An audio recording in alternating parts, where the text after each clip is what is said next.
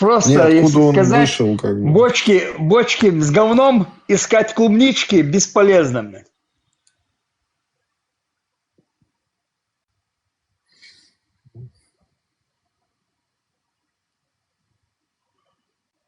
Какой вопрос тебе? Я исламу оправдания не ищу и не буду искать. Я людям буду оправдание искать, которых этот ислам такие делает Вендетта, на я ее. сейчас оправдания какие-то искал. Я просто тебе термин привел, откуда вышел ваххабизм.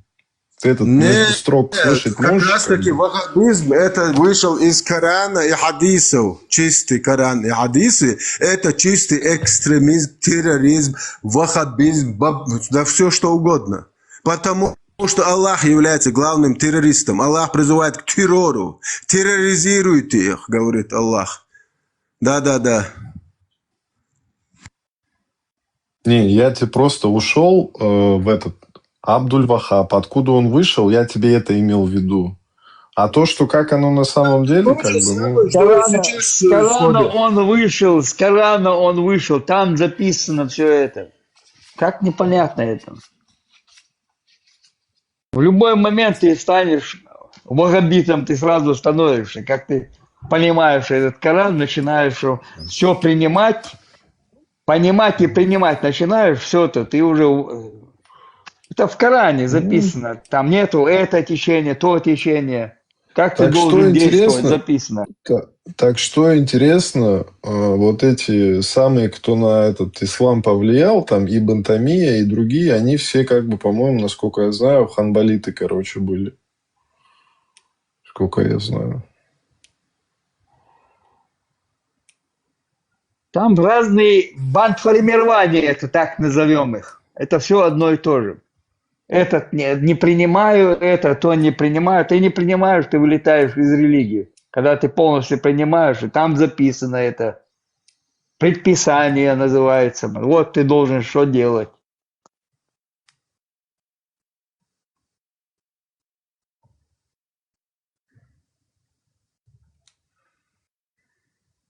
Кстати, вы этого пациента батю знаете, который европеец? Батя Жидов, который...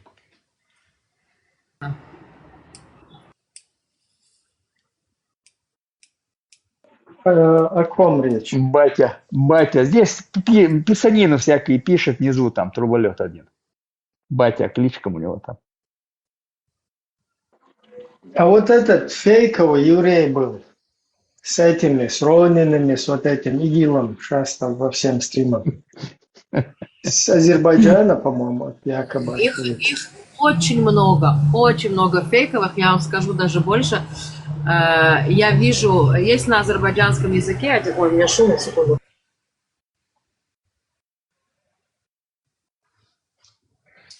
Есть один атеист, который ведет на азербайджанском эфире, у него очень мощный эфир, я вам говорила уже, да, у него там по 3000, 3600 в эфире сидят людей. И он рассказывает, в принципе, обо всем и об исламе, в принципе. Заходят к нему на дебаты, но я пока еще не видела, чтобы кто-то что-то смог как-то его в дебатах победить, да, те, которые представляют ислам. Причем сами же мусульмане поднимаются и просят своих мусульман не приходить, потому что, ну, им стыдно за них, что атеист их обучает аятам. И, значит, туда приходят многие с флагами израильскими, якобы пишут какие-то гадости. Я пробиваю эти аккаунты, они вообще не с Израиля, они с Азербайджана или с какой-то другой страны. То есть, или там пишут, вот этот есть Гибор, который, да, он себя написал на иврите, в Google Translate написал и назвал свой аккаунт «Еврей, который принял ислам». Вот так вот он на иврите написал, и вот с таким аккаунтом он бегает по ТикТоку. Но мы-то знаем, кто он.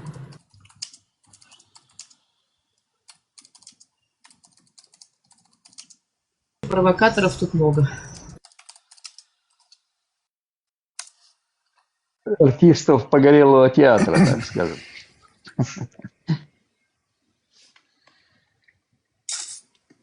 Гузар, если ты хочешь батю послушать, ты можешь зайти к нему в эфир и послушать его глупости.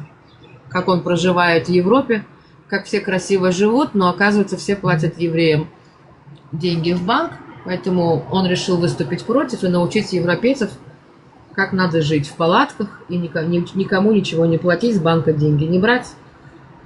Поучись у него, он тебя научит, как жить.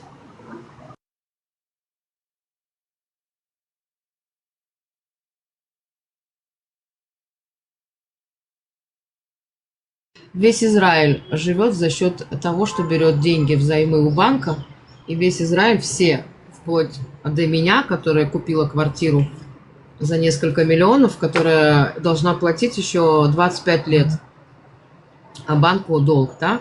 То есть нету в этом мире, я думаю, людей, которые что-то купили, приобрели какой-то большой там дом или машину или что-то, которые прям наличкой пришли и всю сумму заплатили.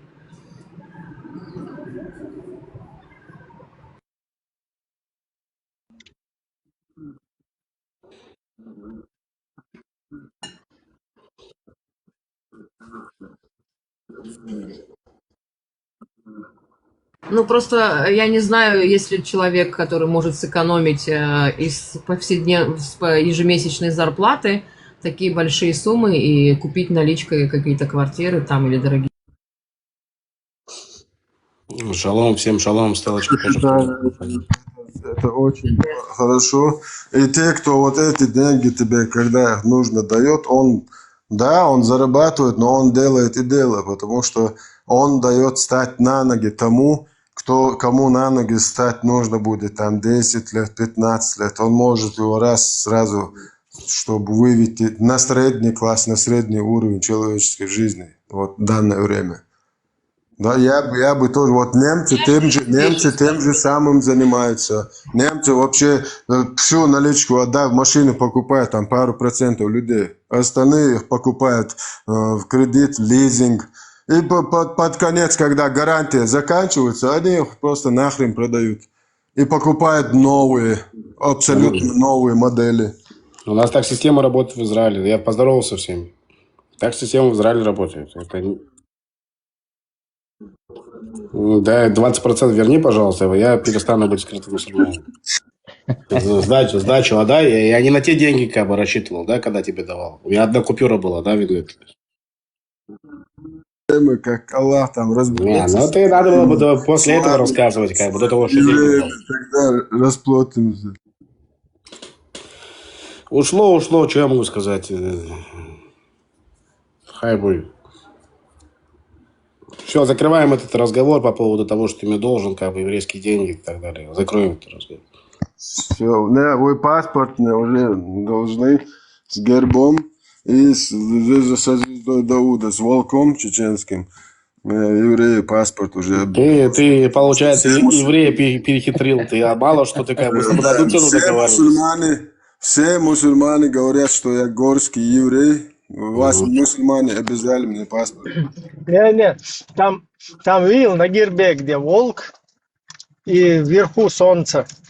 Вот где это солнце, туда тебе надо, звезду Давида. Да, звезду Дауда. Установить.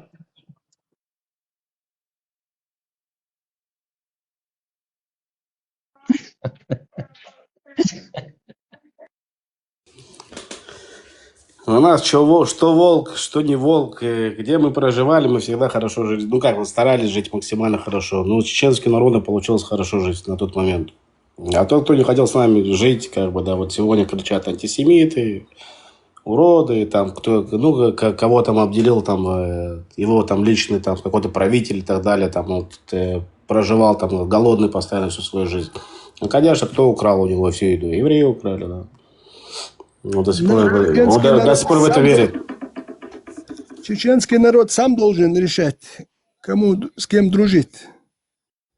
А враждовать это враг сам покажет, что он хочет с нами дружить или враждовать. Но если враждовать, конечно, надо от него защищаться. Но сегодня тех, кто могли быть нам хорошими друзьями, их старается представить нам как врагов. У нас, чеченского народа, с евреями никогда проблем не было. Евреи жили в Чечне. Никогда я не слышал, что кто-то там говорил, что они друг друга враждовали в Чечне. Какие-то были у них противоречия, драки. Не было. Никогда не было. У нас было, я знаю, в Нальчике было, ну, кабардинцы, балкарцы, были какие-то разногласия, допустим, у евреев. Не по антисемитскому признаку, но все равно были какие-то свои вот эти вот какие-то, ну, эти отдельно общаются. Кабардинцы с балкарцами кушали друг друга. О чем разговор вообще? А именно вот я знаю, что, я знаю, что в Чечне... Подтверждаю. В Чечне, что мы жили как бы, ну вот мне вот все мои вот рассказывают, родственники, там, родные, близкие, да, вот вся моя семья там по материнской линии, все, жили всегда все хорошо. И если до такой степени дошло, что мы проживали, соседский дом зашли, когда вот изгоняли, да, вот чеченцев, мы зашли, получается, в соседский дом, и желая, чтобы эти люди вернулись обратно, как бы просто даже не было такого чувства, что этот дом наш, скажем, да, вот так вот. Не было такого ощущения и чувства, вот бабуля, допустим, моя, да, вот мне рассказывала, не было такого чувства, что дом наш. Это как на съем был дом, да, вот пока хозяин не вернется. Ну, если у нас дома вместо мечетей, каких-то в залах, помещениях, на улице, старики рассказывали бы, каким надо быть чеченцу истинно. Его кодекс Нохчела, как надо, с кем дружить, с кем не дружить. Не дружить, я не говорю, с кем дружить. Ну, дружить, ты должен показать себе, свою культуру. А наша культура, традиция, она не говорит, что мы с кем-то должны. Тем более у нас нет такого, что мы с Израилем должны враждовать. Нету. Если бы этих проповедей в мечетях, если у нас эти медресе не открывали бы, вместо этого чеченцы, старики рассказывали бы нам, у нас другое представление было. Но сегодня чеченский народ не свободен. Депортация, Конечно. согласен, была депортация. Не изгнание, была депортация. Но мне внизу здесь делают замечание. По поводу, вот я просто прочитал, как бы, да, я подчеркиваю, да, это была депортация, это было не изгнание.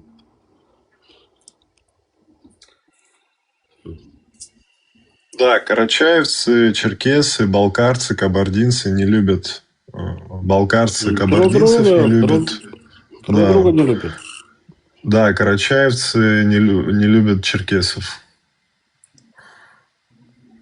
Я это хотел сказать. Балкарцы, Карачаево, Черкесия, Кабардино-Балкария, чтобы эти противоречия все время оставались. Хотя надо было карачаевцев и балкарцев одну республику делать. Ну, специально политики на Кавказе, как римляне проводили там, что разделяя власть, на Кавказе очень, потому что на Кавказе очень много народу. В одном Дагестане там 3 десятка. Я тебе могу историю рассказать вообще, как черкесы появились в Карачаево-Черкесии. Даже если в Википедии посмотреть, например, вот там был вот этот город Черкесск, он раньше назывался крепостью русской, короче, Баталпалшинская или как-то так, короче. Потом его переименовали в Черкесск. И все вот эти черкесские аулы, там села, они с 850 или 900 года только появились там в основном. Я хотел сказать это, я просто чуть-чуть сообщение внизу прочитал, я что-то это сбился с мысли. Я хотел сказать, что единственная связь вообще чеченцев с евреями, единственная связь, как я ее вижу, да, это наше проживание горских евреев с этим народом, да, вот как мы проживали с вами вместе, да, много лет проживали вместе. И единственная связь, другой связи вообще не должно быть.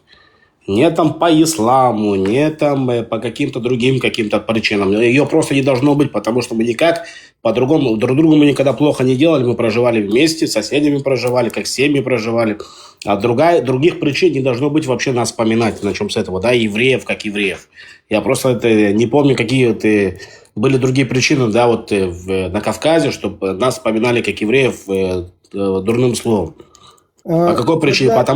Потому что вы там, к вам пришли какие-то арабы, вам про это рассказали, вы сейчас здесь сидите, об этом орете, как бы, да.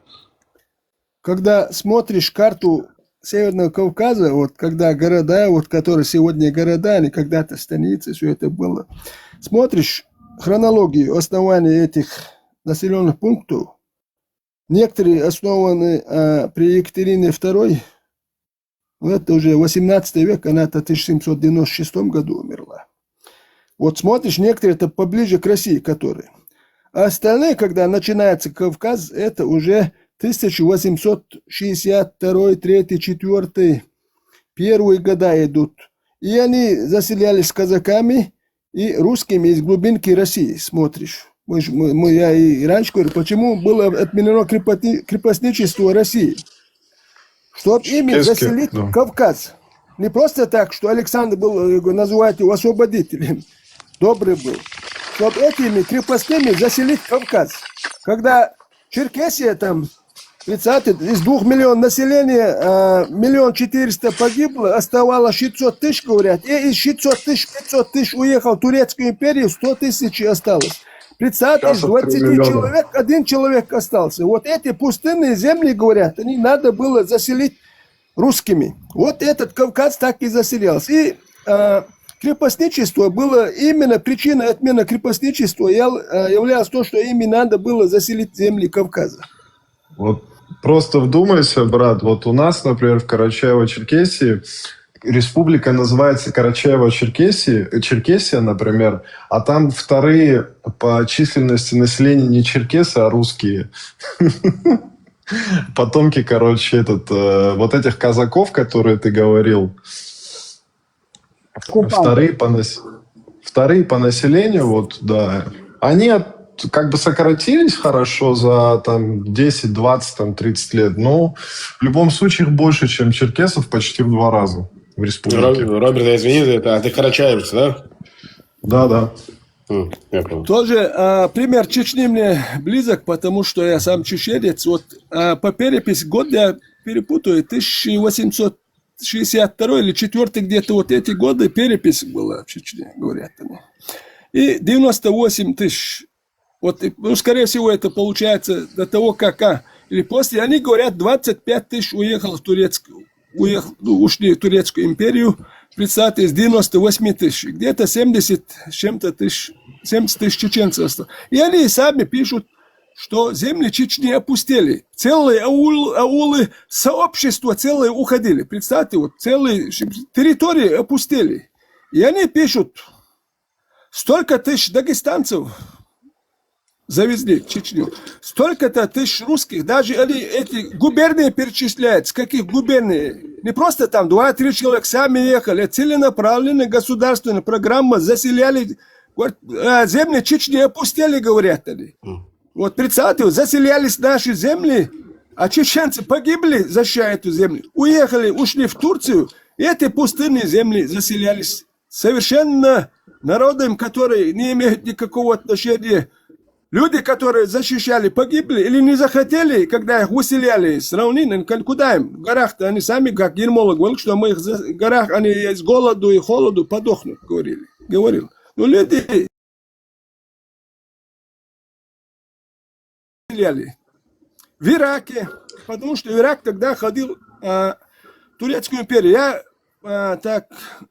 читал у одного этот библейский холм, или не помню, вот это, читал книгу, и там имя забыл, кто его писал, и там чеченцев упоминают в Ираке.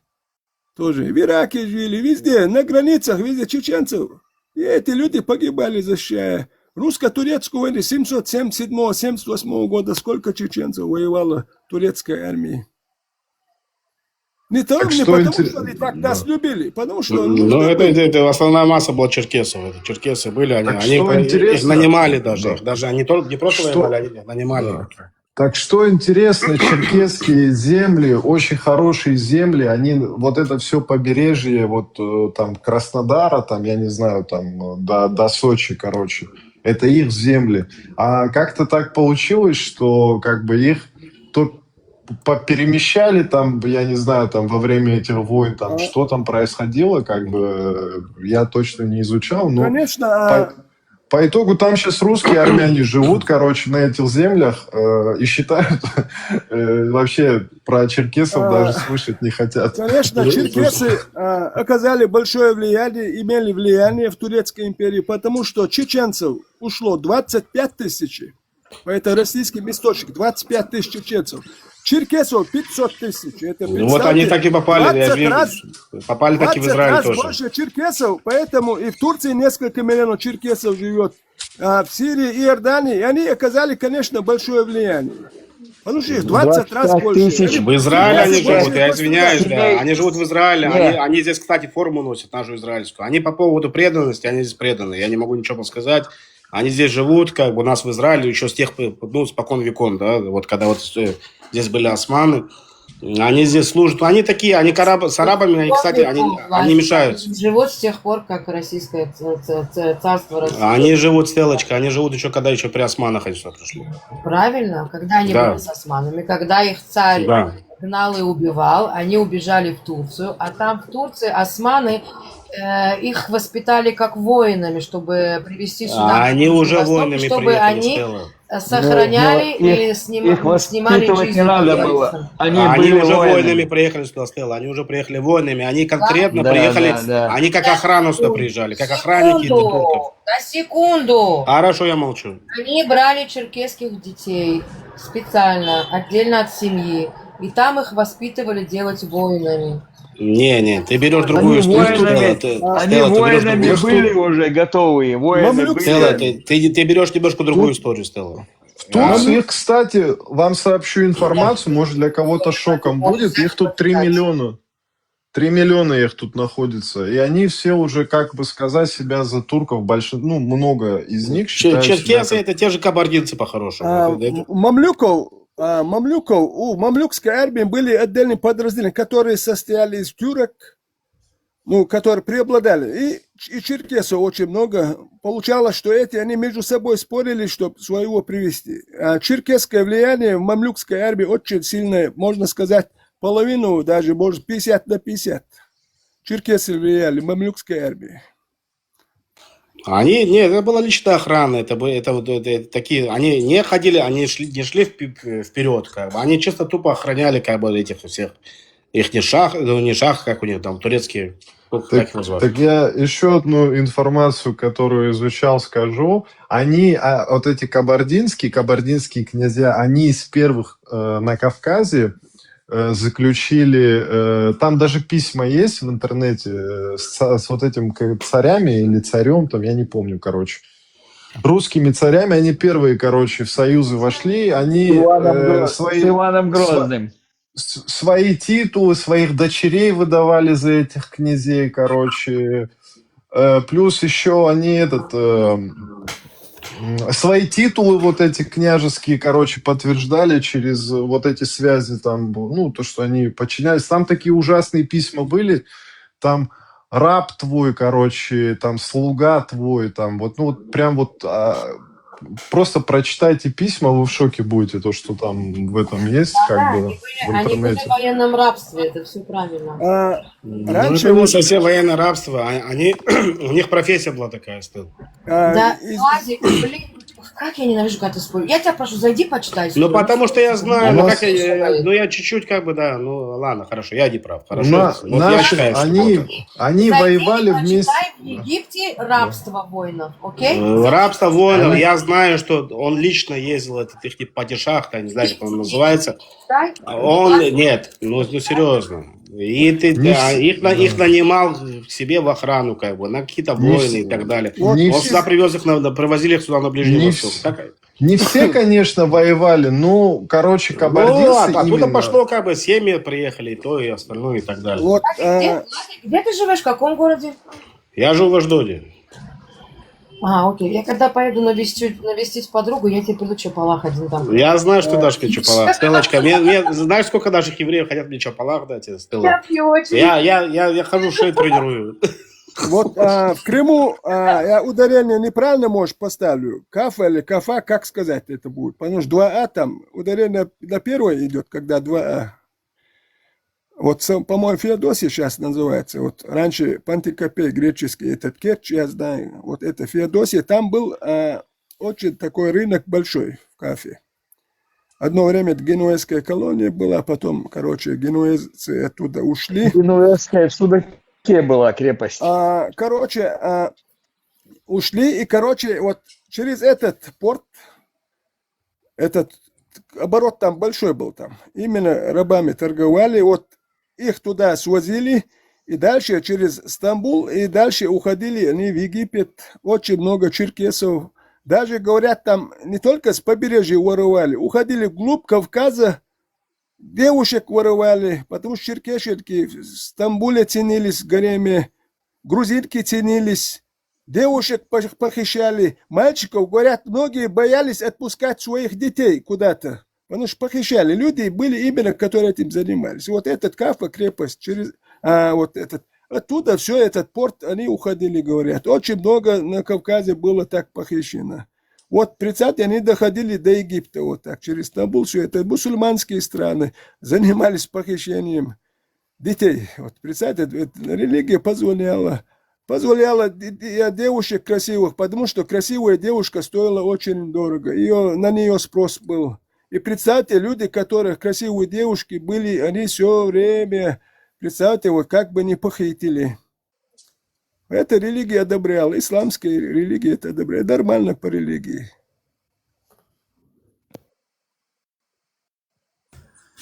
Мне вот, и, кстати, карачаевцу, можно вопрос, да, вот такой вот? Роберт? Да. Как так получилось, что в конце концов, как бы, ну, ислам пришел к вам и Ничего. Ну, это долгая история. Если ты спрашиваешь, почему Коротко, да. И вы знаете ту историю, что вот евреи проживали, мы же проживали, я с Нальчика, допустим, да. У меня там тоже долгая история. У меня, в Осетии проживали. Вот смотри, как мы стали врагами? Сейчас, секундочку, секундочку, вопрос до конца задам. Как так получилось, что мы стали вам врагами? Ну, смотри, я тебе коротко расскажу. Про врагов это другой вообще вопрос. Смотри. Еще во времена Хазарии, например, а это именно предки как бы кумыков, карачаевцев, балкарцев. Если брать, ты можешь это как бы прогуглить. Смотри, генетически как бы вот народы, наши три народа состоят из народов больше всего, всех народов, которые были вот в Хазарии практически, это наши три народа. Наши предки 95 лет воевали, например, с амиядским этим арабским халифатом. Потом в итоге они проиграли. Это как бы вот эти все процессы, то, что Хазария развалилась, ислам пришел на Кавказ, и постепенно, как бы, насколько я понимаю, я глубоко не заходил, не изучал, как бы все на Кавказе практически, кроме осетинов, они потомки, кстати, алан тоже, как бы практически все на Северном Кавказе в исламе оказались. А насчет того, что ты говоришь враги, как бы для меня как бы не враги. Вот для тех как бы экстремальных, кто находится, как бы живет и дышит исламом, для них, наверное, да, как бы я не отрицаю. Короче, с одной стороны, получается... Я себя не считаю мусульманином. Как бы. Я не за тебя конкретно говорю, я говорю, ты знаешь, ты живешь... Роберт, а кто такие аланы? Аланы это те же самые кабардинцы. Они входили в Хазарию, как бы. Какие кабардинцы? Почему? Это предки Нет. Друзья, один момент. У меня тут предупреждения, какие-то ограничения, слушать. Типа видимость эфира ограничена. Видимость вашего эфира в рекомендациях и результатах поиска ограничена на 10 минут. Причина контента низкого качества. Например, черный пустой или размытый экран. Короче, как это обойти, кто знает? 10 минут ничего страшного не будет, это скоро пройдет. И сделай цель, пожалуйста. Делай цель подарков, чтобы мы тебе продонатили, это продвигает эфир. По-моему, как это делать? Как это делается? Так, там должна быть у тебя стрелочка, там где ты управляешь эфиром, да, вот где ты разделяешь там окошечки, все вот это вот. Насколько я помню, это не точно, но, по-моему, так. Бендер, ты же открываешь эфир, расскажи, как цель сделать подарок.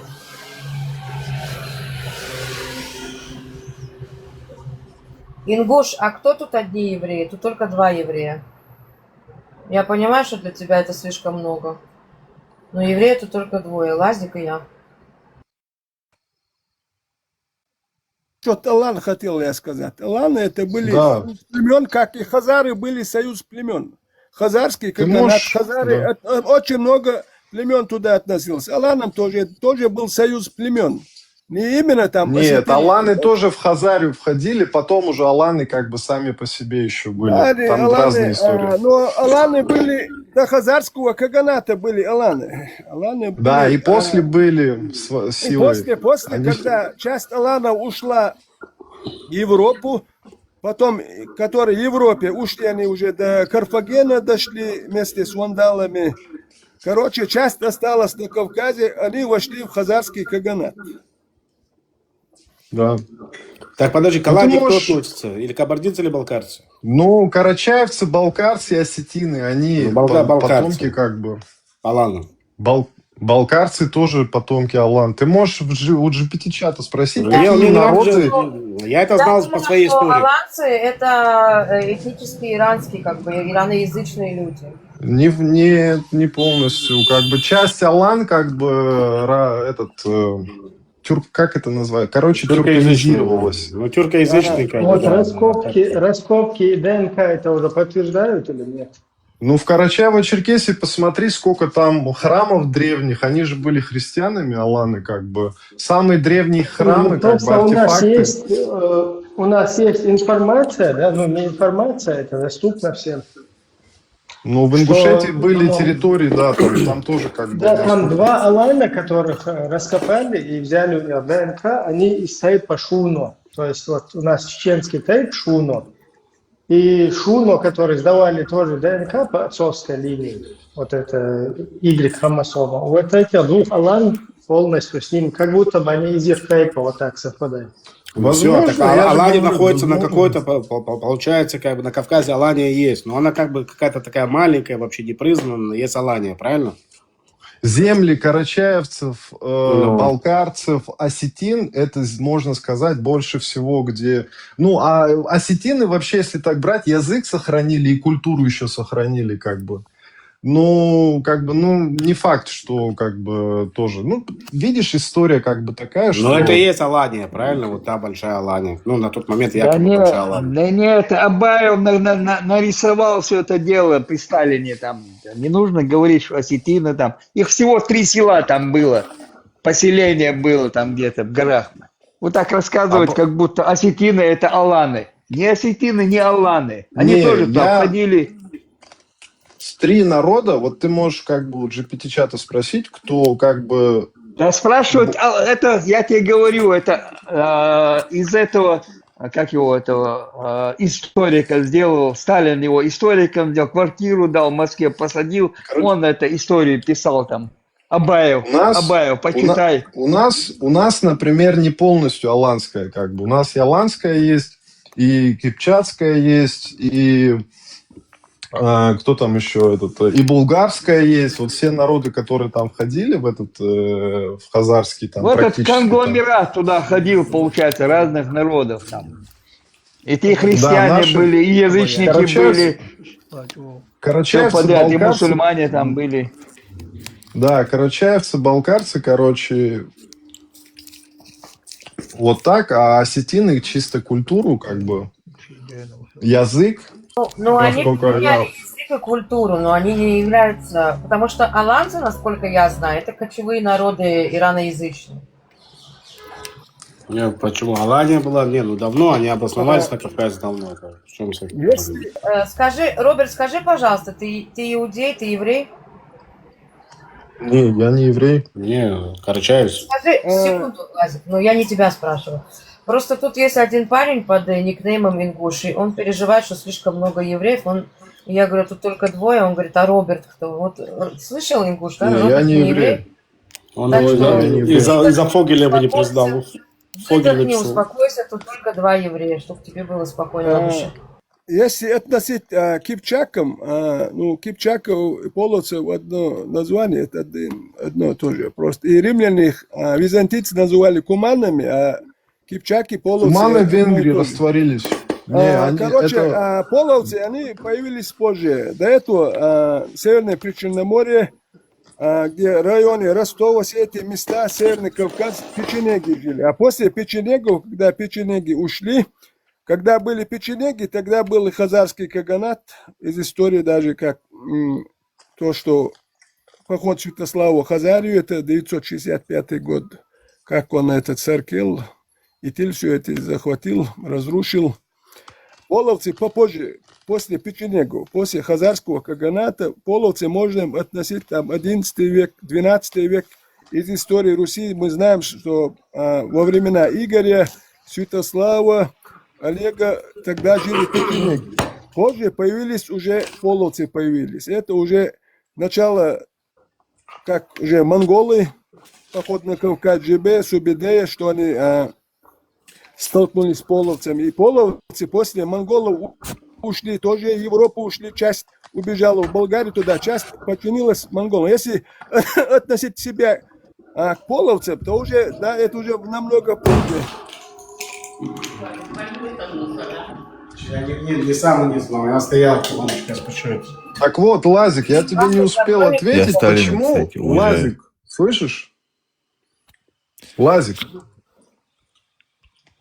Лазик. Да, я к маме просто ходил, да, говори. Да, то, что ты говорил там, почему отношение там плохое, как бы, вот, если, например, вот мой народ, допустим, ну и балкарцы узнают там свою историю там и все остальное, возможно, как бы это все как-то поменяется. Ну, видишь, лично для меня, как бы, горские евреи, я бы сказал, хотя я как бы как-то, ну, у меня не было как таковых друзей там или кого-то, у меня в целом как бы положительное отношение к горским евреям.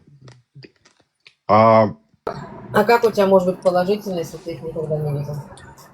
ну, как бы мне нравится, как, рассказывать ну, дома. вот их, ну, когда, вот, ну, я не знаю, там, мне этот какой-то, ну, как бы это сказать, я их считаю за тех же кавказцев, например, там, по сути, ну, за близкие. И моим народом, как бы, да, никогда в истории, евреи, скажем так, они переняли в всё. историях у нас, Эмоции, в истории у нас проблем не было с горскими евреями, как бы, в отличие, допустим, от тех же черкесов, например, там, или кабардинцев, каких-то вот вещей, чтобы что-то там делить надо было там. С чеченцами то же самое. У нас как бы плохое прошлое есть, которое нас объединяет, например. Ну, еще и там, помимо карачаевцев, балкарцев, еще там 8 народов есть, которые выслали там в Киргизию, там, в Казахстан и степя вот эти там в Азию. У меня как бы в целом горским евреям хочу подчеркнуть, за других я не буду говорить, как бы, евреев. Потому что я как бы, ну, не знаю даже, не общался. Роберт, как кто ты по нации? А? Карачаевец. Понял.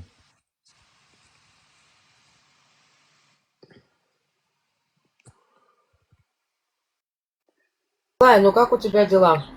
Рассказывай. Кстати, Аллах, Машо, у нас это греки же вроде тоже на Кавказе проживают. Тело, у меня все стабильно. У тебя как? У меня шикарно. Я сегодня на море отдыхала с подругой. Где, в каком месте? В моем городе Натания, в Израиле. Погода шикарная, настроение хорошее. 2 часа сна, но все хорошо. Очень плохо переношу жару, у меня всегда бывает аллергия. Не, у нас сейчас не жарко, у нас сейчас самая хорошая погода. У меня очень жесткая системная аллергия началась уже. Я тебя понимаю, я живу в Израиле и тоже жару не переношу. Я вообще даже спать не могу нормально из-за этой аллергии.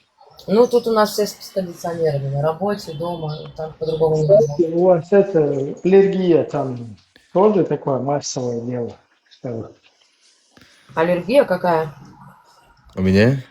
Ну, на вот это, на растительность. У меня на эту пыльцу, короче.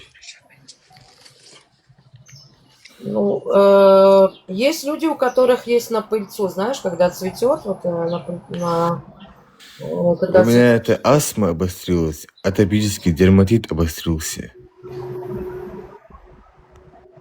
Тебе нужно проверить, от чего конкретно. Ну, я уже сам знаю, от чего. Иначе, если я пойду к немецким врачам, они мне скажут, принимай душ и принимай У меня ибупрофен. самого астма, я сам сейчас очень тяжело дышу. У меня хронический бронхит, бронхиальная астма. Да, это был. Вот у меня Точнее, Харция Да, ауырмас, Маша. совош. Да, удар долан, совош. У меня начинает, но вот сейчас уже несколько месяцев, у меня месяц 4, я думал, пройдет опять воспаление, и, соответственно, у меня астма уже, я тяжело дышу, не могу уже даже Вообще, уходить. а вы же улучшхан, а проблемы с кулем дыханием? Но у меня сейчас я сам все очень тяжело. Я думаю, может, мне кажется, или я сам притворяюсь, просто чтобы себе эту скидку А у такую тебя не делать. нету вот этих пшикалок, ветеран, знаешь, Венталин, вот эти вот препараты? Я этим пользовался, это мне Как это дали, но называлось? это мне не помогло. Я, чтобы как-то себе слабинку не давать, думаю, может, я себе внушил. Но я знаю, что я не внушаю, но я вижу, что мне очень тяжело. Я сейчас даже... Не внушил. Послушай, попробуй под названием Венталин, если у вас есть. Вот Очень хороший Фостер, препарат. вот Фостер пользовался, Фостер. Мне не помогает. Я сейчас и не пользуюсь. Лучше от астмы субматерол надо. Как? Я его Сейчас, сам принимаю. Isun hakusil duya etçua yazıyor duya hurdu yazıyorsun mesela. Yazıyor. Я тебе внизу написала, ветеран, Венталин Напишите называется. мне там, да. Мне это Давай что я в они личку мне тебе написали, напишу, мне не чтобы не помогает. потерялась. Я в личку напишу. Ага, все. Ага, yazıyorsun ilişki yazıyor hurduyum. Şun sadoz işte yazıyor yazıyorsun. Эвкалипт переносить, эвкалипт, масло эвкалипта Ела, тяжен переносишь. сада ушватсоин, сада, а вообще... Не, масло эвкалипта бесполезный.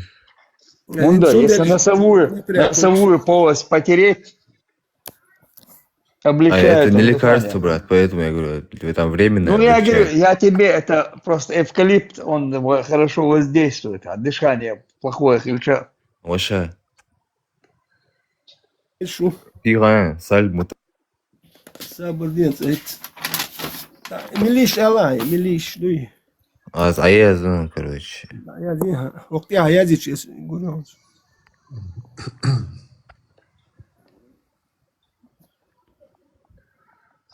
Я скинула прямо с Гугла тебе там прямо описание, что это такое, что за препараты. И это очень легко, она прям пшикается, ты можешь даже в карман положить. Как чувствуешь спазм, пшикаешь 1-2 раза и все. Из-за этой астмы, короче, я не могу в положении лежа находиться. У меня вообще это дыхание затрудняется сразу.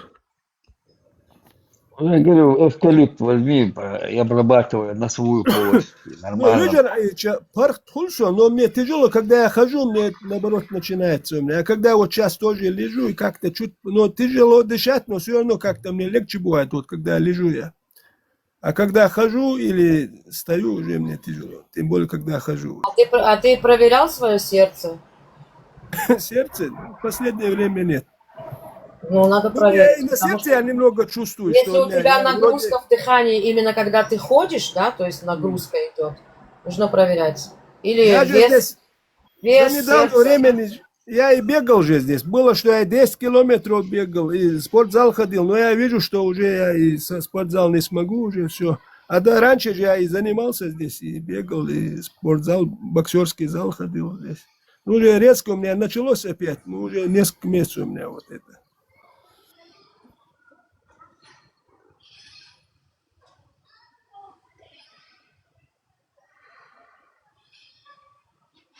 Дал маршал олд совош. Дается реакция, Даймон Хульшдерсон, мне это в 2001 году поставили диагноз, что в областной больнице в России, что ингаляторы, все это, ну, год я пользовался, после этого не пользовался. Ну, там хронический бронхит, бронхиальная астма. Астма это Кстати, психоматическое заболевание, с нервами связано. Я не думаю, лечится. кстати, поизучать тематику вообще паразитов. Сейчас новые всякие исследования выходят, что, возможно, вообще все концы болезней вот этих каких-то непонятных, не лечащихся, возникают из-за паразитов разных. Не, брат, знаешь, в чем дело? Это, Роберт, это астма, оно связано с нервами отчасти, поэтому оно не лечится вообще. Я Не вот знаю. Это не чисто жена шла физическая болезнь, это с первую нервами связано. нормально, но во вторую войну вот в горах, скорее всего, я думаю, что потому что такие холода были, что невыносимые. Ну, я думаю, скорее всего, от этого. Что Вот ты от наступил, паразитов когда-нибудь лечился вообще? я нет. Роберт со своими паразитами. Ветеран, короче, ты должен провериться, общую проверку сделать. У тебя может быть, что тебе тяжело дышать, потому что не хватает кислорода, да? Низкий уровень гемоглобина там, если есть. Короче, проверяй все, делай общую. Если вес у тебя нормальный, это много, это прям целый комплекс проверять нужно, чтобы посмотреть, почему тебе тяжело дышать. Я на паразитах на диагнозе вернулся, я извиняюсь, телефон звонил у меня постоянно.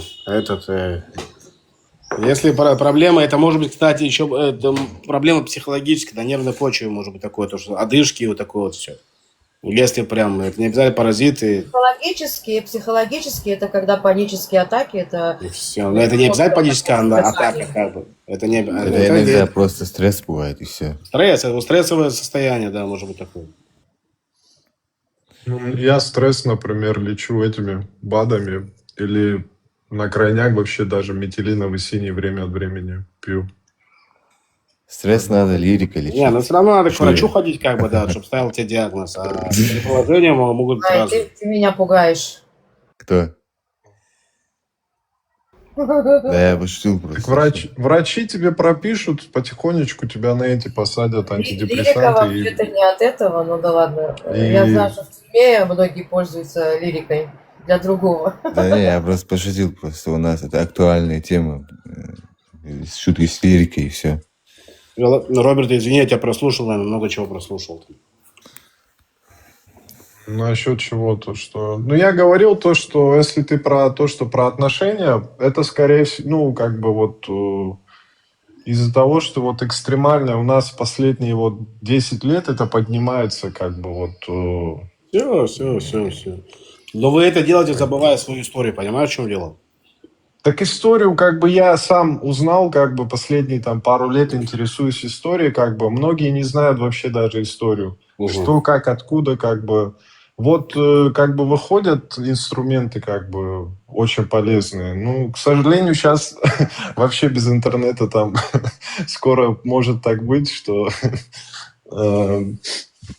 Единственный твой полезный инструмент – твой мозг, понимаешь, в чем дело? Как? Так если информации нету у людей, как они будут размышлять? Не, ну все равно интернет существовал же, да, сегодня, да, чуть-чуть его там удаляют и так далее. Он же был всегда. Не, сейчас АИ есть, они могут тебе как бы искать там информацию нужную. Ты там можешь уже как-то ее читать, там выжимку, как-то понимание какое-то у тебя начинает строиться. А, например, какие-то письма искать там или какие-то, я не знаю, источники там гуглить. Ну, все мы ленивые люди, как бы. Ну смотри, ну вот, допустим, как Вендетта меня подколол, когда я зашел, да, ты, говорит, скрытый мусульманин, говорит. Есть какие-то вещи, почему? Потому что я выговариваю, да, вот, допустим, да, вот я говорю, что вот, ну, вот есть все равно же все-таки какие-то мусульмане там, которые там у нас здесь и в армии погибают, и с кем я жил, допустим, на Кавказе. Но я потихонечку, вот мой мозг хочет работать, как бы я захожу вот сюда на стрим, туда на стрим. Я понимаю, что они не мусульмане были, да, вот те люди, которые... И сегодня они являются теми мусульманами. Почему? Потому что, ну, не может мусульманин как бы так себя вести хорошо ко мне, да, скажем так. Но я все равно считаю его мусульманином. Мой мозг как бы отказывает воспринимать. Я хочу, чтобы все мусульмане были такие, допустим, да. Я так это объясню. Ну, смотри, там люди, которые заходят в мечети, как бы, почему их мозг не отторгает как бы вот ту информацию, вот, которая вот она нереальна, как бы его существованию, понимаешь, вот как человек на этой планете Земля. Смотри, тут как бы несколько факторов, то, что я тебе как бы, да, там сказал вот до этого. И второй момент, на мой взгляд, как бы вообще ваше правительство, которое в Израиле, мне кажется, оно неправильно как бы показывает логику вообще там всех вещей, которые происходят. Они как-то, ну, я не знаю, там по старинке как-то двигаются и вообще не показывают там логику, например, вот как Россия, например, вот как это сказать, это похоже вот как на российскую тему как бы. И... В чем? Ну, и когда живут много людей, например, вот одним и тем же, например, дышат, там, я не знаю, таким негативом, например, наверное, как-то вот, как это сказать, эффект толпы, что ли, возникает там, я не Нет, знаю. у нас неправильно, у нас не так, как в России. У нас в Израиле не так происходит. У нас в Израиле происходит все по-другому. Ну, показывают, я имею в виду, в этом в видосах, например, так, как вот это происходит примерно как в России. Вот то, что ты заходишь в этот, если начнешь 1, 2, 3 смотреть, тебе постоянно будет такое показываться, например. И это как бы играет на вот таких чувствах, там бывают же человеческие чувства, вот ты, например, видишь там ребенка какого-то там мертвого, там видишь, допустим, какую-то там женщину, там, я не знаю, там, или что-то такое. И, соответственно, как бы тут наши инстинкты человеческие, цивилизованные, как бы вот у человека, вот ты, например, когда видишь вот какую-то, например, вещь, а это так и показывается в видосах там и во всем этом. Соответственно, вот этот, как бы, один другому, я не знаю, короче, вот, ну, ты понял, что я имею в виду. Не совсем, как бы, понял, но я понял, к чему ты клонишь, как бы, да, это, у нас вообще не то же самое, совсем не то же самое, у нас чуть по-другому это происходит, у нас здесь есть против войны, но никто не говорит то, что у нас война, она вот, это, ее не навязали, допустим, не навязала вторая сторона, нет такого. А что ж не говорят? Не, ну, если я это знаешь, как вижу, вот честно тебе сказать, как я вижу. Не, хочешь, сейчас я скажу честно, как я вижу это. Я вижу это так, что вам нужно, чтобы страну свою утвердить, построить, нужно делать какие-то, как бы, ну, иногда нехорошие вещи, можно так сказать. Все, как бы. все. Да, я это так понимаю, что вам нужно... Кому нам, Роберт, Израилю? Да. Ну, чтобы страна как-то, как это сказать, построилась, утвердилась среди, тем более, вас окружающих. Нам надо хватит там поясничать. Секунду, я не знаю, знаешь ты или нет, наша страна уже давно утвердила себя, в 48-м ее все признали, и она не нуждается. Что мы не слышали осуждения, Стелла. Что мы не слышали вот эти осуждения, надо привязаться к Ближнему Востоку и сказать, мы один из народов этого Ближнего Востока. Здесь воюют так, и пошли вы нахрен. Ты же знаешь, что не важно, что бы ты ни делал, тебя всегда будут осуждать. Ну, нет, но если мы не будем кричать о том, что мы европейская страна и так далее, а мы те же самые, вот мы ведем себя, мы живем на Ближнем Востоке, и живем как арабы, которые нас окружают. И все, и пошли все нахрен. И ничего никому не должен кричать. На нас нападают, будут получать ответ. Ну, чтобы он не слышал, Роберт не слышал в свои уши такие вещи. Это Ближний Восток. Я тебе пример приведу еще, например, например, вот видос, вот, который мне последний раз попадался, это 2-3 там дня назад, это вот как вот этот на вот этот, как он называется, левый берег или западный берег, как это место называется? Есть западный и левый. Да, вот то, что вот этот новые, короче, типа поселенцы с этими, что там делают, короче, вот там, я не знаю, там вот эти вещи, как бы, они постоянно, например, вот, к примеру, ну, там скот убивают, там, я не знаю, там... Серьезно? Ну, такие вещи. Пропаганда какая-то, хреновая пропаганда, как бы, с Аль-Джазиры. Секунду, Лазик. Скажи мне, Роберт, а ты слышал, как арабы мальчика-поселенца, который пас овец, похитили и убили? Не слышал. Я не слышал. Теперь объясни мне, как так получается, что про скот ты слышишь, а про человека, которого убили, не слышишь? Про ребенка, ему даже 16 лет не было. Ну, показывайте эти вещи. Так я для чего тебе это объясняю? Потому что пропаганда работает очень сильно. Даже скажу тебе как. Приезжают за границы, да, с визами сюда, как они себя заявляют как туристы. Проплаченные, они не израильские граждане, не арабы, европейцы. Приезжают сюда, их там может быть прям целыми машинами полны, да, по 10, по 20 человек. Раскидываются по всему региону, подходят к какому-то там иудею, провоцируют его, гоняют его скот, да, вот этих овец туда-сюда, разгоняют. И когда те реагируют,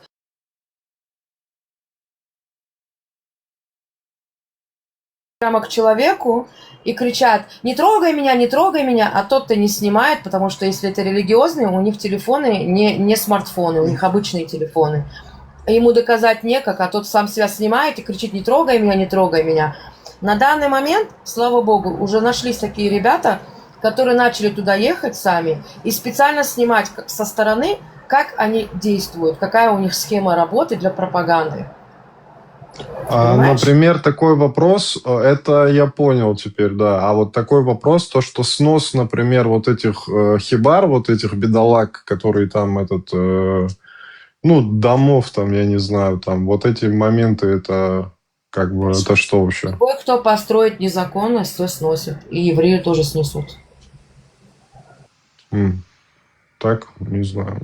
Но это выглядит не так. Это выглядит не так, чтобы это... Конечно, не выглядит, потому что есть пропаганда сильно. Ты же не можешь в своей стране прийти, где хочешь построить, не купив землю, не записать в табу где-то, да? Пришел, построил и живешь себе спокойно. Можешь так сделать в своей стране? Нет, конечно, так я не смогу сделать. Но если это так, да, теперь я как бы... Я тебе объясню, как работает арабский захват. Сначала они приходят в регион и ставят какой-то шалаш, потом они приходят со своими животными, там, да, пасут их, потом они построят что-то уже более такое из деревяшек, да, потом они принесут уже какой-то караванчик маленький, потом несколько караванчиков, а потом ты смотришь, хоп-хоп-хоп-хоп, уже расстроились, расстроили там несколько зданий, построили, уже обозначили, понял? И все, а потом, если ты им сносишь, они говорят: нам снесли дома, мы такие бедные, несчастные. Понимаешь? Так вот, почему нельзя вот этот весь процесс как-то фиксировать, показывать, я не знаю, объяснять так людям? Это все зафиксировано. Так? Секунду. Этот регион поделен на несколько частей. Есть одна часть под палестинской автономией, Абу Мазаном, одна часть под израильским, а другая часть, она находится под совместно, то есть под нашей армией, но если что-то делает араб, и израильская армия его захватывает, она отдает это полицейским Абу Мазана, окей? То есть они там их наказывают, если это не террор. Если это был террор, убийство, то к нам забирают. Если это не террор, а там что-то там, не знаю, побили, избили или что-то такого рода, то отдают им в полицию их. Понимаешь? Это, чтобы ты понимал, что полицейские Абу Мазана работают с нашей израильской армией. Они совместно работают. Как совместно? Кроме этого всего, как бы они еще устраивают теракты здесь. Вот те, кто с нами совместно работает. Ну, такое. С другой стороны, я понимаю, кстати, когда Роберт, у вас, смотри, например... Да, можно я скажу свое... Можно, пожалуйста, скажу? Я тебе расскажу, что я там жила в этом регионе, в Ариэле, город Ариэль, посмотри, где это. Это как раз там. Я там жила, училась в университете 2002-2007 год. Я тебе могу сказать, что все это время, когда я ехала туда-обратно, там, к себе в центр страны, да, домой, и когда я ехала в университет оставаться на всю неделю, в этих автобусах арабы с Палестины спокойно ехали, потому что там не было ни одного места, где их останавливали и проверяли. Там не, как это называется, Лазик, Шесамим Махсом? Как Махсом по-русски? Махсом, ограждение, как бы, Не ограждение. Когда ставят, когда армия проверяет, перед тем, на границе, как бы, они переходят, через границу на работу. Блокпост называется, блокпост. Блокпост, да. Блокпост. Там не было ни одного блокпоста. Там просто, да, КПП, блокпост. Не было ни одного блокпоста. Там арабы спокойно поднимались на наши автобусы и ехали в центр страны, в Тель-Авив, в Петах-Тикву, гуляли, отдыхали и возвращались. После того, как количество терактов превысило такую сумму, что сказали: все, мы понимаем, что большинство идут именно с той территории, в Израиль заезжают, поставили блокпост, и это сразу же снизило. Понимаешь? Это понятно, да, когда под боком живут те, кто вас ненавидит, и могут там из угла там что-то выпрыгнуть там. И ты пойми, там они говорят, что ненавидят, но они заходят к нам в эфиры на иврите, когда вот мы с израильтянами сидим, с арабами, у нас же есть наши арабы, арабские, израильские. Вот когда мы вместе сидим, к нам заходят в эфир вот эти вот с региона Палестины. Они знают наш язык шикарно. Почему? Потому что они много лет работают. И они нам говорят: нам плохо живется, у нас нету работы, почему вы нас не берете обратно на работу? Мы им говорим, так перестаньте делать нам теракты. Но это же не мы, это вот они. Я говорю, слушайте, вы кому вы рассказываете? Вы же живете с семьями там. По-любому, если кто-то работает в Израиле, то кто-то по соседству, который делает теракт, ты его знаешь. Вы там все друг друга знаете. Значит, если вы знаете, что кто-то занимается терроризмом, идите и скажите о нем, чтобы его задержали. Но вы же этого не делаете, вы же его прикрываете. С какого перепугу мы должны вас пропускать к нам в страну работать и зарабатывать? Чтобы ты понимал разницу, те, которые заезжали, у нас ежедневно к нам заходило от 18 тысяч до 40 тысяч арабов с Газы работать ежедневно. Они у себя в Газе зарабатывали 300 шекелей, да, это они нашей валютой работают. 300 шекелей они зарабатывали у себя в Газе, а те, которые работали у нас в Израиле, они получали по 7-8 тысяч. Понял, какая разница? Они там шиковали на эти деньги. Поэтому они мечтали, они там чуть ли не убивали друг друга, чтобы попасть в эту очередь, чтобы попасть к нам в страну работать. Но те, которые тут 20-30 лет работали, 7 октября именно одни из них нарисовали им карты, где детские сады, где находятся Продали, заводы, да, все продали. как Все заехать, продали, дорогу, твари. начертили. То есть эти люди приезжали, по 20-30 лет работали в домах, в праздники получали подарки. Прям, там, знаешь, там в этом регионе, где поубивали этих евреев, это именно те евреи, которые левого толка, да, ну, скажем так, политически левые наши, которые за то, что дружить с арабами, что они наши братья, что надо вообще там, не знаю, чуть ли не целоваться в губы, да? Это вот они, которые жили там на границе. И именно их они убили. Те, которые к ним ехали, брали их детей на машине, лечиться к нам в больницах, понимаешь? Именно их они убили. Да, жесть. Не, ну слушай, ну это же как вот... Поэтому, Стеллочка, надо если- закончить всю Газу, смести всех под асфальт, чтобы мой самолет мог приземляться туда без проблем. А то я не знаю, куда парковать. Да, Ави, ну... ты опять, живя в Америке, начинаешь свои сказки. Ну, давай. Не, Вы я бы же лучше говорю, Байдена надо убрали полностью в всех свое... уничтожить. Вы бы лучше Байдена убрали в свое время, чтобы он нам эмбарго не ставил. Уничтожить под асфальт всех. И все. Ты мне скажи лучше, я антисемита тебе с Америки отправила. Кто займется этим? Да. Да, здесь есть много этих ишаков, проплаченных тоже. Нет, именно этого. Вот это.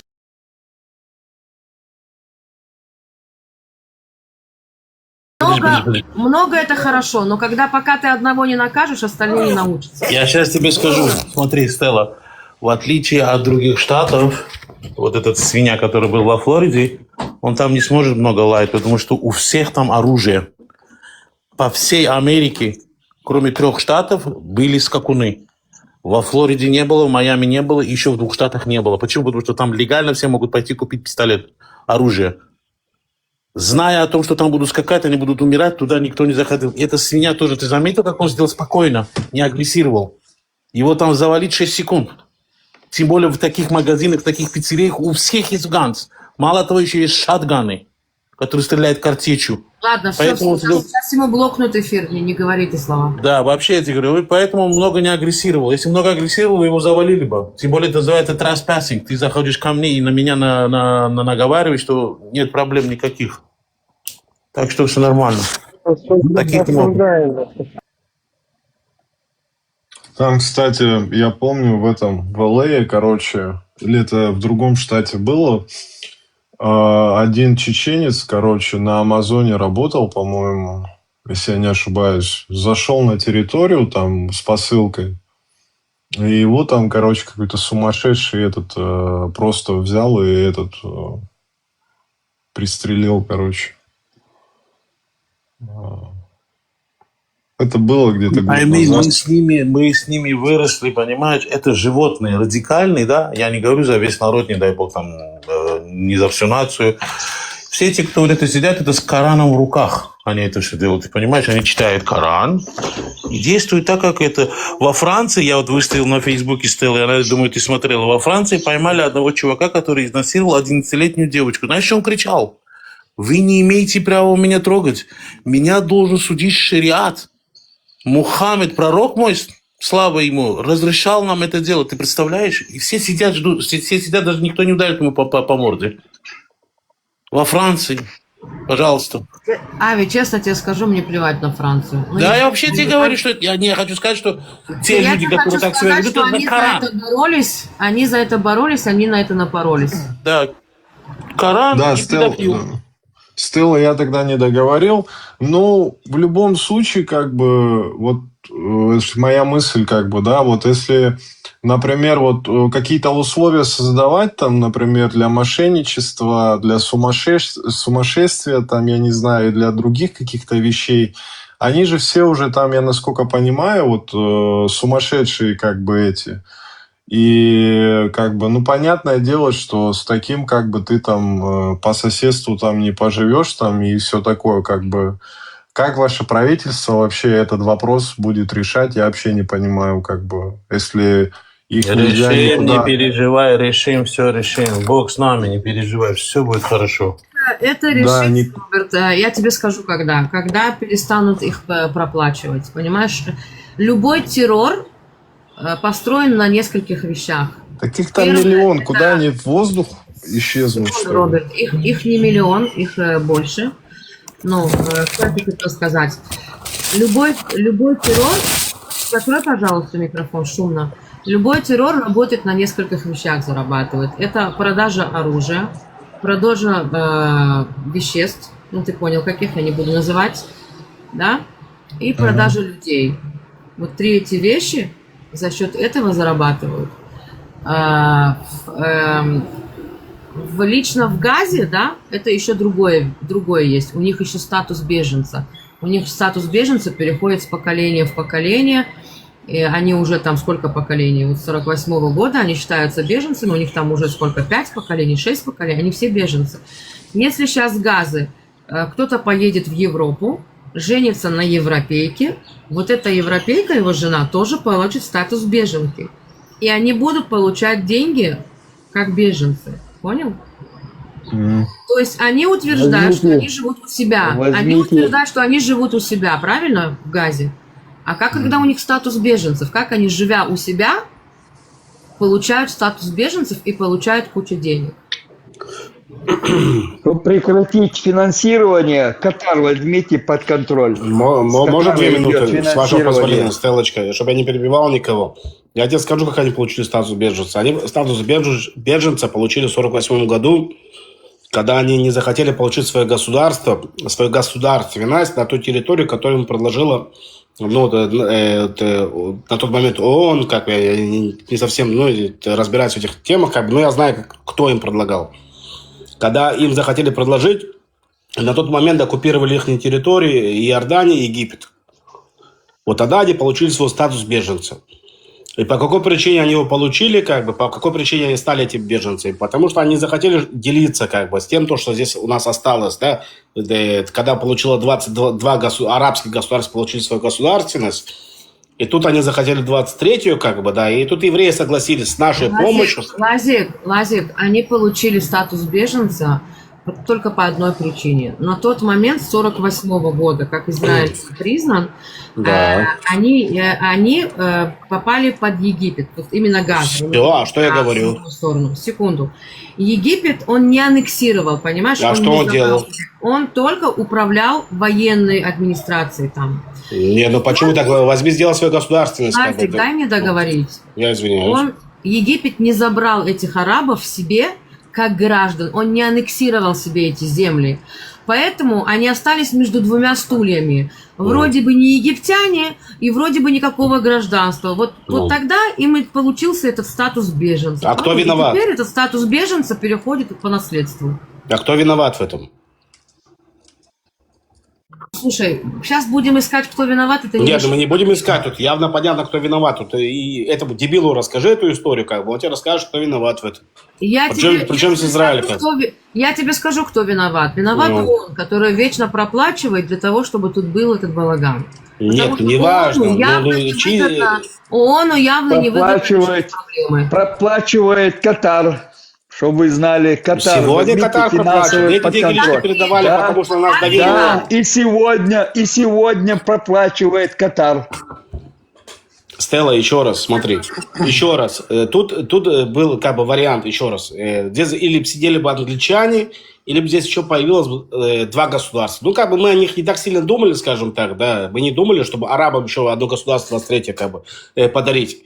Мы думали для того, чтобы у нас была своя государство у евреев, которые здесь проживают уже исторически много-много лет и продолжали здесь проживать. Какая какая часть евреев сюда вернулась, как бы, и мы начали здесь, нас стало больше и больше и так далее. Ну, кроме этого, здесь, слава богу, женимся, рождаемся и все остальное.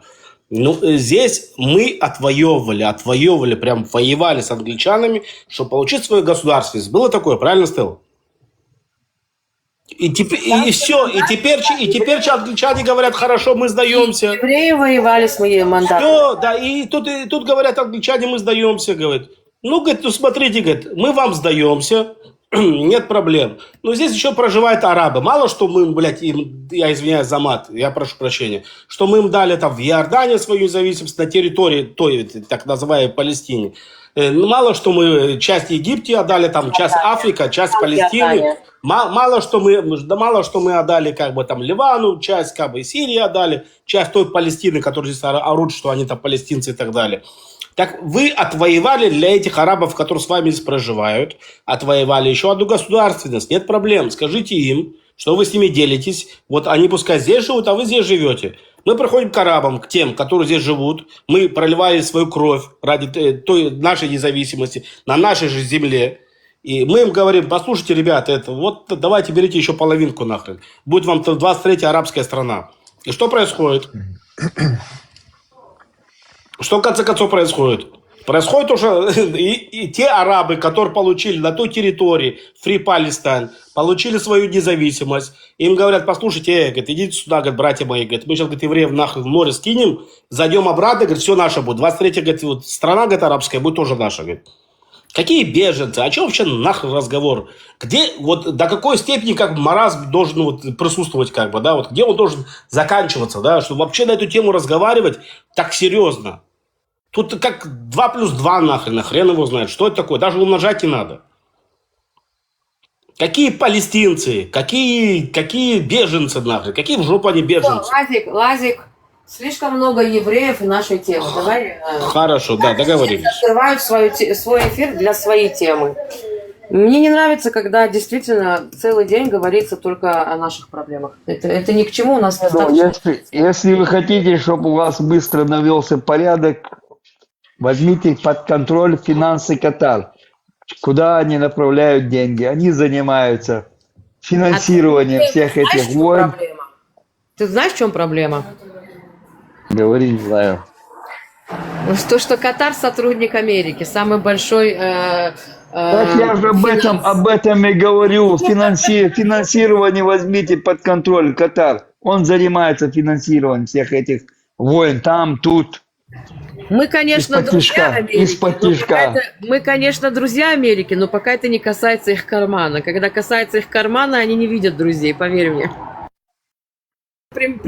Если вы хотите навести порядок, вот прекратить, чтобы финансирование прекратилось, возьмите, хотя бы знать, куда направляют эти деньги, кому направляют. Они занимаются. Раньше из Египта, там они находились, это мусульманское общество, или как оно называлось там, оттуда шло финансирование. Потом их оттуда с Египта выгнали. Его повесили к чертовой матери. Братья мусульмане, да. Да. Не, ну повесили, организация осталась. Сейчас они в Катар переехали, оттуда финансируют. А оттуда все изначально шло с Катара. Да, они сидят в Катаре и в Турции, у них 2 точки. Ну, ты понимаешь, в чем дело, да? Понимаешь, в чем проблема? Проблема, знаешь, в чем? То, что мы чуть-чуть демократичные. И мы очень сильно хотим общаться с Европой.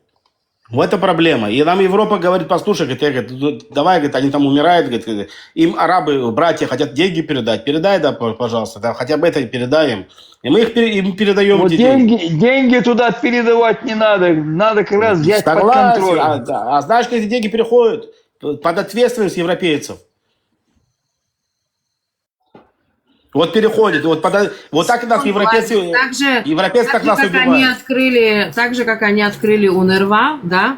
УНРВА, на секундочку, это от ООН, и это организация, которая занимается исключительно проблемами палестинцев. То есть другие беженцы вообще никого не волнуют. УНРВА касается только палестинцев. А кто там работает? Хамас там, Да. все эти все рабочие хамасовцы. хамасовцы. Израиль уже преподнес им все документы, тех, которые ворвались сюда, которые трупы таскали. Учителя, да, прям показывают, вот вам учитель, вот вам он, как Хамас зашел в Израиль и таскал тело в машину, загружал. Любого Всё это сотрудника УНРВА предоставили. возьми у него. Журналистов, учителей, врачей, все предоставили. Но эти отникиваются, говорят, мы не знали. Ну, мы такие дурачки, мы вообще ничего не знали. Любой сотрудник, мы брали террориста. Любого террориста, то, что вот здесь твари эти умирали, вот когда вот устроили это, у него в паспорте был документ сотрудник УНРВА. Крест, шмрест, врач он, нахрен его знает, кто он там только не был. Там чуть ли там кандидат какой-то, каких-то наук. Вот это каждый террорист, это, у него были такие документы. Вы занимаетесь тем, что там хвосты рубите там, или эти сбрасывают, как ящерицы сбрасывают хвост. Голову надо, вот финансирование надо взять под контроль, и было бы давно нормально было бы. Оттуда идет, с Катара идет это финансирование. Нам не дадут, ты же видишь, как это действует. Нам не дает ни одну войну закончить до конца, нам не дает ни одно дело закончить до конца. Нам дают только, как говорится, отбиться, да? Отбиться, чтобы все успокоилось. Но закончить дело до конца нам ни с кем не дают до сих пор. Вот вы закончили бы, если взяли финансы взяли под контроль, кому они передают эти деньги, кому они переходят эти деньги, на что идут эти деньги, проконтролировать. Эти деньги переходят напрямую Хамас, потому что Хамас это... Так я же об этом вам говорю, Хамас, руководство переходит. Ну, здесь чуть другая политика это руководство их официальное, понимаешь? То есть мы их считаем как террористов, но они их официально выбрали. Это официально. Почему, Стелла? Нам газа нужна, Стелла? Нам нужна газа? Нет, все. Государство. Вы независимое государство. Хотите себя назвать Палестиной, назовите нахрен себя Палестиной. Все. И не дай бог, одна пуля полетит с этого государства, наше государство, пипец вам. Тут уже война. Война, чисто государственная война. Вот слушай, твоя пуля... Ну, идет у нас война 3 года. Запустим мы им гуманитарку. И только почему мы даже... Я как Каблан, я собирал им гуманитарку. Почему я должен собирать им... Я до этого был бизнес, как бы, да, вот приходит в Европу гуманитарка, как бы, мне предложили, позвонили, говорит, Каблан... 600 грузовиков в день заезжало гуманитарки. Больше, какие 600? Несколько тонн ежедневно. 7 работал склад, 24/7 Они воровали эту гуманитарку, продавали ее. И продавали ее. Лазик, почему ты не даешь договорить? Господи, почему ты орешь со мной вместе? Ну, я чувствую, что я ору, потому что ты орешь. Извини. Они брали эту гуманитарку, хамасовцы, прятали у себя в складах. И потом те ростовщики, которые на прилавках продавали, они работали на них. То есть они понимали, что если они не будут на них работать, они с голоду подохнут. Эти продавцы продавали, получали взамен еду и это все. А эти забирали деньги, понимаешь, проценты свои. Вот и все. Гуманитарку они получали бесплатно, а сами продавали своему народу. И делали искусственный якобы голод это мизер, для пропаганды. Это мизер по сравнению с тем, что Катар передает наличные как бы деньги, на счетах деньги. У тех, кого там кто возглавлял Хамас, у них там у одного 5 миллионов, у него 3 миллиарда, у того 5 миллиардов. Хамаса 5 миллиардов денег. Как миллиардеры. 5 миллиардеры. Миллиарды на счетах. Да, правильно говорит, я не знаю, о чем спор идет, как бы, да, вообще. Правильно говорит, но опять же... Что он правильно говорит, Лазик, вопрос, как это сделать, ты понимаешь? Как это сделать? Значит, забить на эти европейские стандарты, Стелла. Причем, подожди секунду своими европейскими Пускай нахуй там с голоду умирать, ходите сами кормите. Ты знаешь, что мы не можем делать все совсем, не считаться с Америкой, да? Ты же это понимаешь, Лазик. Почему? А что, не было таких ситуаций? Ситуации, да, но полностью не считаться, нет. Секунду. Очень много денег прибывает с нефти Катара Америки. Это большой лакомый кусочек. И Америка не даст, чтобы ему в колеса ставили палочки. Ну, Понимаешь? пускай Америка приезжает, их с ложечки и кормит. Ну, пускай следит за тем, как они их кормят. Почему мы должны их кормить? Секунду, даже Трамп, который наш такой великий друг, ты видел, когда он сделал небольшой поход по Ближнему Востоку? Собрал свои миллиарды долларов, самолет или что там ему там подарок такой-то дали, да? Там самолет подарок дали. Собрал Забрали свои обратно. денежки. Забрали Да. обратно. А, это забрали обратно подарок? Да, Я забрали. пропустила. Потому что не то сделал. Ну А, вот. духи там не дарил он? Да, духи он дарила этому Джулани. Побрызгал его, говорит, понюхай. Плохо пахнешь. Он как бедуин прыгал тоже, там было такое, что когда в Саудию приезжал. Там он с кинжалами те стоят, там девушки танцуют, и Трамп выходит. Ну, это хорошо, это не важно, как бы, это такое. Ну, а по поводу того, что именно конкретно, что нас влияет, то что делать? У нас было очень много, когда мы с Америкой не соглашались, Стелла. Очень много раз было. И это, кстати, было в пользу нам. Это было, в конце концов, в пользу нам. Если бы хотели бы что-то закончилось, взять под контроль финансы и все там. То, что гуманитарку там продают, это там мелочь, это все вообще тут фигня там. Даже можно больше внимания скажу. не обращать. Мы себя думаете, почему-то чувствуем за знаете, себя, как их секунду. старший брат. Кто они мне нахрен такие? Это убийцы мои. Как вы думаете, вот это дело Эпштейна, да, который повесился уже 7 лет назад, по-моему, да? Как вы думаете, почему это дело было в тишине, и вдруг о нем заговорили? Как вы думаете, кто постарался это вытащить, вот эти вот информацию эту? Ну, это очень интересно, что это сейчас все всплывает. Леваки занимались. Да, леваки Как некий занимались шантаж, этим. да, там. А я вам скажу мое личное мнение, да, не то, что я это знаю достоверно, но это мое логическое мышление. Они говорят, что это иранские хакеры, которые называются Хандала, взломали какие-то файлы и нашли. Но эти иранские шпионы, они почему-то 7 лет ничего не могли взломать. А вот сейчас они взломали. Вот мне кажется, что наш Моссад помог им взломать, чтобы эта информация вышла, и чтобы этим образом надавить на Америку, чтобы они не противостояли и не мешали нам воевать с Ираном. Потому что понимали, что Иран способствует войне в регионе. Стелла, там не Иран, там Россия замешана, чтобы вы знали. Может быть, я говорю именно про файлы Эпштейна, которые давят напрямую на Америку. Файлы Эпштейна. Эпштейн продал России, у них находятся эти файлы. А вообще такой вопрос, который часто слышу в последнее время. Что вы думаете о такой вещи, как Великий Израиль?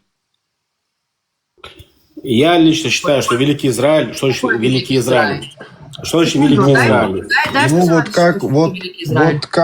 как этот Великий Израиль, например, был раньше он на тех уже территориях, вроде великий, его можно на территориях, допустим, части Саудовской Аравии, там Сирии, там. Не, Саудовская Аравия оставим там. Сирия, да, Сирия туда относится, неважно, что бы ни было. Великий Израиль, знаешь, что делает? Делают наши враги.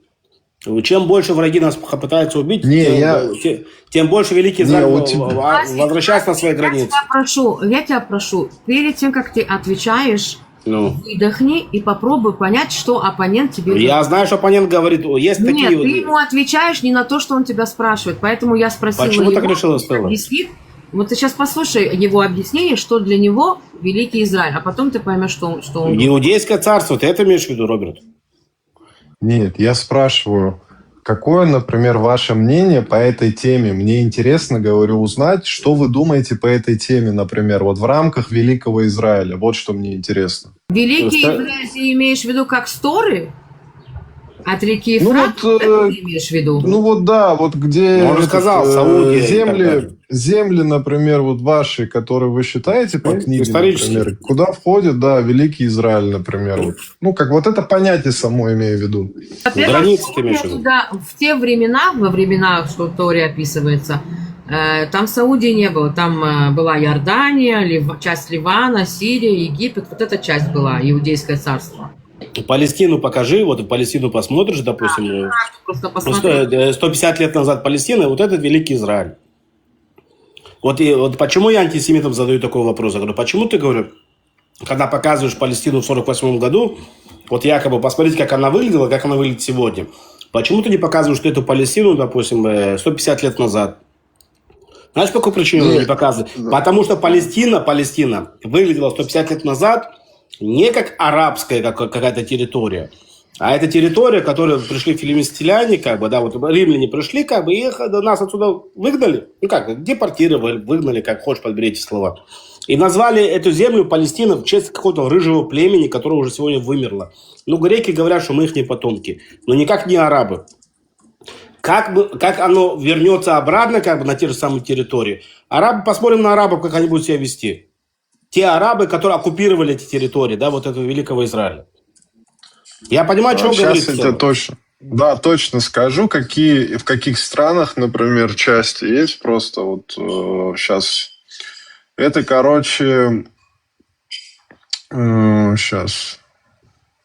Это Иордания, по-моему, входит туда. Иордания, Египет, Ливан, Сирия.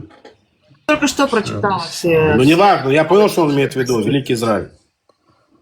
Это антисемиты эту хрень здесь несут, как бы, но я неправильно Роберта говорю. Они говорят, что они хотят выгнать всех арабов якобы. Турция тоже типа входит, потому что верховье Ефрата находится на территории Турции. Турция будет поддаваться, тоже войдет. Ирак, Ливан, Иордания, Египет, обычно Синай или восточная часть Египта. В зависимости от трактовки реки. Когда было царство Иудеи и Израиля, это было два царства иудейских, да, Иудея и Израиль, они были сначала одно единое, потом в чем-то там у них были разногласия, и они поделились на два царства, окей? Там были все наши колена, понимаешь? То есть весь народ Израиля был. На данный момент всего лишь два колена есть. Все. На тот момент у нас не было так много, стрелочка. Было 12 колен. Было. Посмотри, Лазик. Посмотри, было 10-12 колен. Нет, колено хорошо, но в таком количестве, что мы проживаем сегодня, нас не было так много, но территория была наша. Ну так и территории раньше, Лазик, они были другие. Я к чему это задаю, чтобы готовиться. У меня просто инвестиционные планы на Турцию были, как бы. Это тебе надо голосовать против Эрдогана. Ты можешь инвестировать все, что хочешь в Турцию. Не знаю, выгодно тебе будет это или нет, потому что у них очень сильная инфляция. Ты вложишь одно, а через год можешь остаться с трусами. Когда у тебя официант получает, очень дальновидно, я смотрю. $150 в месяц. Да. Очень дальновидно предприниматель, я смотрю. Фогель? Он не просто Фогель, а Карачаевец. Он же, видишь, Фогель все написал.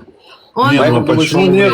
Нет, слушайте. Какая-то Турция, он будет копейки, а когда это будет израильская, она подорожает, потому что шекель-то дороже стоит. Вопрос я спрашиваю. Вот, например, 100 метров от моря, там локация, $70 тысяч квартира в новостройке 2+1. Я считаю, как бы ты нигде в мире не найдешь по такой цене. У моря за такие деньги. Плюс, хоть, как бы, да, лира у них тут, как бы, можно сказать, уже на дне, но продукты, например, если брать корзину, например, сравнивать с LA, например, и тут, я считал, там она на 130% как бы дешевле, чем в Лос-Анджелесе. По цене получается. Когда будет это все Израиль, ты за такие деньги ничего не купишь. Так что не обольщайся. За такие деньги не купишь. Если это будет возле моря, какая-то квартира, то, что я сказал, ну там... Я сейчас для тебя загуглила. Значит, годовая инфляция в Турции по последним официальным данным, это турецкого института, да, находится на уровне 35,41%, а месячный рост цен составил 4,18%. Я на удаленке, Стелла. Я в долларах через крипту получаю деньги. То есть ты будешь зарабатывать с другой страны, а жить в Турции, так ты хочешь? Ну, как бы интересно же так. вроде... Ну, я просто, смотри, я сравниваю как. Ты будешь За зарабатывать, те деньги... как в Европе, а жить в Турции, то тебе будет хорошо. Но если ты будешь зарабатывать в Турции и жить за эти деньги, то тебе будет нехорошо. Не, я просто смотрю так, что недвижимость у моря, она всегда как бы в цене, и нету сейчас нигде в мире за такие деньги такой недвижимости. Ты нигде не купишь. Давайте примерно расскажу, сколько у меня стоит недвижимость в моем городе возле моря. У вас дорого, я смотрел. Трехкомнатная квартира где-то, ну, под $1 миллион. Миллион 100 где-то. Да. Хорошая трешка такая, да, метров, там, я не знаю, 110. У тебя будет где-то лям 100 где-то стоит. В моем городе я живу. Я думаю, Лазик дороже. Не, ну, опять же, нет, ну, да. Это может быть не новостройка, может быть так сказать. Ну, да, ну, сейчас 3,5 миллиона шекелей, как бы, сколько получается, да. Ну, 3,5, около 4 миллионов шекелей, это на море. Ну, против моря. Смотря еще какой дом. Это где-то 1 200 000 000. Это не новостройка, не новостройка. Не новостройка. Не. Это в долларах.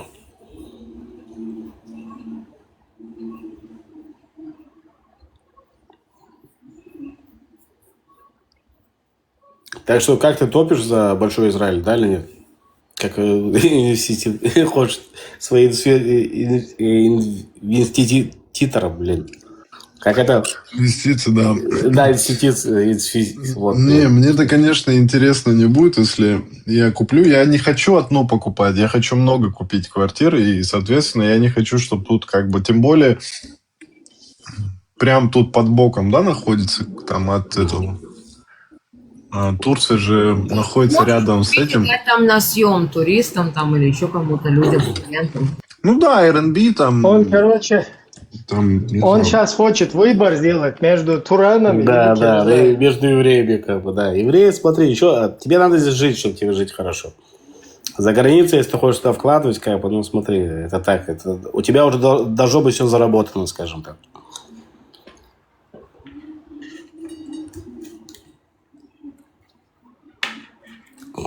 В Израиле ради выгоды Лазик не стоит жить.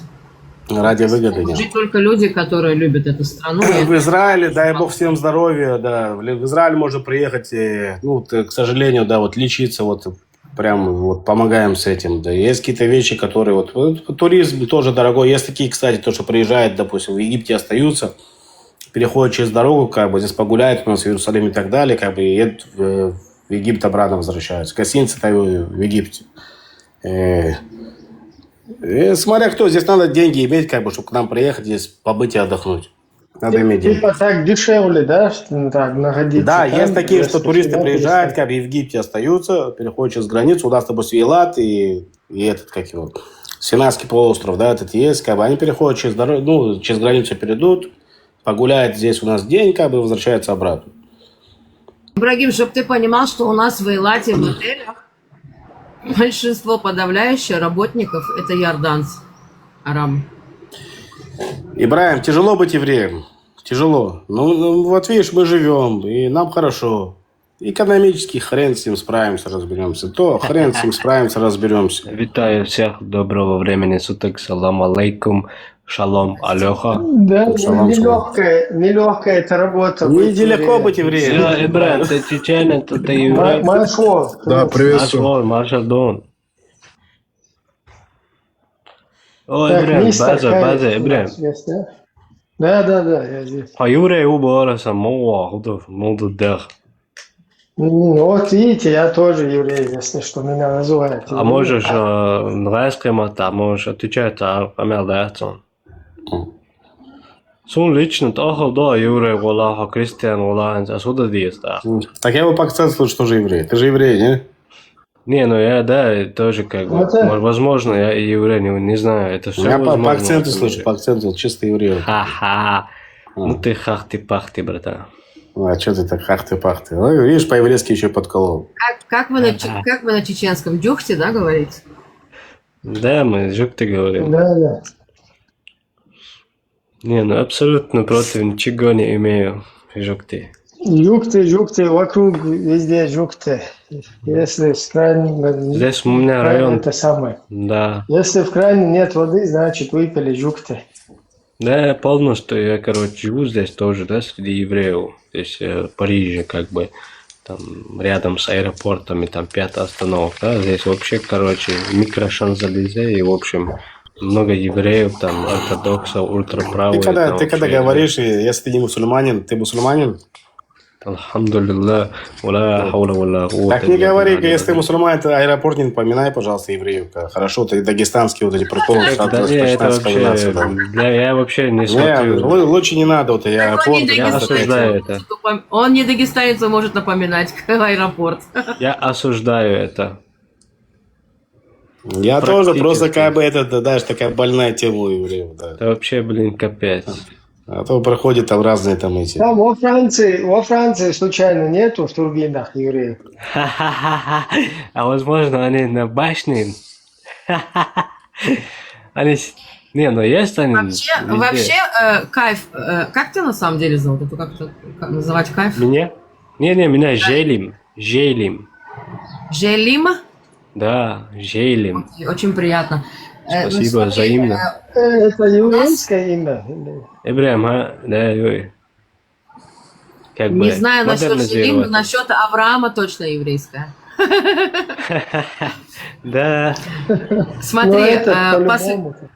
Слушай, Ибрагим, мне после того парня, который здесь был целый день, развлекал нас тут с нами, говорил, я почему-то начала тебя Авраамом называть.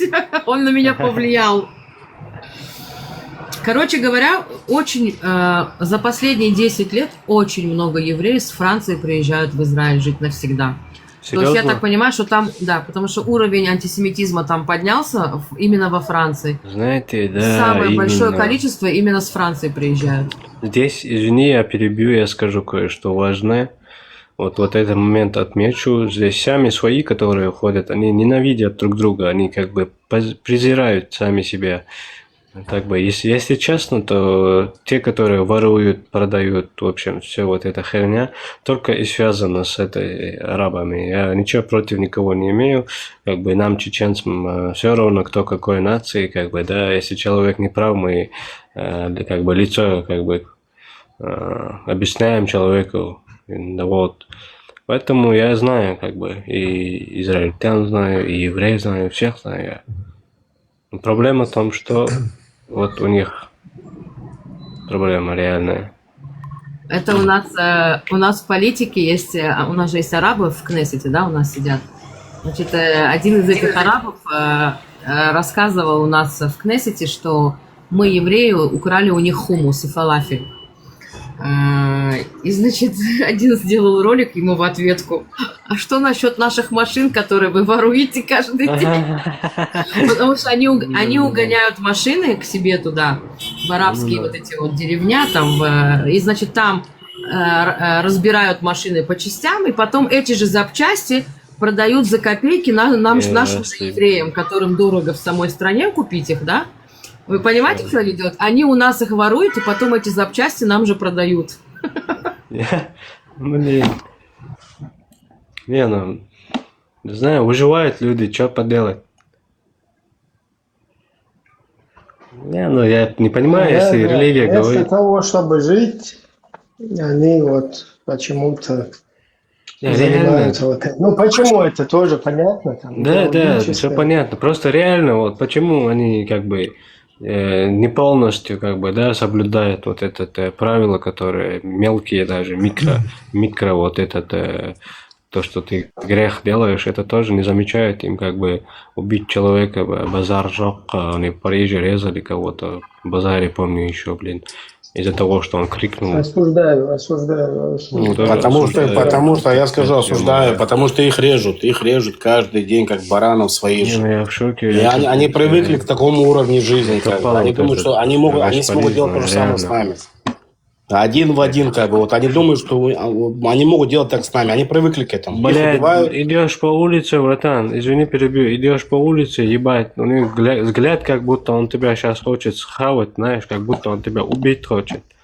А, блядь, другие нормально, цивилизованные, знаешь, бля, как ровно, нормально, короче, чисто, просто. Мистер Кайф, вот вопрос Это тебе тот же есть тип с хороший. Африки, которого кушают постоянно. Дунядар Шалом, брат. Это Секундочку. меня Тот же тип с бесит. Африки, который приезжает туда же в Европу.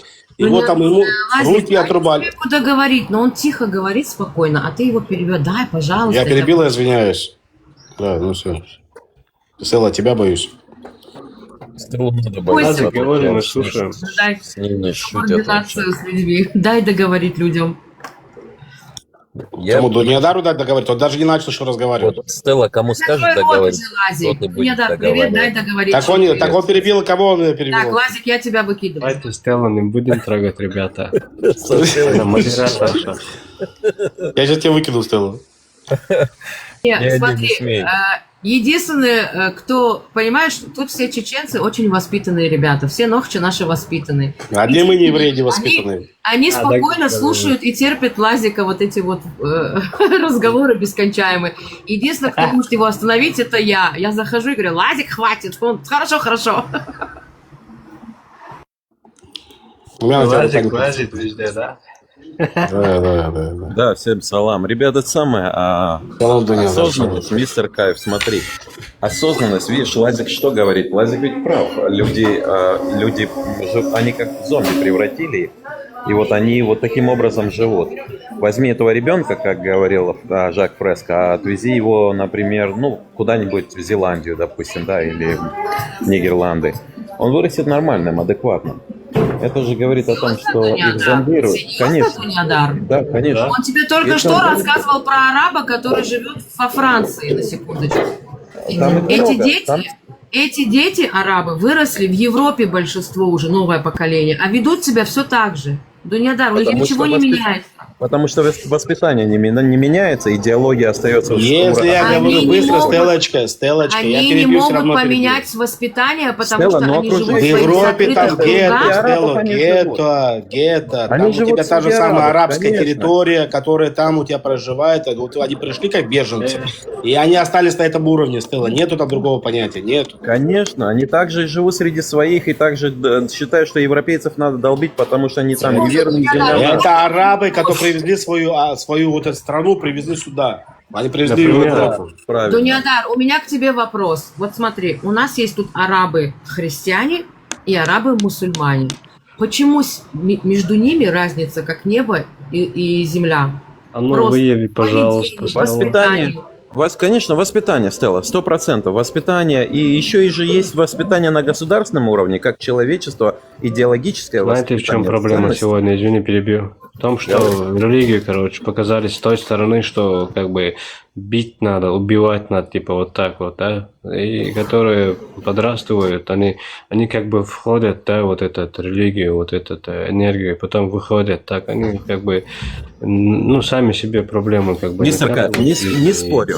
Здесь Как раз таки в нужно том, что найти Стелла выход, спросила, чтобы вот в вылечить этом их всех, есть да, там этих проблема. людей, ребят. Что вылечит этих людей? А как Вот ты я вот вылечишь, скажу на это своем интересно. примере. На своем примере. Я действительно антисемит. Самый настоящий. В прошлом.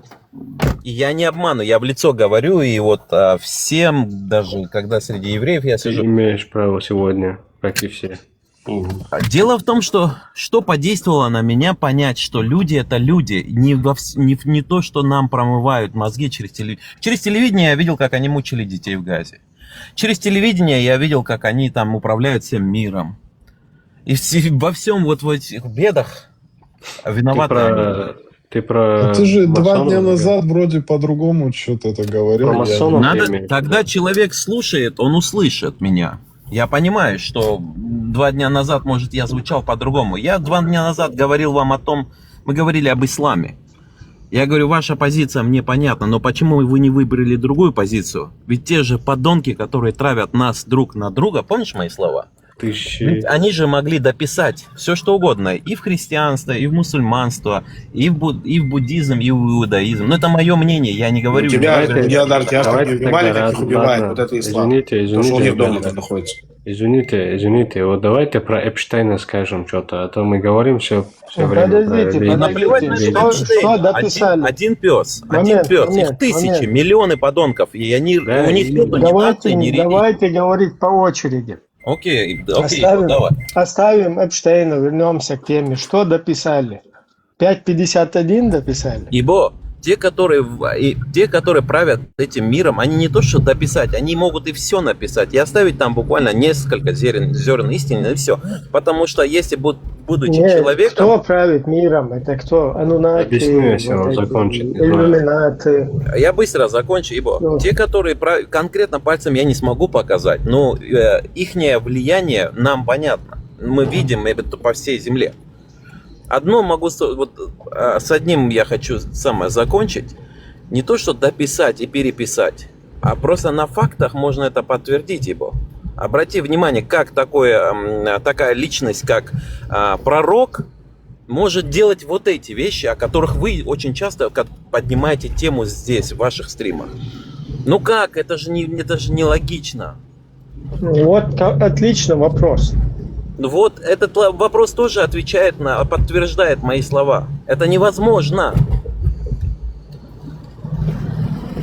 Ну, полностью согласен, либо вы чтобы правы, человек, которого... либо вы правы. Человек, которого посылает Бог Хорошо. для божественного какого-то приписания, откровения, пути, он занимается вот этими делами. Все вот правильно, ибо. действительно Или непонятно. насколько все зависит от нашего выбора, что мы взяли Иисуса, распяли. Бог не вмешивается сюда, и детей насилует, на сегодняшний день убивает и детей, и ни в чем не повинных людей. В нищете люди от нехватки медикаментов несчастных погибают. Не, смотри, иисусовцы, они от этого распятия, от своих крестовых походов, то бишь джихадов, Угу. от всяких инквизиций, от этого давным-давно отказались. То есть они перешли вот этот барьер, они смогли отделить религию и государство, и все, там, кто хочет в церковь ходит, кто хочет свечку ставит, кто хочет, как хочет. А вот тут у нас другая ситуация. Тут у нас именно на государственном уровне. То, что вы называете арабизацией, понимаю его. Тебе полностью твой вот как ты дышишь, как тебе правильно дышать, когда ты воду пьешь. Как в туалет ходить, понимаю его, конечно. Да, Арабизация да, бы это это называют. Правый. Я не знаю, я что У меня вдохновляться. тоже есть инфа, как бы, да, насчет этого. Правая У меня в натуре инфа есть. Как они контролируют и разумом, и этими, короче, химиями всякими, чтобы люди тупили. Вот это все конкретно, все ясно. Не уходим от темы, не уходим от Это темы. как раз и в теме. На конспирологию. Аккуратно. Знаешь, я зашел в американский стрим, англичанка ведет стрим буквально 2 дня назад. Я захожу, она там, короче, Нетаньяху, Трамп, Нетаньяху. Не заканчивает это, понимаешь? Обвинение, осуждение. Я говорю, ты понимаешь, на протяжении тысячелетий мы занимаемся этим, это не помогло. Не, ну я Мы не должны был смотреть. 1000 лет назад, если честно, братан. Ну, я не знаю, зачем ты сейчас вот такой вот лепту Вот вносишь. Ты же понимаешь, о чем я говорю? Дуньядар. Ты какой религии исповедуешь? О, сын Адама. И чистый сын, не знаю. В нашем Ты разговоре, мусульманин?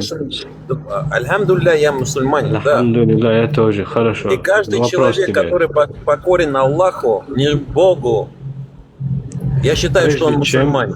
Прежде чем ты грешить, ты вспоминаешь Аллаха, и сразу боязнь идет к тебе. Ну, плохое, чтобы там не было там, воровать или убивать там. Тебе вообще, ну, ты же мусульманин примерно. Отвечаю прямо. Сразу приходит тебе в голову так, да? Отвечаю тебе прямо. Ты откуда сам страны? Ты из какой Ты страны? вопрос задал или это был не вопрос? Ну, это так, рикошетный вопрос, да, чтобы ты понял, Рикошетный? Да. Такое слово я не слышал, но понимаю, о чем ты Ну, говоришь. ты понял, это был как бы вопрос, Это называется риторический вопрос, и надеюсь, Вот именно что ты риторический. будешь относиться к моим выражениям точно так же, понимать меня, а не только слушать. Да, человек не должен как бы дальше смотреть, что, как кого-то исправлять. Он должен сначала себя как бы, да, стать идеальным во всем даже, в мыслях. И вот, и потом он может как бы кому-то что-то толковать. А так мы ничего даже не изучили, и как бы мы ничего даже 0,5% не знаем из того, что Всевышний сотворил, так как мы в этом, как там, На уровне того, что мы признаем только Всевышнего. Как бы. Мусульмане, опять же, я тоже могу быть А мусульманином. кто сказал? Если кто-то, кто не знает, что такое, как бы, да, на русском не умеет говорить Всевышний, тот говорит, что я мусульманин. Хорошо, я мусульманин. Но я иудей, да, вот я вот такой вот. Это, ну, да, я просто... Подожди, не уходи с темы. Вот предыдущее высказывание, что нужно сначала изучить самому, чтобы потом... Это кто сказал? Это я сказал, брат. Товарищ. А вот по мере изучения, почему я не могу выносить какие-то вопросы на повестку дня? Не понял, повтори, пожалуйста. Задаваться вопросом. Ну вот по мере изучения, вот я, например, изучаю, да, там какую-то религию, что-то. И вопросы, возникают вопросы. И почему я не могу их выносить на повестку дня? Почему я должен все тысячи, сколько тысяч, там, 2500, по-моему, религий, там, всяких культов, все их нужно изучить, да, полностью, и только потом обсуждать, там, и так вот. Вот этот, который пишет, ты, извини, Ибраим, я тебя как бы на мгновение остановлю. Нохчу пишет. Да, этот Нохчу, что пишет там? Вот, он пишет, нет, ты с ним познакомишься, может, вы даже подружитесь. Да, он пускай зайдет поговорить с нами. Ну, сейчас лучше пускай не заходит, честно. Да, Алвала, Саваш, Алвала.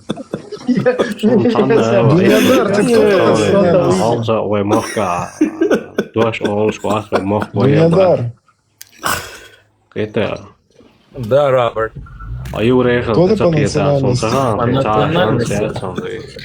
национальности я сын Адама, брат. Человек я по национальности. Ты сын Нухи. После потопа мы все дети Смотри, не Нухи. спешите, давайте, не уходите от темы. Вот, например, мусульманам истинно верующим в Коран предписано враждовать с евреями, с кефирами, с насарами, христианами и так далее. Вот с этим я как бы осуждаю это, не соглашаюсь. Почему кто-то должен с кем-то воевать? Как это ты не согласен? А почему ты не согласен? А почему я должен кого-то убивать или же... Ну это ж твоя религия. Это ж твоя религия. Почему ты не согласен с этим? А где именно говорит это? Предупреждение, у тебя получается, если я Иуд, получается, да, подожди, стой секундочку, остановись секундочку. Давай. Вопрос такой, да. Если я Иуд не плачу тебе джизу, у тебя же дома, у меня две опции, как бы, или платить, или стать мусульманином. А если я не плачу, не становлюсь мусульманином, что надо со мной сделать? Учить тебя надо. Не, подожди секундочку. В натуре вообще у меня перезагрузка. Вот я не хочу ни джизу платить, не хочу становиться мусульманином. Хочу быть атеистом. И у меня еще плюс к этому денег нет, я нищий. Воистину, сегодня у тебя есть право. Ты можешь... делать? Ты свободен сегодня. У тебя есть время, у тебя есть кто меня освобождает? У тебя все есть, ты выбираешь сам. Меня кто? Меня Всевышний освобождает или ты меня освобождаешь? Как бы намаз тебя освобождает. Намаз чей? Я должен молиться? Намаз я должен делать? Неважно, неважно, на каком религии. Главное вызываться к Богу. Так я же тебе говорю, я атеист. Проживаю тогда сегодня в твоей стране. Я атеист.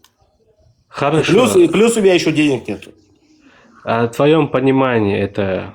Что со мной делать? Что это жизнь? В твоем понимании жизнь. Да нет никакого понимания. Я анархист, атеист. Да ты ему объясни, он не знает вообще, что такое в шариате жизнь. Этой жизни что происходит? У меня по шариату ничего не происходит. У меня то, что дома происходит. Я разбираюсь у себя дома сам. Допустим, я проживаю у тебя дома, да, там, где ты живешь, там, где у тебя шариат и так далее. Я приезжаю к тебе домой, вот хочу у тебя жить. Мне вот понравилось у тебя, да. Мне там понравились, не знаю, там девушки понравились. Но я приехал такой по своей глупости, короче, да, вот вижу красивые девушки. Вот я живу у тебя дома. И мне говорят, а ты кто, говорят? Шахаду читал? Я говорю, нет, не читал. В кого веришь? Никого не верю. Верю. А знаешь, я тебя отвечу. В Зевса верю. Ты себе все позволяешь в этой жизни, да? Ты в смысле? Нет, но при этом я не педофил. Ты говоришь... Нет, подожди секундочку. При этом я не педофил, я не извращенец, Мне понравилась твоя взрослая, там, не твоя образ, взрослая девушка, которой лет, там, не знаю, 30. Вот я с ней там списался где-то там в интернете, и все, она меня как к себе позвала, а у тебя шариатская там страна, как бы, да, и все такое. Но она вот это, нарушила ваши правила, как бы я к ней приехал. Теперь что со мной будет? То, что, Лазик... Я хочу на ней жениться еще. Лазик, что будет? Упаси. Ну, с девушкой Господи, это не упаси совсем Господи, удачно. если- Пример. Ладно, хорошо, я далеко зашел, ладно. Я тебе как бы, говорю, я упаси начал Господи. другой разговор. Мы, Я далеко прихожу к слышим, тебе, далеко видим. я буду, ты меня Лазик убьешь, братан, ты меня Хинатаев, мы убьешь. далеко видим и слышим. Ты так меня что- убьешь. Подожди, смотри, вот ты живешь, мистер Кайф живет В Париже, самой ритуалической стране, где происходит. шариатской Российской Исламской Республики Чечня, 95 регион. И вот Лазик туда приезжает, например. Как этот, ну, по своей специальности, ну, пускай он какой-то программист, да, там, работает на месте, как бы. И вот дальше следующие действия. Вот, что он должен будет по шарикату, что ему предписано, предписано ли ему платить джизью. Я или кратко объясню. будет. Кратко. Он примерно без шариата, он идет, имеет кого, ну, какую хочет, там, покакал, там, остался вот так вот, пошел дальше. Ну, в исламе такого нету. Это чистота, во-первых. Мы чистые, 5 раз моемся. То есть это уже тебя держит в темпе, да, у тебя баланс конкретно, у тебя связь, контакт с Богом. То есть, причем, И ты приходишь к себе, и ты становишься боязным. Тогда ихние родственники, если ты достоин этого... Не перебивайте. Подождите, Смотри, если ты достоин как раз таки- этого... Подожди, брат. Смотри, как раз таки Лазик моется, а у тебя, где шариат, 3 камнями подтираются. И ты говоришь, Лазик, отказываешься от воды и будешь по 3 камня А использовать. сам пример мой, я же не ссорюсь с тобой, я же не газую, я же не ищу что-то. Я просто объясняю истину, выявляю. Я тебе толкую вот то, что я знаю, в моем понимании. Я тебе знаешь, что говорю, такое? сожить и примерно я жить, и что поделать? Если он приехал в Чечню, если он так поступил бы, то я говорю, так бы... Ты Чечню даешь пример? бы, Ты Чечню подаешь пример? Серьезно? Чечню ты подаешь пример? Это вопрос или как? Это прямо шок. Это пример, который Это шок Ибрахим просто. сам... Я сказал продолжение еще раз. темы Ибрахима. Я сказал мусульманская страна по шариату, которая проживает. Ты сказал Чечня. А я скажи, в где шоке. сегодня шариатская мусульманская страна? Ну, Афганистан, по-моему. Ладно, Афганистан, где происходит Афганистан. А при чем Чечня? У вас русский Мы царь. сейчас открыли У вас тему, которой православный царь. нету. Причем какая Чечня? Мы сейчас открыли Мы тему, даже которая не которая хозяева своей будет. земли пока что, мы тут раскиданные. У вас православный царь. Вы идете, вы на джихад ладно, ходите вы с закончите, христианами, а потом- как бы, и Дай так ему далее. сказать, Лазик, ладно, давай Ибрагим, Да, так ну. потом по интеллигентному поговорим. Я просто хотел что ты прочесть поговоришь? суру. Открой рот, Назик, ну дай ему сказать, ну что с тобой? Интеллижон он назвал это. Интеллектуально поговорим. Знаешь, ну дай ему Ибрагиму сказать. Эй, Вы Джимамбали. в своем эфире не даете рот открыть, реально. Я извиняюсь. Тоже самое. Смотрите, друзья, сура 9, 29 аят я хотел бы прочесть. Сейчас вот мистеру Кай один момент.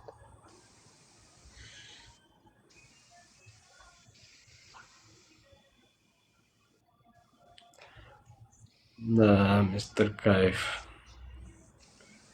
Короче, я вам расскажу кратко всем, чтобы вы знали.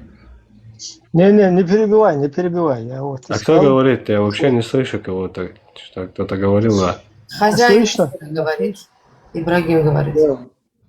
Стелла, как ты? На рахате ты сегодня? Читаю 9:29. Наверное, неделя у тебя Меня была слышно? тяжкая. Меня слышно или наш гость Его слился? тебя Да, очень всё, хорошо слышу. слышно. Это он Меня просто слышно, деревянный Ибрагим, немного. но Вот и просто всё. ему интересно, как я, на рахате или нет. Все, давай, короче, окей.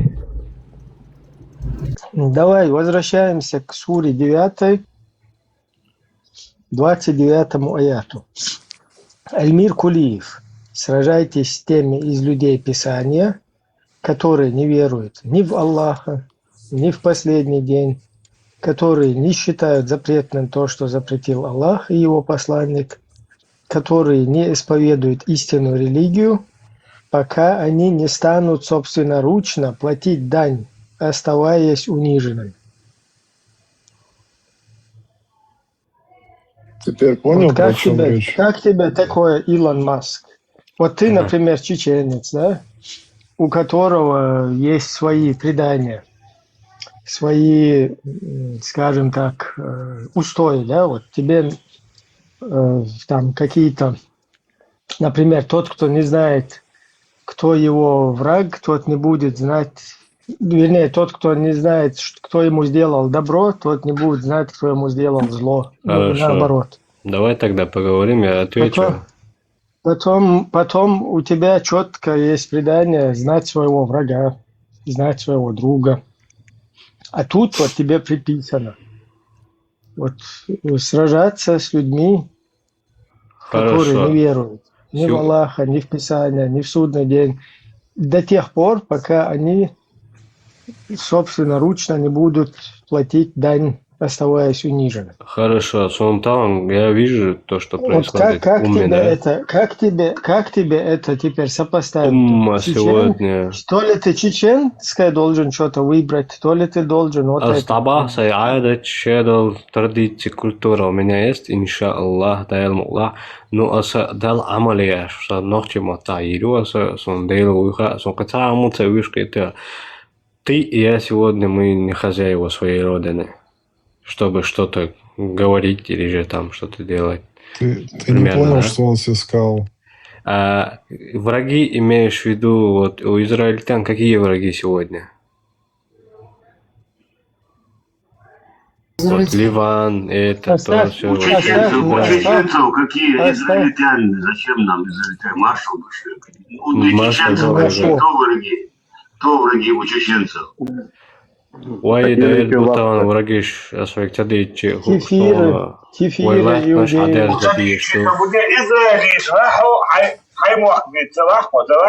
Асбах вайлат наш хадерза диешту Абу Кирилл варя. Не, я просто я это знаю, серьезно, баун, да. Примерно дота Израиль. Асдабо хайсай эрвалви шубо стаган вайга хал ирчалду стаган хайсай вайши чуан махаба fi шут ахуже када асти дуа хурлеги милмилу да цаано да шин мастер вейхер удой любойник но стаган хайсай да скалпак чуа да чуатас ишсан далир визро да асдабо юро бихабир асбо халаяки шалдон Абу Кирилл амилла вала атеист ولا جيت ولا خبر ايه اتيست ولا من ولا دات صدق وصها دات اتيست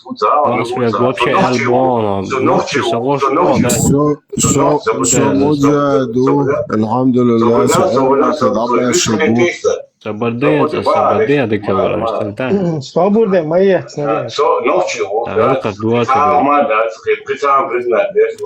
Все так, ночью выше, да, мол, это выше, дикана, выше, это.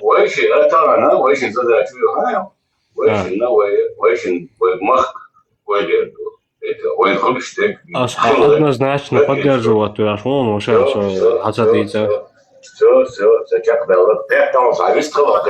Просто я ухену, да, мол, хаусер дуэ, му худа дует, просто вообще Аллах и закон, аборды, Аллах и закон, дахвату марш бок шбуэ, Вей, ночи не зможешь, халах сан, вей, ночи чуэй, масит чу халах, юдэлво, иш, хазда. Аккуратно, вот Дунядар хочет как раз на русском проверить суру. Бахать, да, конечно, суру конечно. 5, 51 аят я хотел бы Дунядару прочитать. Давай, с удовольствием. Если вы позволите. Так, одну секундочку. Сура 5. Летсен Меккан. Мистер Кайф, по-братски, покайфуй, пока он читает, не перебивай, пожалуйста. Смотрите, читаю. Вот те, которые уверовали. Не считайте иудеев и христиан своими помощниками и друзьями, поскольку они помогают друг другу. Если же кто-либо из вас считает их своими помощниками и друзьями, то он сам является одним из них. Воистину, Аллах не ведет прямым путем несправедливых людей. То есть несправедливых. Кто так поступает? Что, Вот. не хочу... Кто это подменил? Это подменили иллюминаты, анунаки. Глупый вопрос. Я же сказал тебе, я пальцем не смогу показать сразу с самого начала, ибо. Давай сделаем небольшой, так сказать, Это разбор. подмененный, разберем. или достоверный? Давай разберем. Прочитай один до, один после. Можно? Ну, чтобы было справедливо. Блин. Да, абсолютно Ильдар, нет проблем. ты так говоришь, как будто ты Коран не знаешь. Большинство аятов, почитаешь ты до и после, это ни о чем не говорит, потому что последовательности в большинстве нету. Ты можешь прочитать где-то в другой суре, найти что-то, что касается той же темы. Это да. Стелла, Но сколько сейчас в было Коране нет. сказано тобой, мы бы уже прочитали. Читаю. Мы бы уже прочитали. Если он хочет последовательность, не проблема. Теперь, Неужели а они до ищут этого сюда одно после. времен невежества? Смотри, еще даже тут усугубляется. Неужели они ищут сюда времен невежества? Чьи решения могут быть лучше решения Аллаха для людей убежденных? Теперь читаю 52-й, то есть один туда назад закидываю. Ты видишь, что те, чьи сердца поражены недугом, поспешают среди них, говорят: мы боимся, что нас постигнет беда, но, может быть, Аллах явится с победой или своим повелением, и тогда они станут сожалеть о том, что утаивали в себе. То есть, видишь, даже это еще усугубляет. Не утаивая вот эту дружбу с иудеями, с христианами. Мое личное мнение, да, подмена. Мы все друзья. Мы больше, чем друзья.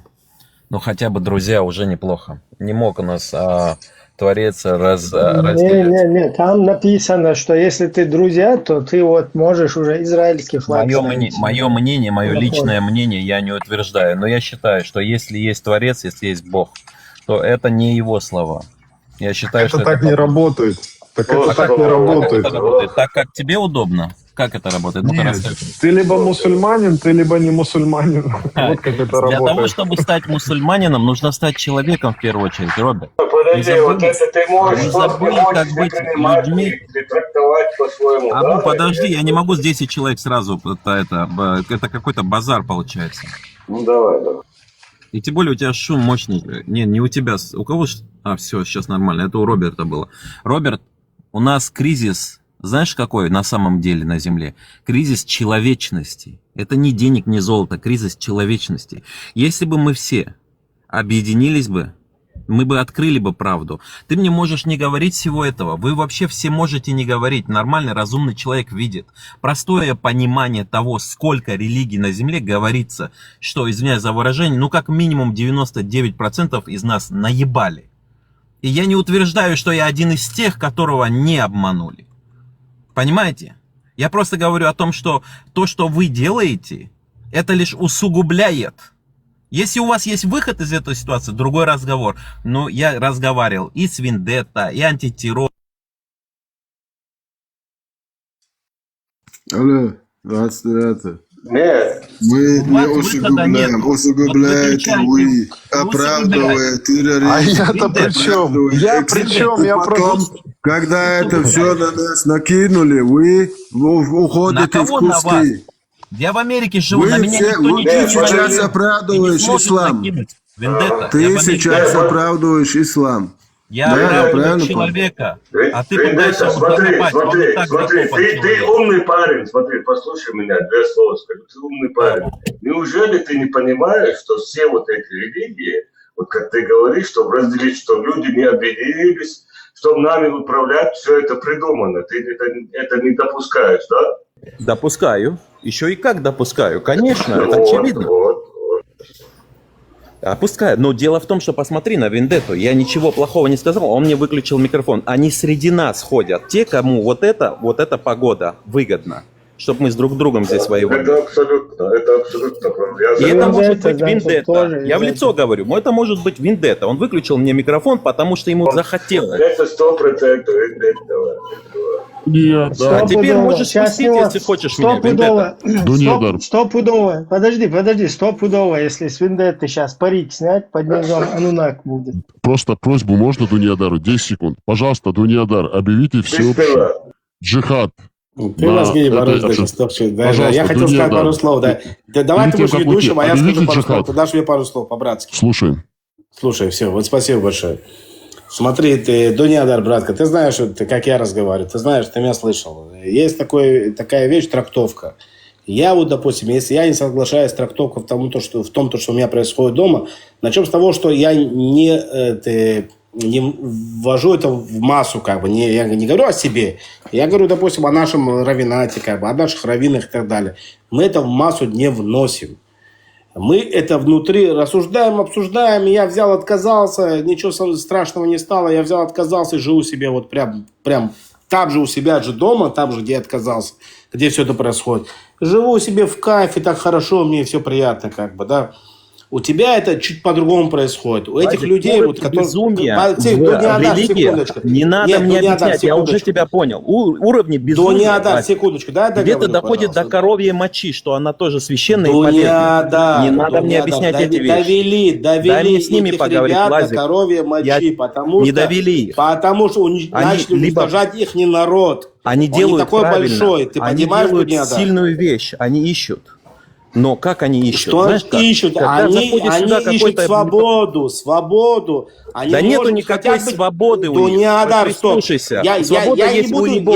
Я них не защитник, Дунедар. Они сами могут себя защитить. Будете по очереди оба говорить, а? Да, секундочку, Дунедар. Я их не защитник, чтобы их защищать. Я думаю, это достаточно. Я не то, что думаю, я уверен, что у них... Ты зря вмешался. Я единственный, с кем они нормально разговаривают не могут. Я единственный, кто не кричу на них и не оскорбляю. Их ислам внутри начал уничтожать. Если меня он уничтожает по-соседски, он их начал уничтожать внутри дома. Ты понимаешь, в чем дело? И весь разговор, Лазик, как ты им это объяснишь? Лазик, обвинять. Как ты им это объяснишь? Сейчас никого не нужно. Вот так я объясню. Кого обвинять? Не нужно у них никого. он дома находился, нужно. как у тебя дома, как ты свой рассуждаешь. Да, у них он дома по-другому находится, поверь, сейчас ты понимаешь, не что ислам, я говорю? Послушай меня, я в Америке живу. Здесь ислам, ты ислам в Америке никак. живешь. Вот теперь я тебе противоречу. Ты можешь на секунду хотя бы аргумент выслушать, Лазик? Вот тебе ты не дашь мне договорить, я хочу выслушать аргумент. Да ты без тараторишь с одной темы на другую. Хорошо, вот Дудя, я в Америке живу. Я живу в Америке. Здесь ислам не катит, Лазик. И поверь мне на слово.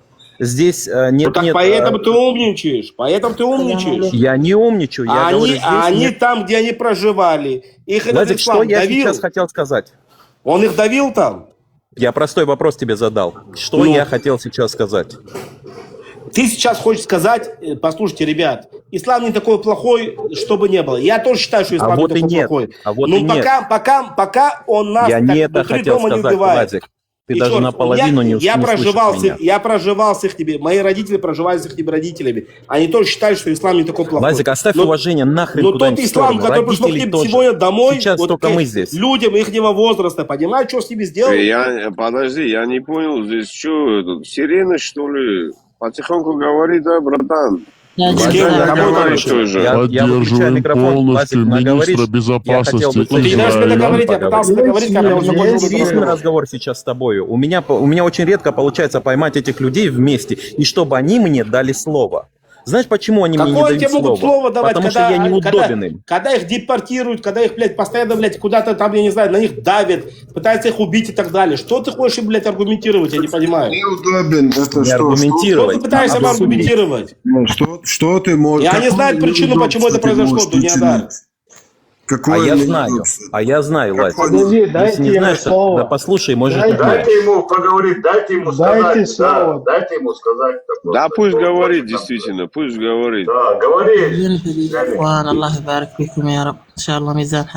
Не скидывайте ее, я монет ей скину. Саляму алейкум ва рахматуллахи ва баракатуху. Сестра, салам алейкула. Алейкум Все, ребят, ассалям. это самая женщина, она одна в палатке живет. Достойно, Отпускайте. достойно. Джихадистка. Джихадистка. Она в Всем палатке валикум. объявила всемирный джихад. Потому что у них страна в Аллах жопе. ярзак, Вот Хасана. почему. В Ногчо. исламе есть секс-джихад. Почему Секс-джихад. она в заднице? Потому Этот что ислам Лазик с у вас такой там. скоростью говорил 180 километров в час. Я что-то ничего не понял. Что Что ты он хотел говорит. услышать? Я тебе расскажу. Ребят, мне Я звонит тебе самая просто Говорит, медленно, да, медленно женщина в все. 200 мире, поэтому километров в я час чуть позже топишь, да, присоединюсь. остановись. Друзья, Спасибо за дайте вас. Хорошо, что сначала тебе слово рассказать? Дуньядару. Что ты не понял, что ты не услышал?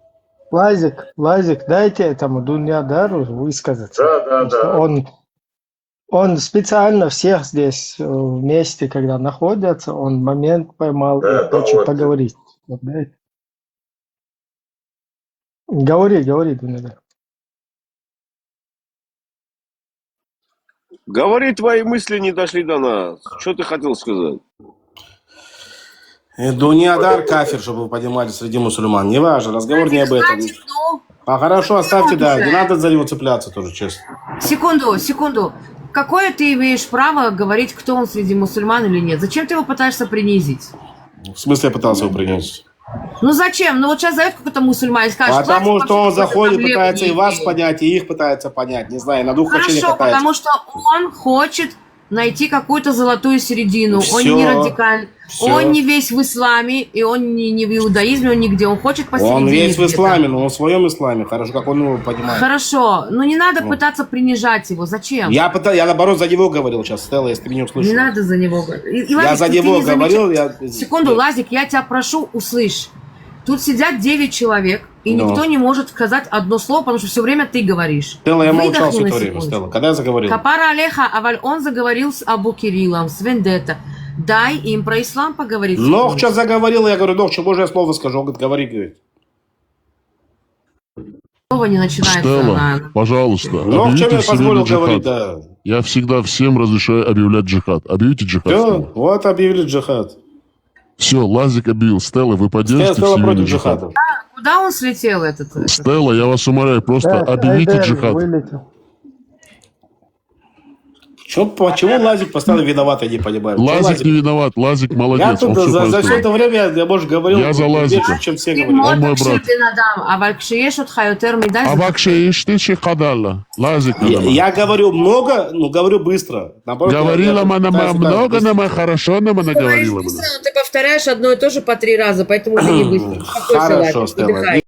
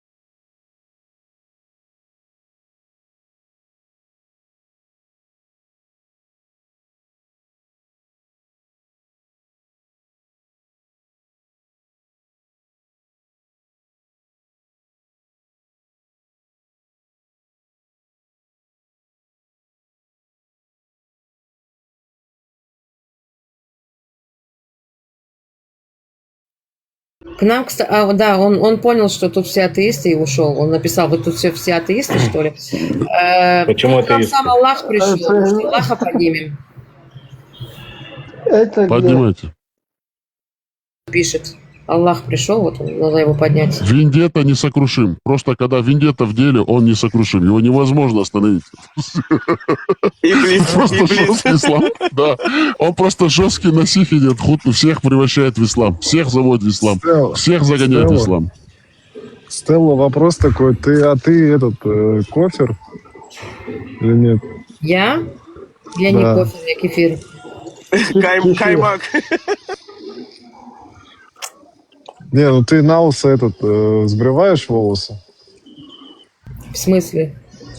Ну, у вас же там у женщин нужно на лысо, у верующих сбривать, насколько я знаю. Слушай, вот у тебя ты живешь стереотипами. Это что такое? У нас есть такое, да, давай У объясним. нас есть одно Никогда не течение. видел.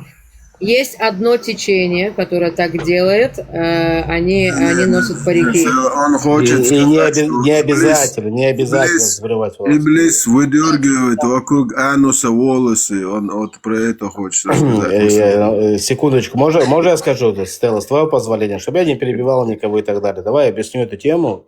Это есть такое, что как бы не обязательно волосы на лысо сбривать. Есть такое, что головной убор, как бы. Ну, чтобы паранжу не одевать, и такое, как бы, ну, как косынки не одевать на голову. Из ислама Должно быть, что Иблис выдергивает вокруг ануса. Я же тебя заплатил, как его. Ну, хватит, да, я буду говорить. Одеваешь, как головной убор, получается, тоже у женщин. Ну, так, чтобы иметь, как бы, да, разницу между Всевышним. Головной убор, а парик. Да, и одевает парики. Кому неудобно, как бы, но есть прям очень религиозные, как бы, люди прям такие религиозные. Мы не такие религиозные, но есть такие религиозные люди, как бы, но они никому не мешают, никого ни к чему не принуждают. Религиозные тоже не все сунна? это У меня делают. вопрос. Не все делают. Нет, ну есть Я такие, вопрос, что это сунна или нет? Нет, это не сунна, это делают... Это не сунна, это кому удобно, удобно, это одно больше удобно. течение. Добрый Больше вечер, удобно. уважаемые евреи, чеченцы. Добрый вечер. Шалом, Роберт, шалом. И я хотел вопрос задать немножко на тему. Вендетта, привет. Ибраим Никару, привет. Вот у меня к вам вопрос, ребята.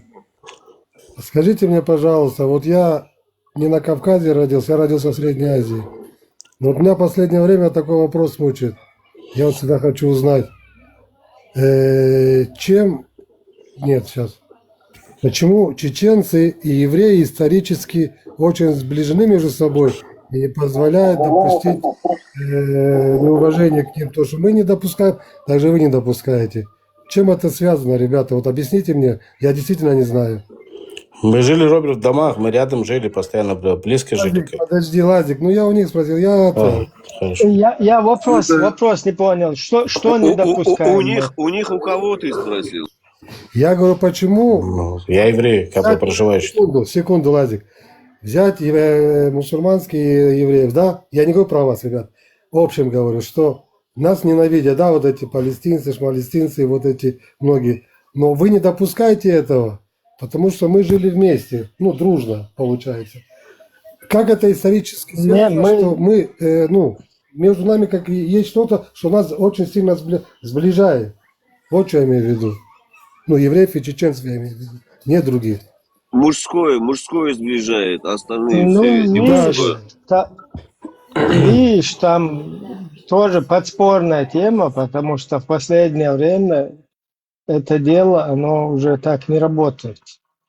Потому что из-за вот этих идеологий, да, я еще туда не говорю о том, что при Совке там происходила постоянно вот эта тема евреи там.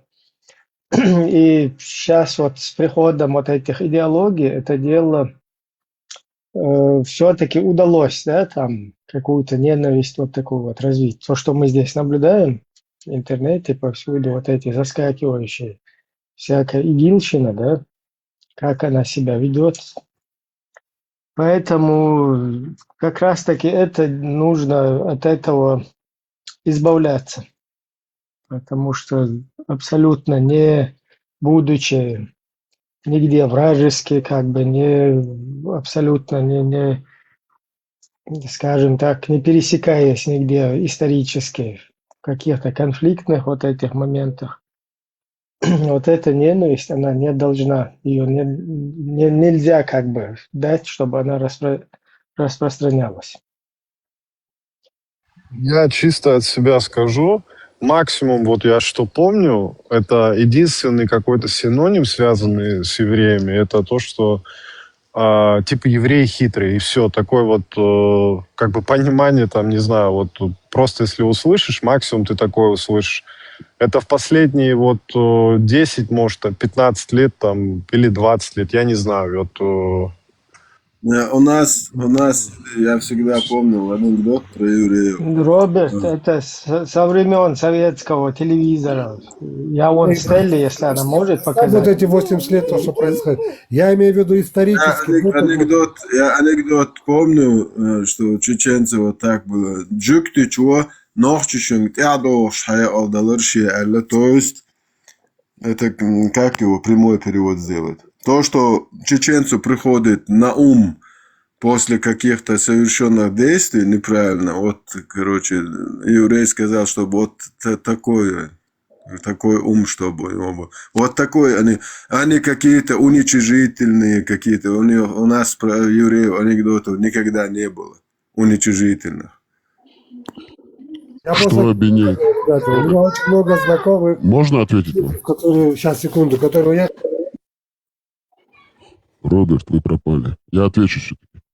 Чеченцев и евреев объединяет историческая память. Евреи – преследуемая нация на протяжении веков. Чеченцы тоже преследуемы только из-за того, что они принадлежат этнической единице чеченцы и живут на своей родной земле.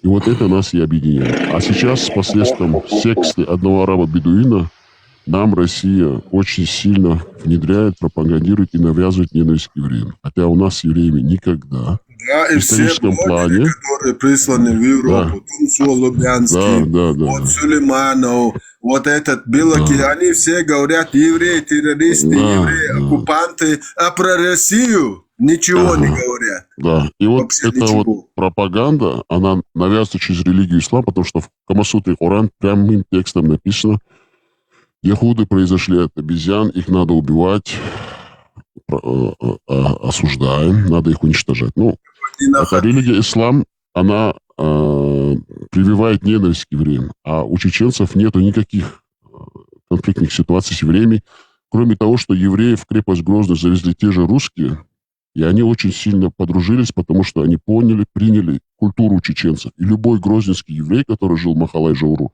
улица Московская и в других частях Чеченской Республики, полностью пронизан и впитал в себя чеченскую культуру. Это значит благородство, честь, достоинство, любовь к своей родине, любовь к своей культуре. Поэтому эти евреи нам очень близки. И у нас не то, что не разъединяет, нас объединяет больше даже того, что объединяет евреев. Чеченские евреи – это наши братья. Это должны все знать и не забывать. Вот в чем сама суть этого вопроса. Мы дома, когда собираемся ночью, когда дома собираемся, у нас еврей с гордостью говорит, что он родился в Грозном. С гордостью. Евреи – наши братья, неотъемлемая часть нашей истории, нашего этноса. Так же, как и мы, хотя я этого Дона Ахчи долблю, и они тоже впитали нашу культуру. Это тоже наши люди. Любая нация, которая подвергается колониальной экспансии со стороны империи, она, если выдерживает этот натиск, потом она перемалывает и впитывает всех тех иноземных захватчиков, которые приходят к ним. И поэтому и евреи впитали от нас что-то, и мы у них очень много ума набрались. И казаки нас убивали. Но они приняли нашу одежду, достоинство, честь. И поэтому к нам и Дон Ахчи все тянутся, потому что любят нас. Не за то, что мы какие-то сильные, умные, а просто потому, что мы честные, добрые, порядочные. И они такие же с нами, мы с ними. Так что всем желаем добра. Приходите к нам, будем танцевать. Есть жижи-галныш, чепалгаш, фингалш. Прекрасно будем проводить время. Праздновать вместе ваши праздники, наши праздники. У нас для всех дом открыт и двери. Ну что, Ибраим, если мне евреи захотят заказать здесь вообще за то, что я их перебиваю, сами пойдете, пригнетесь? Я за тебя любому порву задний Не, порву не надо. Пророка Мухаммада Ахмада, потому что ты мой молочный брат по исламу. Мы вместе одну сиську сосали. Я сказал, пригнетесь, Чтоб ты понимал, это он обо мне. Вай. Пацаны, не проедете, Лазик, а мой я брат. лучше жопу, да. Лазик мой брат молочный, не трогайте его. Дайте ему говорить. Вы всегда ему затыкаете рот, кстати, я заметил. Всегда, Я- Лазик, ты много... Я вот за Лазик. Я хочу, чтобы Лазик всегда говорил. Я делаю за вас грязную работу. Когда вы все устаете от Ну, я Лазика, тут внизу в комментариях приходит вас угрожает. и освобождает от угрожает него. мне. У Лазик, нас есть стоп, Лазик, вендетта, заткнись. за всех говорит, и Лазик у вас, у евреев. Вот вендетта и Лазик, они должны работать в связке. Вот, приветствую всех. Вот у меня вопрос по джихаду. Вот, которые в интернете, в интернет-джихадисты, вот, которые, они будут шахидами, и как они получат гури? Тоже по интернету, типа, пощупать не получится у них, или как там будет? И пошлют помыть. А можно виртуальную шахаду изобрести? Не знаю насчет шахады, но скажу вам одно, ребята. Там не описывается, какие эти гури, какого возраста эти гури будут. Поэтому не обращайтесь, пожалуйста.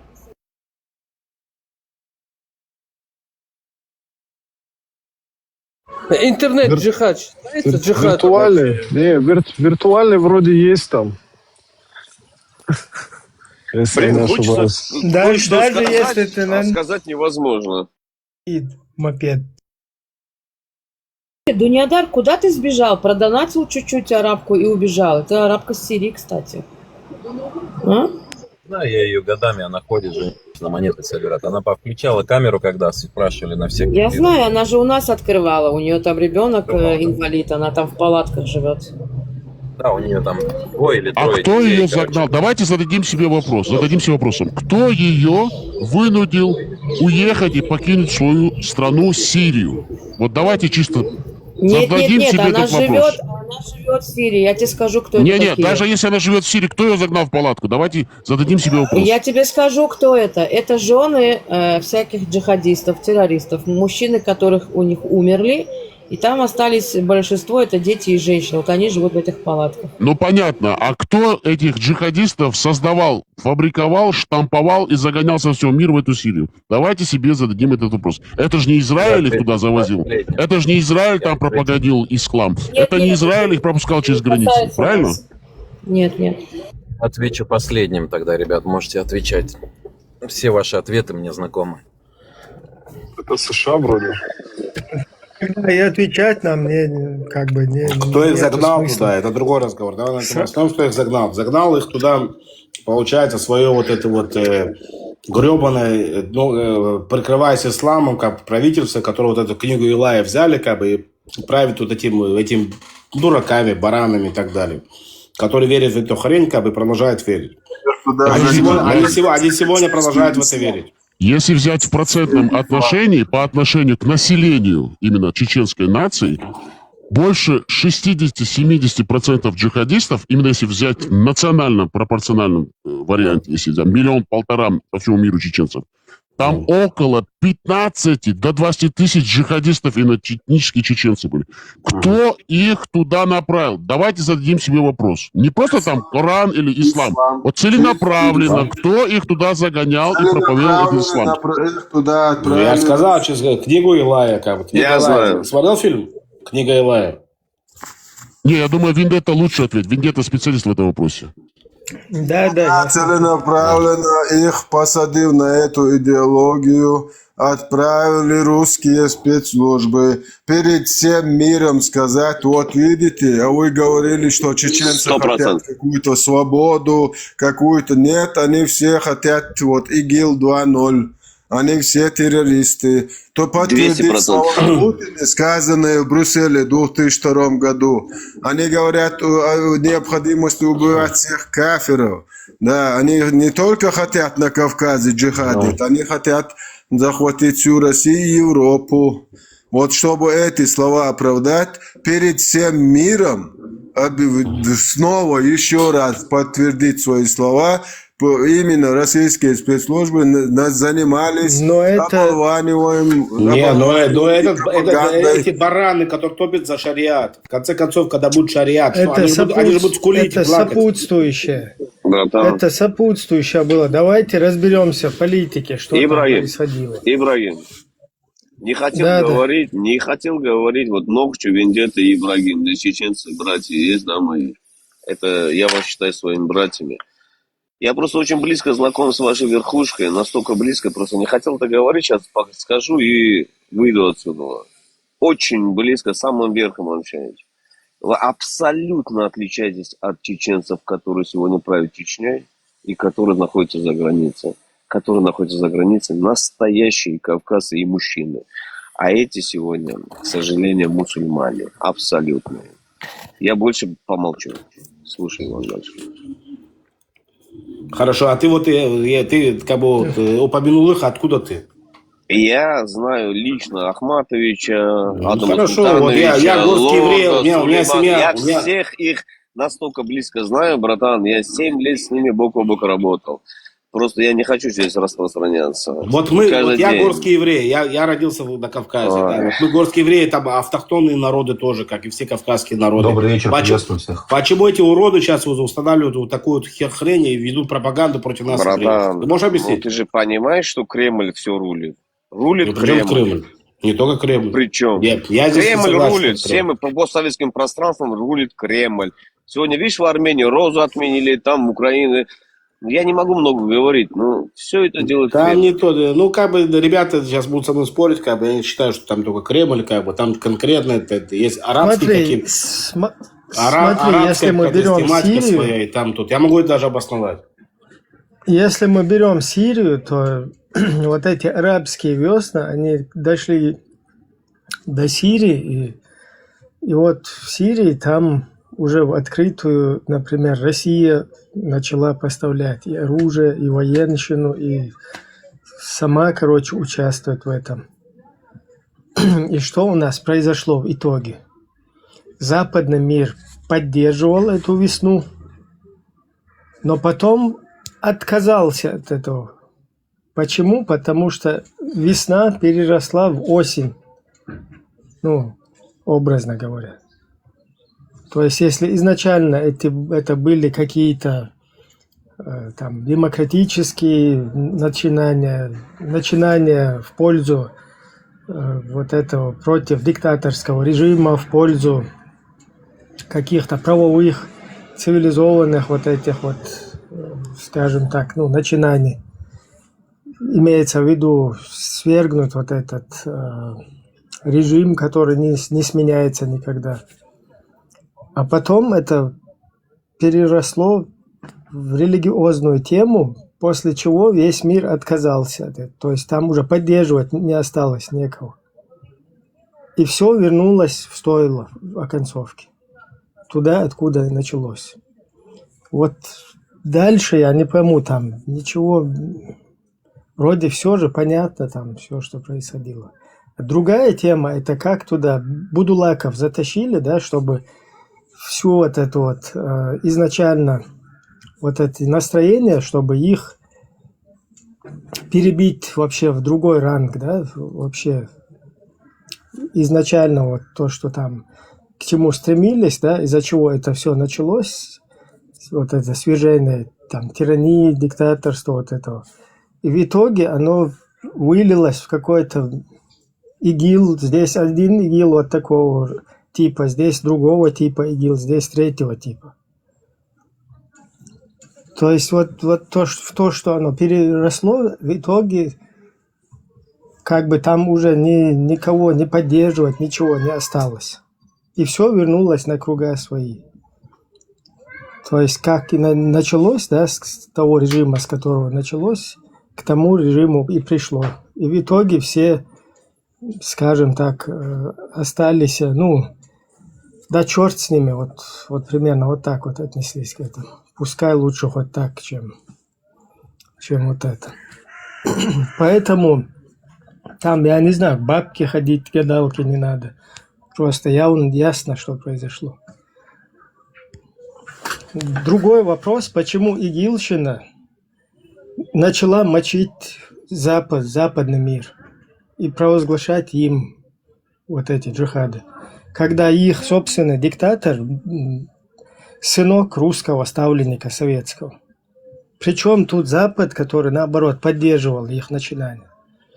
какого лешего они перенаправили все свои эти, всю свою ненависть туда куда-то, через этот ИГИЛ.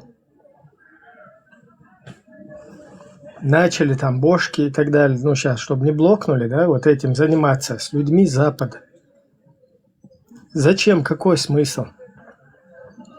Если у их ставленник, он вот это чисто... Где он сейчас находится, их ставленник? Посмотрите, куда он уехал. Я не знаю, там дальше к бабке ходить не надо.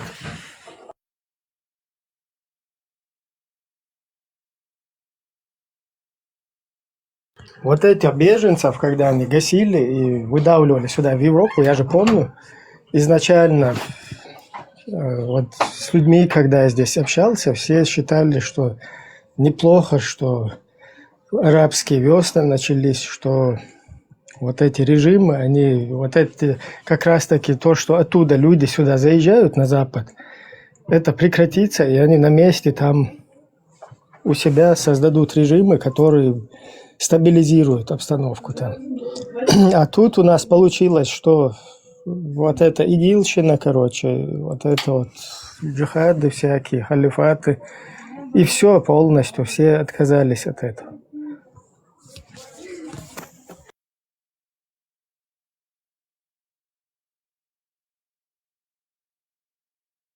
Вот этих беженцев, наоборот, они специально бомбили вот это гражданское население, и им подсказывали, как в Европу правильно перебраться. Это же тоже как бы такой сценарий, да, вот именно заполонить западные европейские страны, чтобы они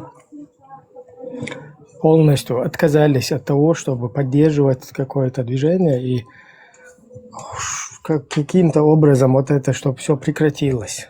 Без разницы, кто там, как. Главное, чтобы этот поток уже, он сколько уже, миллионы даже людей заполнили сюда. Короче, вот такая, я не знаю, там, конечно, какие-то эти сопутствующие, там, я не знаю, Турции, вот эти всякие братья-мусульмане, хрин-сульмане, короче, вот эта тема, это тоже понятно. Но хрин-сульмане, братья, они же тоже не какие-то эти бесхозные, да? То есть это тоже, за ним стоит государство, за хрин-сульманами, братьями. Как им удается в этом мире продолжать существовать? То есть там у них крыша конкретно.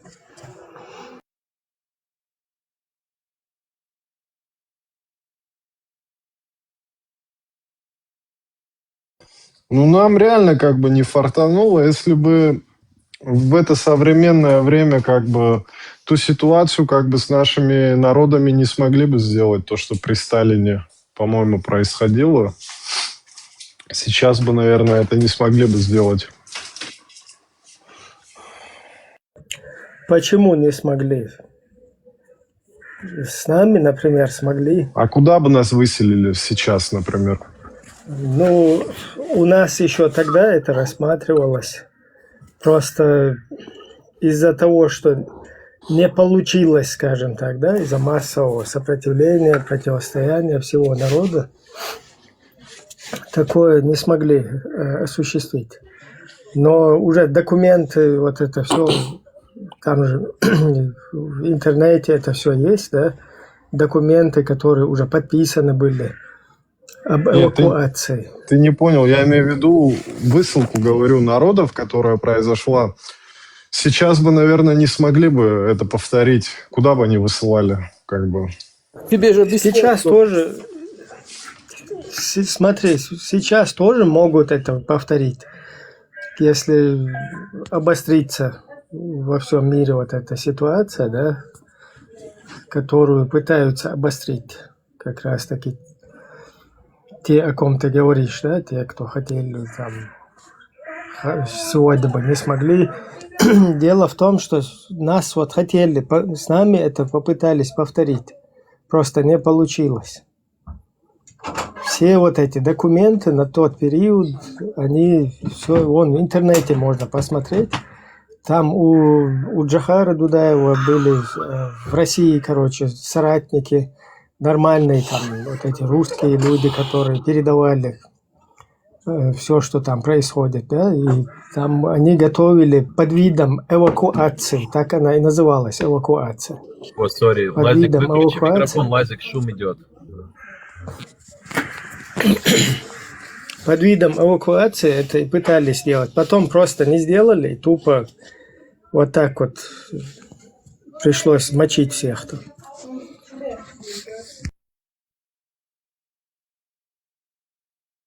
Ну, по сравнению с этим, с выселением 1944 года, у нас в процентном отношении мы меньше потеряли, как бы меньше жертв у нас. Там Да. у нас половина народа, а тут у нас четверть. Ну, а у нас половина где-то была при высылке. Да. Там, походу, ты имеешь в виду погибших? Ну, в общем, там то, что на вот этих, то, что в поездах, там и там совокупно имею в виду. Ну, видишь, они задокументировали, то, что они задокументировали, там вообще не так. Вот наши эти считали, там, пытались как бы группу вот эту сделать, и там же по этим, по описанию вот этих, кто в поездах был, они были забиты, эти вагоны полностью. То есть даже там нормально место куда-то подвинуться, то полное они забивали, да, эти вагоны. Потом там есть количество составов, количество вагонов. И оно не соответствует вот этому, то, что там задокументировано. Там в несколько раз больше людей было, чем то, что они задокументировали. Потому что сколько человек в вагон примерно помещается, вот таким образом, когда это подсчитали, там вообще в разы больше получается. То есть это по описанию очевидцев, которые сами присутствовали во время этой выселки, они говорят, что полные забиты были вагоны.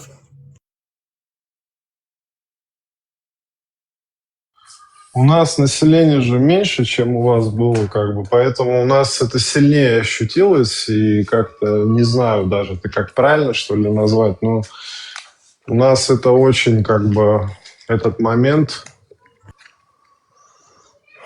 Ну, вас уже после наших, ваших 8 марта уже выслали, по-моему. Карачаевцев и балкарцев 8 уже марта. То есть наших 23 февраля, там за сутки полторы, и потом 8 марта уже вас. И эти даты не случайны. Эти даты обозначены не случайно. Не просто так. Да, ну представь, Нет, у нас нет. У нас нет, не в эти даты было. А со 2 по 5 ноября, по-моему, это продолжалось, если я не ошибаюсь. Подожди, ты карачаевец? Да. А балкарцев и вас не в один заход разве? А он же вроде только против ингушей и чеченцев, не? Сталин тогда что-то возмутился. Даже по 22, там практически месяц даже длилась депортация, там не один день. Там как бы... Начиная там, по-моему, со 2 там и аж до 20 даже числа, по-моему, доходило. Ну, там точно не скажу, но это не один день у нас, короче, как там говорится. Длилось это все. А за что Карачаевец трогал? Официальная дата, которая записана уже. Эти официальные даты не просто так записывались. Потому что когда вот эти народы начнут вспоминать вот эти дни, чтобы они совпадали с какими-то днями праздников, понимаешь, видишь, День защитника Отечества, например, нас выслали. Рамзан Кадырка, прямо сидя перед этими халуями Министерство внутреннее, ну, это полиция, короче, там сидит и говорит, нас знаете, за что выслали? Из-за того, что творог алчляч, то есть сметану и творог крали у соседей, говорит, поэтому, короче, выслали. Вот так, вот так. Ну, еще там еще версии есть, то, что мы там что-то там продавали немцам, там еду, что-то там, я не знаю, или кто-то там Нам или два. говорят, что мы Гитлеру приготовили белый скакун и ждали Гитлера. Все Один ждали. или два, 3 человека там, то, что там, я не знаю, еду или что там. Я Из-за даже не Власа, знаю. из-за Власа, почему весь наши русский народ не эти- выкинул? Типа, весь русский народ не Нет, послал. представь, наши там деды гасятся с этими, да, вовсю там, кого многих вообще без вести пропали. Вот мой дед, отец отца, его как раз командировали и на этот период специально, чтобы потом выкинуть туда. И у нас там вся молодежь где-то там на фронте, короче, а тут эти коня, там хреня, что-то готовим мы кому-то. Я Вообще думаю, Сталин был по резонный вопрос национальности, такой. он- Вот, Власов, он да, был вот получается, вот когда русские говорят, извини, Роберт, да, пожалуйста, извини, что я перебиваю. Вот когда Власов, да, нашли Власова как предателя, как бы, и за ним до хрена русские пошли, да, против Советского Союза, и вот прямо они объявили, что они там в СС чуть не ушли и так далее. Почему Сталин не депортировал всех русских? Да их больше всего было, по-моему. Власов насколько же я был читал. русский, правильно? Да там коллаборанты настоящие были, их больше всего было в армии этой немецкой, насколько я помню, точно не помню, но их, блядь, там это вообще жесть, там цифры были. Ни один из кавказских народов, как бы, вот именно северокавказских, ну, я не слышал лично, что кто-то там на другой стороне там что-то что-то делал. Я не слышал, например. Лично вот не слышал. Нет, ну то, что вот Ибрагим говорит, как бы там, да, против Совка, когда они воевали, как бы там встречали на лошадях, но опять же, вот то, что Ибрагим так подчеркнул, да, вот то, что лошадей собирали и так далее. Так, а при чем здесь как бы весь чеченский народ? Тот же сам Власов, чтобы ты Так понимал, это понятно, Власов ты собрал это целую бригаду, как бригада, как это называется, да? Так вот это целый полк. смотри, так это вообще смешно то, что армия, это обсуждать. миллионная. Смотри, Миллионная армия была власть. тут даже смешно. Миллионная армия была власовская. Тут даже Русская смешно армия, обсуждать, чтобы кто... ты понимал, русская. Не, смотри, не Лазик, считая еще Лазик, других, Лазик, не считая Лазик. еще других, чисто власовская миллион. Лазик, подожди, Ибрагим, да, я договорю. Вообще даже утверждать, где доказательства, что каких-то там коней или что-то там дали, или что-то сделали. Где эти доказательства, например? Что Есть даже такая фотографии. ситуация- Я не буду вообще, лицемерить, если- не буду врать душу. Ну, как бы, ну, зачем, ну, я...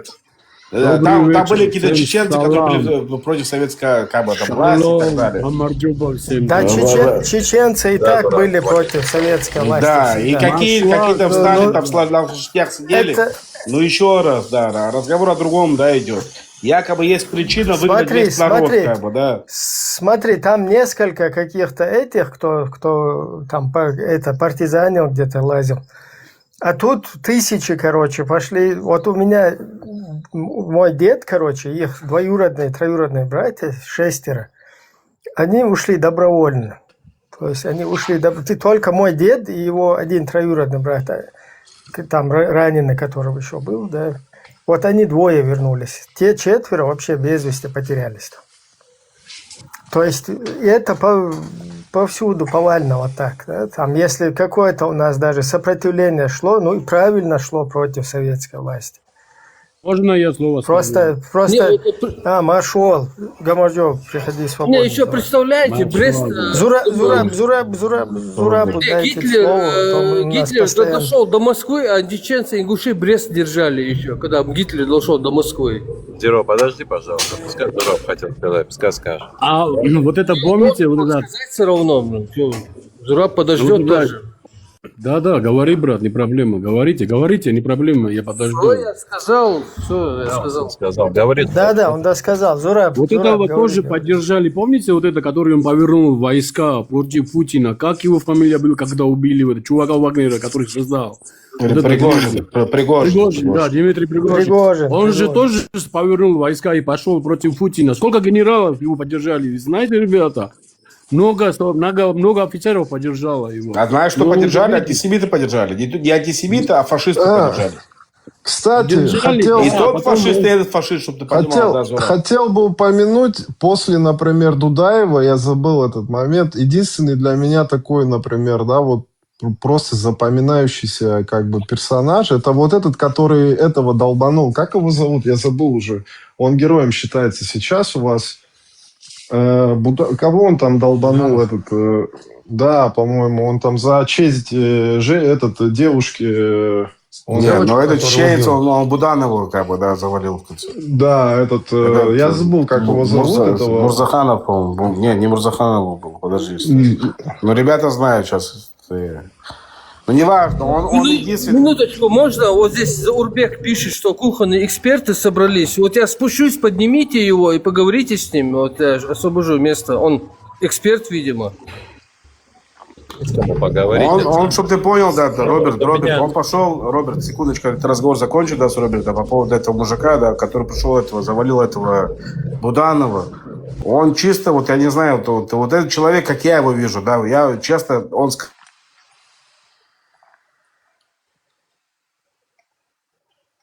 Ты пропал. Да, у него телефон зазвонил. Там никакой связи. У него лично никакой связи с Кадыровым не имелось. У этого Заурбека, он в больнице лежал. Когда ты вышел из больницы, Заурбек? Хотя бы ты скажи, у тебя нормально все? Имею в виду головой, у тебя все нормально? Ну, может, в личке это самое... Юсуп Хаджи его зовут, Тимирханов. Тимирханов это был, Тимирханов. Честно, я к нему отношусь чисто как человек, который отстоял как бы честь чеченской женщины. И не важно, мусульманка, не мусульманка, там что-то такое, там чисто какие-то чеченские понятия. Причем тут вообще мусульмане, вот эти вот говнюки, извините меня за откровенность, да, вот эти сейчас тему какую-то распространяют под арабские песнопения, да нахрен ему какие-то арабские песнопения там нужны. Ты здесь, этот человек, он чисто пошел и замочил вот это, что я осуждаю, да, потому что это не так делается, это нужно по закону делать.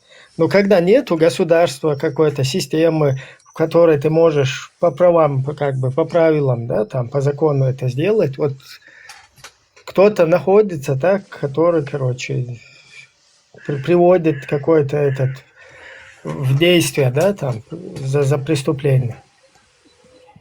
Мне интересно, а Шаманова почему до сих пор он как бы ходит,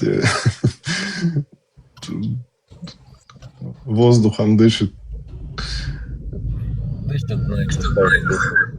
У меня другой момент. Я в вашем общении, знаете, что заметил, мне очень понравилось, что вы затронули такую тему, как вы начали, в чем виноват за ИГИЛ, да?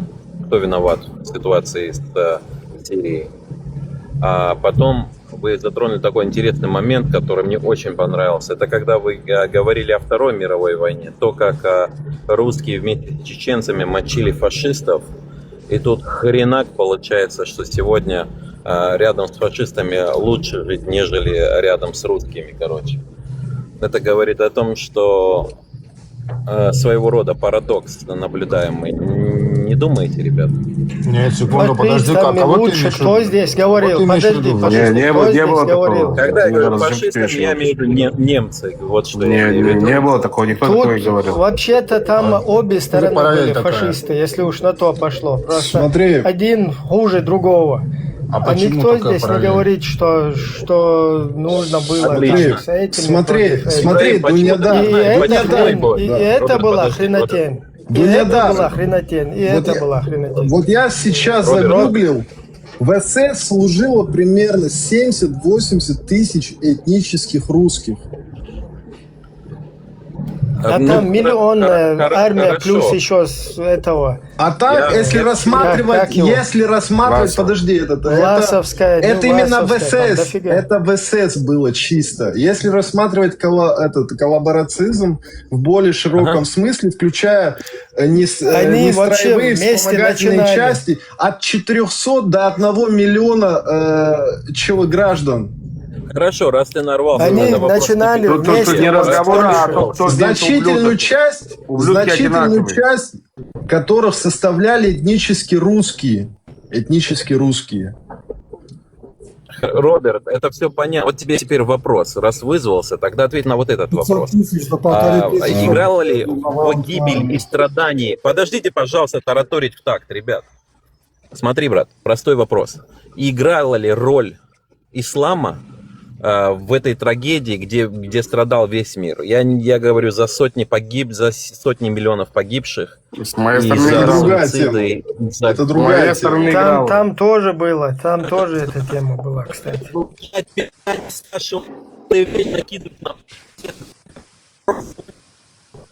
То не Адар, с моей стороны играла.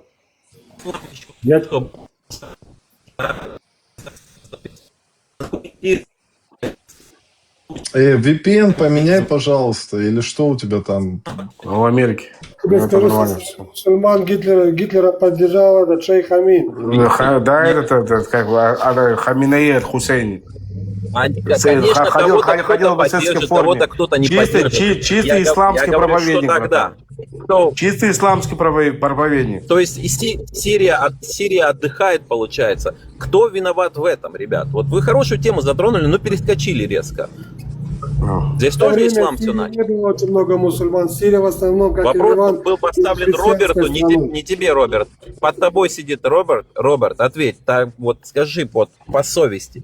Ислам Про тоже что? там виноват? Я не защищаюсь Где? за ислам, я просто хочу понять, Где именно справедливый ты конкретно? человек. Не, именно вот эти настроения. Сформулируй вопрос, что ты спрашиваешь у меня? Как Вот тебя? это арабизация, о которой ведется здесь на данном стриме. Да, Давай, нет, сейчас мы не будем это вытягивать из пальца. Именно вот этот Адольф Алойзович, он, конечно, он не мусульманин был. Но там вот эти тоже с ним как бы подкатывали к нему. Так, Адольф Алойзович. Дуниадар, есть отпечаток того, что происходило раньше, вот по сегодняшний день. Делает то же самое один в один. Один в один делает. Нет, конечно, мы не даем... Нет, Дуниадар, еще раз. Давай мы с тобой... Ты знаешь, как я здесь говорю и как я подчеркиваю свои слова.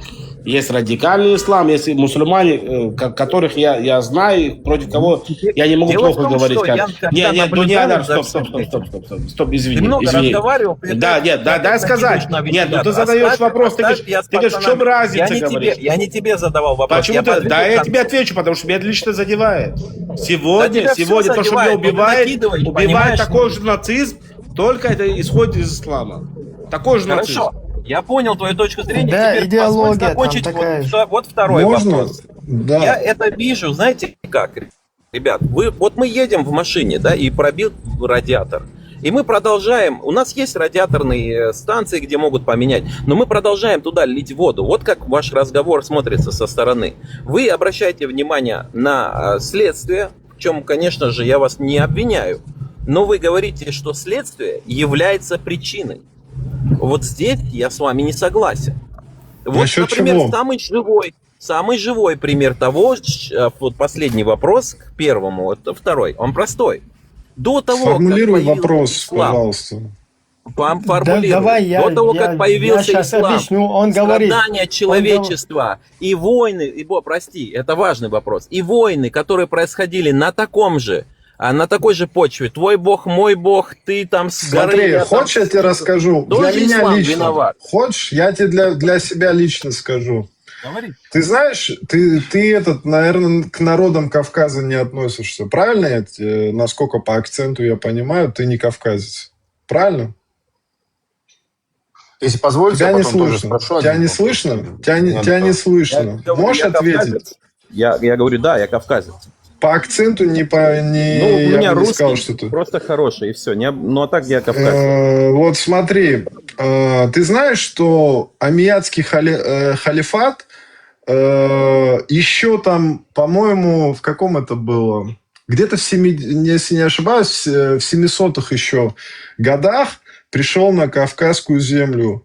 И 95 лет он воевал мечом и кровью с кавказскими народами, если точнее, с моими предками, например. Уже заодно это я не люблю, например. Но это, конечно, не значит, что как бы я буду выражать там, как это сказать, экстремально как-то я буду к этому, к исламу, да, к исламу, например, проявлять какую-то там ненависть или что-то. Я как бы не мусульманин по логическим причинам, например, да, я не люблю арабов, например, и все арабское. Если тебе как бы это устраивает такой ответ... Они мне тоже не по душе, ничего страшного, я понимаю тебя прекрасно. Просто там ложь на лжи, я просто не могу поверить, что... Мои предки 95 лет воевали с этими как бы чуваками, и парадокс в том, что они же как бы исповедуют ту же религию, которая как бы с мечом как бы, да, там пришла и много крови как бы пролила там с их предками. Вот этот момент было бы глупо задавать Вендетте вопрос, какие у вас намерения. Вот честно, какие у вас намерения, было бы очень глупо задавать. Ответ очевиден. Тебе логика моя понятна? Тебе моя логика понятна? Конечно, понятно. Я могу даже и задать ты что-то вопрос, против... Да, ты против этой логики что-то имеешь? Нет, зачем мне? Я вижу из пустого в порожнее, если мое мнение, я не оскорбляю, просто пойми, я имею право на свое личное мнение, и мое мнение это из пустого в порожнее. Твои предки воевали, ты воюешь. Кто победил? Ты до сих пор в проигрыше? Дайте два слова сказать. Вот что сказал Роберт, вот в поддержку Роберта я хочу сказать одно. Как оно пришло, это бесспорно, правда, с мечом.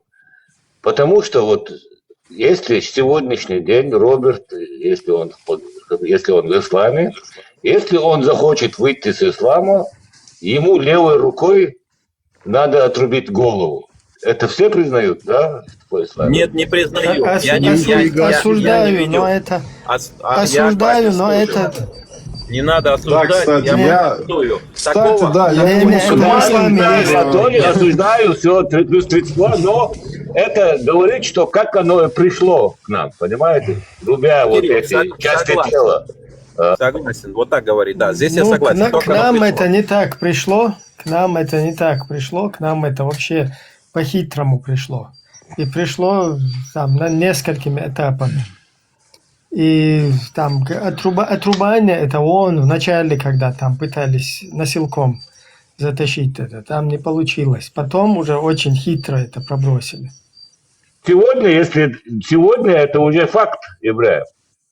Как оно нам пришло, не имеет значения, но сегодня наши бывшие там муфти, нынешние муфти сидят и... Ну, я пока никого не знаю, да, кому за это дело отрубили там что-то, но такие настроения они пропагандируют. Вот это вот... Можно я слово скажу одно? Абу, у меня к тебе вопрос, брат. Это что, я не понял, если я мусульманин, не выхожу из религии, я должен, что голову ответственно должны меня... Абсолютно. Ты должен все... Встретились две невежды, да? Именно так. Получается, встретились два человека, которые говорят о том, чего знают, и лукавят. Здесь искренний разговор, здесь мужики собрались, или я ошибаюсь? Вы почему были сейчас? Если я Слушай сюда, закрыл хлеборезку сейчас, я тебе покажу. Подожди, не груби. Хлеборезку закрыл, я тебе привожу достоверные хадисы, в которых ваш пророк нахрен говорил секирит голов. Хлеборезку закрыл нахрен свою вонючую русскую. Давайте слушаем сейчас. Хлеборезку закрыл нахрен быстро. Тут мужик... баран, не с тем воюет. Смотри, Смотри, я вас выключил всех. Подожди, и Вендетту, Кирилл, ты тоже выключись пока. Роберт, все выключитесь. Смотри, не переходим на личности. Вот, Дунедер, я тебя тоже не хочу, чтобы тебя здесь обзывали, или ты, чтобы кого-то. Мы нормально, давайте пообщаемся. И Вендетта может сейчас привести хадисы, что-то, аяты, какое-то к своему вот этому теме, которая говорит доводы, доказательства. Поэтому я здесь не говорю, да, что это надо делать. Наоборот, мы здесь это не приветствуем. Но это там есть, как бы мы не отнекивались. И я многие вещи, которые там есть, я вообще не знал, что они там есть. И вот таким хитрым образом я тоже как бы в этой среде, в этой теме был. Сейчас тут, когда начали это дело изучать, да, там оказалось то, что вообще вещи, которые никогда в жизни, я лучше сдохну, да, но не приму это никогда. Вендетта, говори.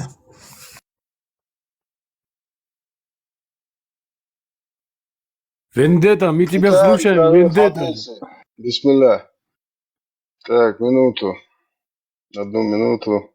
Тут мужики сидят или нет, не знаю. Он ищет его обращение ко всем остальным. Подожди, посланник Аллаха сказал, кто сменит свою религию, меня слышно, я надеюсь, кто сменит свою религию, вот, исламскую религию, того убейте. Приводится в сборнике Сахих аль-Бухари, хадис 6922. Идем дальше. Хадис от Ибн Мас'уда. Пророк сказал, не дозволена кровь мусульманам, кроме как в 3 случаях. За убийство человека, за прелюбодеяние женатого или замужнего и за отсутствие от религии ислам. Ты меня услышал? Да, у тебя голос такой страшный, как и ты сам, если честно. Ты меня услышал? Тебе факты привели? Тебе факты привели? Подожди, я Кто его удалил? спустил. Куда он Я его спустил, потому что он явно, хочет здесь, чтобы его зачморили, что вот на такую вот тему перейти, на личности, да? Я его попытался успокоить. У меня не получилось, поэтому нужно порядок, чтобы у нас был. Он, кстати, один из самых таких умеренных. Давай, слушаем. Призыв к покаянию из Титаба. Но слушаем дальше. Перед вынесением приговора вероотступнику дает срок, обычно 3 дня, на обдумывание и призывает его вернуться в ислам. Если человек раскается, наказание отменяется. То есть, если ты остаешься в этом дерьме, тебе головку секир не делают. Это шариатские вынесы, это сахих хадисы пророка, это повелевание, это прямой приказ пророка. Тут мужики сидят или нет? Так что, Зураб, ты входишь бесплатно, выход, какой ты видишь уже, понимаешь? Понял, брат, Шалом, да, я понял. Мне хотелось спросить, Шалом, мне хотелось вас спросить, маленький нюанс, я понял, вход рубль, выход 2. А вот вопрос Вендетта, скажите, пожалуйста, уважаемый, сколько вы потратили времени на это изучение? Не, я понимаю, бесплатно. Но сколько вы изучали? Вы очень хорошо это все знаете, что... Вендетта красавчик, брат, он красавчик. Я не сказал, что он не знает, но... Он все хадисы знает хорошо. Он все знает хорошо. Это шикарно. Друг, Герцог, приветствуем вас. Машо, приходите. Здравствуйте. Мы здесь все... Ибраим, пожалуйста. Мы здесь все иджмуам. Мы здесь иджмуам, мы исламские ученые. Мы сами выбрали, что мы исламские ученые, потому что мы посмотрели вот на саудийский, на арабский мир. Они сами себя могут выбирать учеными. У них... они сами это все регулируют, и мы посчитали, что мы тоже можем здесь сами это все регулировать. У меня для вас есть ответ. Да. Я вам отвечу. Я понял вас. Есть такая была система в Советском Союзе. Писалось так. Есть мировые ученые, а есть писали так. Наши советские ученые. Вам это ничего не напоминает? Вы поняли все, о чем я говорю? Мировые ученые и наши советские ученые. Это о чем мне напоминает, знаешь, Герцог, мне напоминает это русский... Вот мы как раз таки мировые, а вот советские, это которые там в этих в халатах обмотаны. Мы пришли, я пришел к одному мнению, Герцог, это русский православный ислам. Ну, это такое у них имперство, понимаете, это болезнь. Они вырождающаяся нация, они больны. Раньше они еще как-то плодились. Теперь они не плодятся. Нету людей, нету государства. Они вырождаются. Но они имперцы, им надо кого-то присоединять. Герцог, я перебью, брат, вас. Извините, пожалуйста. Да, пожалуйста. Одно слово скажу. Не все мусульмане террористы, но все террористы это мусульмане, брат. Я вот это хотел сказать. Ну, больше... Это факт. Это факт. Не надо отрицать. А что да. Смотри, я не сказал. Ислам хороший, люди плохие.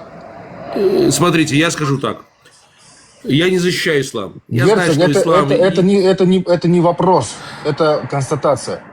Не, ну можно мне ответить. Я не защищаю ислам, потому что я знаю, что можно с ума сойти от вылетания мухи с попы там у них, или земля на кильке стоит. Это, блядь, сумасшествие. Я просто хочу сказать, пока я не защищаю их. Люди родились в этом. Вот чеченцы нашли мужество, Нохчи, выйти с этого. Поэтому прекрасно. Но есть страны, в которых он такой светский, и он, понимаете, ну они и такие. А когда доходит до фанатизма, вся нация начинает сходить с ума. Вот возьмем тех же персов. Это шикарно, это одна из умнейших наций. Они грамотные, образованные, древнейшие. Как только в ислам попер на них, вы посмотрите, во что они стали превращаться. Особенно вот эти Хамейни пришли к власти. Поэтому я понимаю товарища Дудаева, что он пытался строить. Этот великий человек. Он хотел строить свою Ичкерию. Свободными выборами, чтобы показать на Кавказе, мол, мы достойны. Но, конечно, там сунулись, изгадили, и его сделали непотребно. Пусть земля у них горит. А такого порядочного человека еще попробую найти. О Дудаеве я сегодня хотел поговорить. Да, я об Дудаеве сказал. Когда мы сейчас этот дискус такой напряженный закончим, потом давайте на эту тему уже перейдем. Нет, Дудаев это была великая личность. Я не имею права говорить чеченцам, но они имеют право потом, когда если станут независимы, назвать свою столицу в честь этого человека. Или какое-то другое что-то сделать, памятник ему поставить. Это личность. Сегодня мне никто не может запретить думать как цивилизованному человеку, видеть все вокруг. И также я не могу запретить ослозавство другим, понимаешь? Любят ослов, пускай любят, понимаешь? Вот. У меня такое мнение. Ну, а насчет Российской империи я уже говорил, Ибрагим. Абу Кирилл, ты знаешь, почему ты мне нравишься? Потому что ты веришь в человека, Абу Кирилл. Я вижу, и что КГБ у тебя на лбу написано. Все. С тобой вообще, ты сила, если что. Спасибо, Ладно. А ты хоть знаешь, как наши вот заключенных евреев, которые судили, шутили про КГБ, как ее расшифровываются? Герцог, когда я серьезно начал разговаривать на какие-то темы, то меня сразу... Спасибо, ладно. Свои же Я бы на чеченском это расшифровал. Да. Не, я вам расшифрую. Хотите, я вам расшифрую как на русском? Давай. Один политзаключенный, которых не пускали в Израиль, расшифровал это так. КГБ. Контура глубокого бурения. Куда вы все копаете? Вот это хорошо, спасибо. Сейчас весь муфтият Кавказа уже не тот, как Абу Кирилл, чтобы ты понимал, да. Абу Кирилл, еще хотя бы, прожил какую-то жизнь. А эти ходят там, иди, говорит, петух, говорит, лучше, чем, говорит, тигр, говорит, чем лев, говорит. Ты что, ты знаешь вообще, кто такой лев? Вот петух, это петух, говорит. Где те времена, Абу Кирилл, вот скажи. Лазик, а помнишь, один в ТикТоке сказал дагестанец, что петух должен быть тоже мусульманином? Как он Я чуть там лучше будем петухами, да? Чем да, лучше будем петухами, говорит. Чем будем, говорит, львами, там что-то тиграми, что-то обозначил. Там. Не, ну у чеченцев волк поставили, они символ благородства. Ну не петуха им ставить. Каждый что-то называет. Мужчины, можно я вас 2 секунды перебью? Да, Стелла, Ибрагим, дама. у меня муж Потому что я заговорил, надо его что ты понимал. накормить. Лазик, секунду.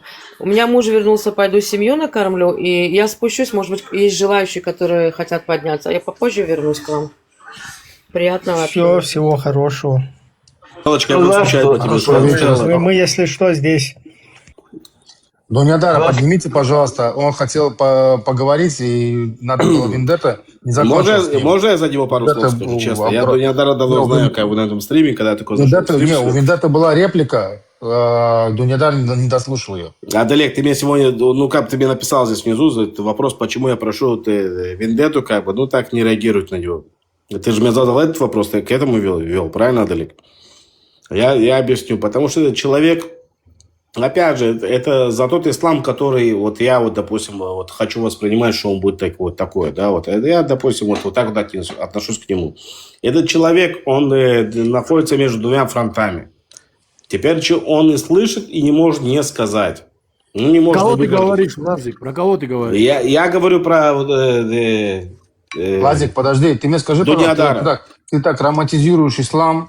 Я ничего не романтизирую. Ты даже помнишь этого парня, ты даже не знаешь, что он делает намаз. Я знаю этого человека. Так он намаз делает или нет, еще непонятно. Я не знаю, что он делает. Хочу, чтобы 100 раз намаз делает. У меня было предложение, чтобы Вендетта поговорил с ним. Нет, разговор не об этом. Нет. Ты меня задал внизу, Адалек, ты меня, братка, ты задал внизу, почему ты так якобы пишешь, видать, просто не надо. Лазик, помнишь этого парня, который мы с тобой сидели, и у него в стриме этого шакала? Ну, каких шакалов здесь не сидели, так мы с тобой, брат? Ну, вот это пару дней назад, который был, который там про Израиль, там, про евреев плохое говорил, там, оскорблял всем нацию поголовно. Тот же вопрос, честно. Его заблокировали. Да. Это Фархаты, вся эта хрень была, да. Да, шакал. Я им задал вопрос, они вышли из ислама, они понимают, как? Вот исламу 1500 лет, вот грузину задам вопрос. Вот скажите, как вы до ислама строили такие красивые памятники архитектуры? Как чеченцы строили такие башни, которые до сих пор стоят? Ну, математику знали же, значит. Значит, не глупые люди были. Дуньядар пошли. Давайте, кто хотел поднять? Это не я хозяин стрима, это хозяин Ибрагим, пускай решает. Есть же вот свободное окошко, можно залезть? Пожалуйста. Ибрагим, я не могу его поднять, я не знаю, я не вижу. Как бы вижу, что просто лифта не вижу. Дай запрос, и тебя примут. Он поднялся, я не знаю, не вижу. Здесь он. Всем еще раз привет. Да, я просто хочу сказать, Вендетта, не обращайся ко мне, брат.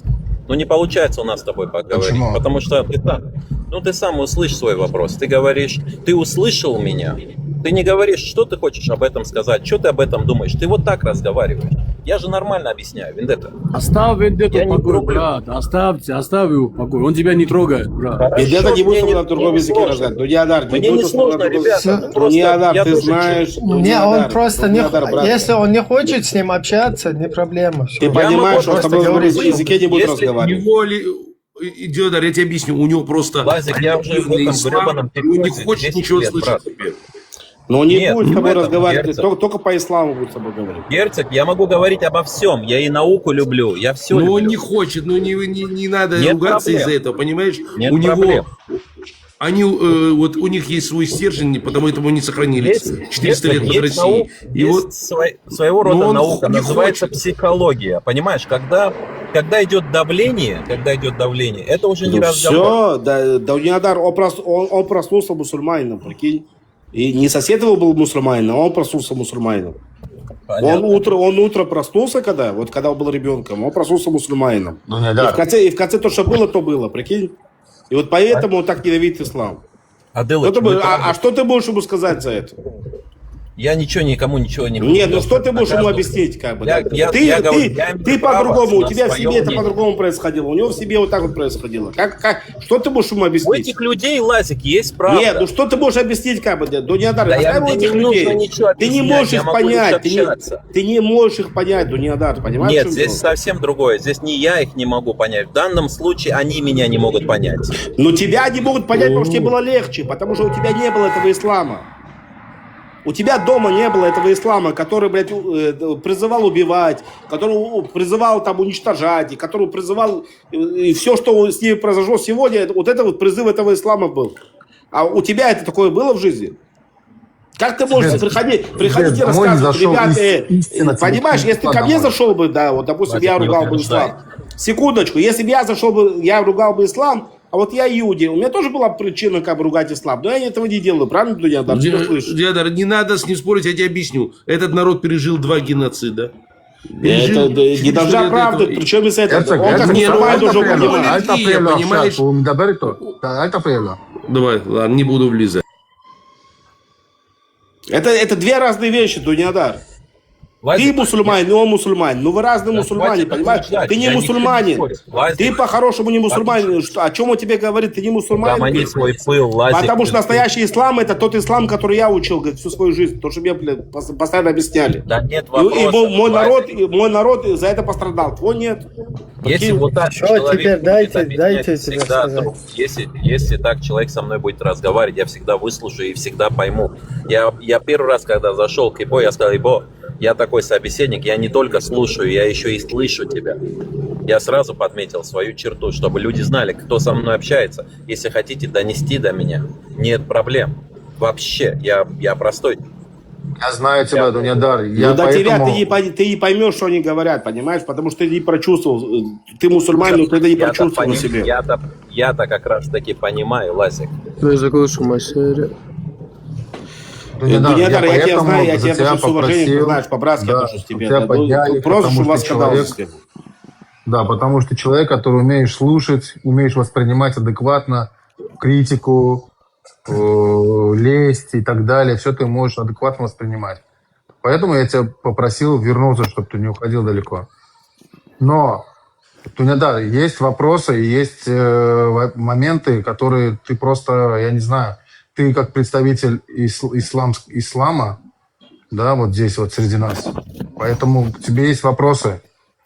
И Вендетта к тебе обратился, а ты начинаешь, я не знаю, у вас какое-то недопонимание происходит. А у Вендетты есть вернусь к первому объяснению сразу. Я сказал: ребята, обратите внимание, как это было преподнесено ко мне. Ты услышал меня? Я сразу и ответил. Не обращай внимания на... Если ты можешь, счел это за грубость, то, друг мой, это ТикТок. Давай будем здесь без немножко... Дунядар, какой ты национальности? Мужики сидят или балаболы сидят. Тут из-за этого ты как будто тут балаболы сидят. Тебе приводят факты из Корана, из хадисов, в которых говорят, головку нужно секирить из выхода из ислама. А ты говоришь, тут мужики или балаболы сидят. Какое ты хочешь к себе обращение? Какое уважение ты к себе?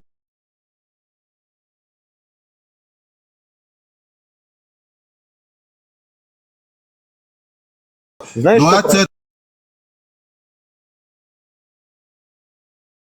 Секунду.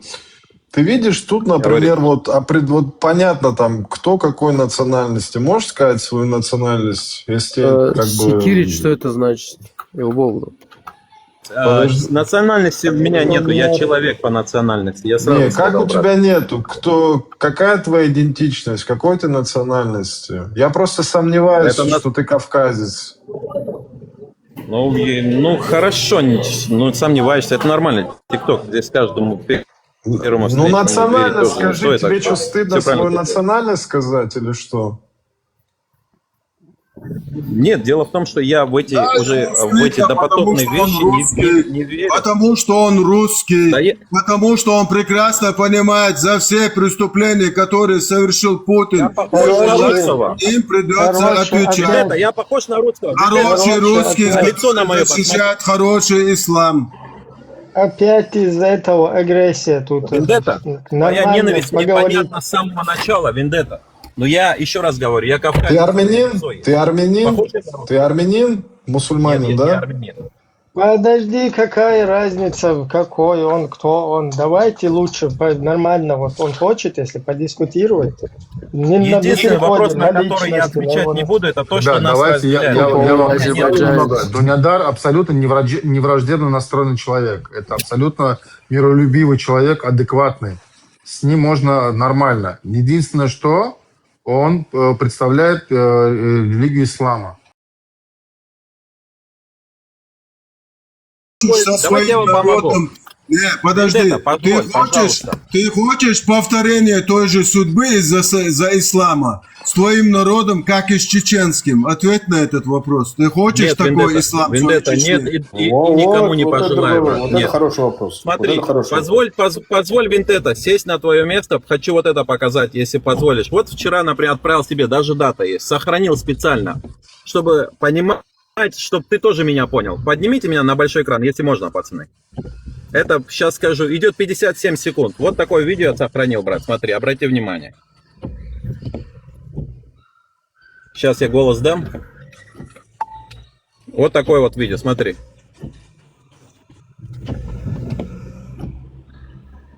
Почему голоса нету? А вот теперь.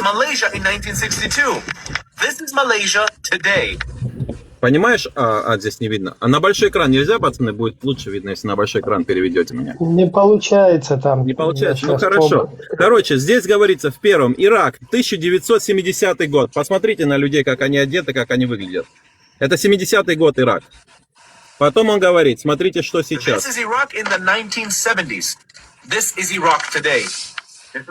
Это Малайзия, он говорит. 62-й год, обратите внимание. А вот какая Малайзия сейчас. This is Malaysia now, он говорит. Понимаете, вот это вот видео... Афганистан покажи, когда у них был Фарук. Это Сомалия была, а теперь Сомалия вот такая. Смотрите дальше. Это Нигерия, обратите внимание на детей. Девчонки, вот они. Веселые, красивые, интересно одетые, да, разноцветные. А вот теперь 80-е пошло. Я знаю, когда вы говорите арабизация, что значит. Я сам живу в Америке. Я не хотел бы, чтобы во всей стране это происходило, во всем мире это происходило. Я, Вендетта, понимаю, о чем ты говоришь. Я очень хорошо понимаю тебя. И манипуляцию, и все остальное. Живите, выбирайте, как хотите. В Штатах здесь. Хоть здесь есть церковь, построена дьяволу. И никто слова не может сказать. Это называется свобода. Дуньядар, когда вот ходят, вот, допустим, тебе говорят, допустим, что ты мусульманин, и пророк Мухаммад сказал делать так-то, так-то, так-то. А он, что говорит, он получается, как бы, все, что говорит, да, вот сегодняшний мусульманин. И то, что у него в Чечне происходило. Говорил, убивать. Все. Ты это, как? Ты это вот за Афганистан попросили. Попросили за Афганистан. Вот Афганистан, ребят. Братка, скажи вот честно, ты это оспариваешь? Ты говоришь, что пророк Мухаммад был неправ? И вот сейчас. Вот сейчас Афганистан это знаешь, как, превратился. Дуньядар, это знаешь, как называется? Это называется сунна, до и после. После сунна, до нет. Подожди, Дуньядар, скажи, пожалуйста, а ты вот нет, какую версию поддерживаешь, до или после? Я поддерживаю версию того, что мы как минимум друг другу не враги. Я уже не говорю, что мы родные друг другу. А ты сейчас показал две версии. Какую ты поддерживаешь конкретно? Скажи, пожалуйста, Дуньядар. Конечно, нормальную версию. Люди пускай одеваются нормальная во что какая для хотят, тебя? Верят, какая для тебя? Свободная? Свободная, конечно. Получается, без пророка Мухаммада, правильно? Нет, Лазик, ты неправильно меня понимаешь. Я не верю, что наш пророк принесет...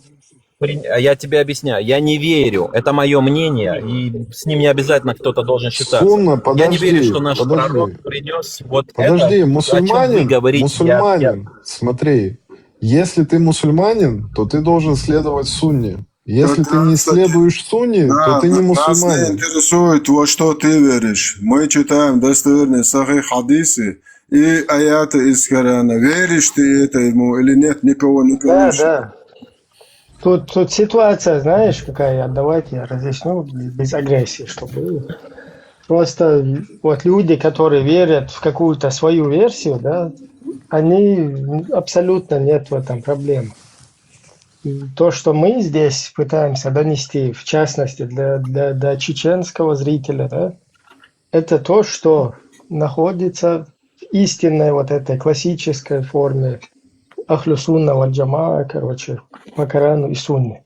То есть все, что там находится. А вот дальше уже человек сам будет делать какой-то выбор, как и что приемлемо, это ему неприемлемо. А вот люди, которые отвергают какие-то, то, что я в принципе отвергаю, да, ну, это значит, как бы уже ты не проблемный человек, да, вот во всей этой теме. Проблемные те, кто хотят следовать предписаниям Аллаха и посланника. Вендетта, а к нам в Чечню тоже пришло, типа, с грубостью? Типа, мы приняли ислам? Да, еще грубо в Чечню В пришло. 1929 году пришли, 150 лет наши предки воевали против нас. 40 тушек асхабов похоронено в Дербенте. Это 40 генералов по сегодняшним меркам. 40 асхабов. Их тушки лежат в Дербенте. 1,5 века. После этого пришел хромой Тимур, тоже мусульманин, записан во всех их вот этих историях как праведный 4-й халиф. Он снимал с нашего предков заживо шкуру, что они не принимают ислам из-за того, что не принимают. Даниару вопрос задать. Вот тут все свидетели, я задам корректный вопрос. Ну, ты, Даниар, я понятно, ты мусульманин, таких я и как ты, и единицы. Какой процент таких, как ты? Большинство. Ну, я что-то сомневаюсь. Даниар, не обижайся. Ну, я что-то сомневаюсь. Тогда бы Вендетта был бы прав. На каждом шагу Значит, отрубали бы голову. Я боюсь меня терпеть.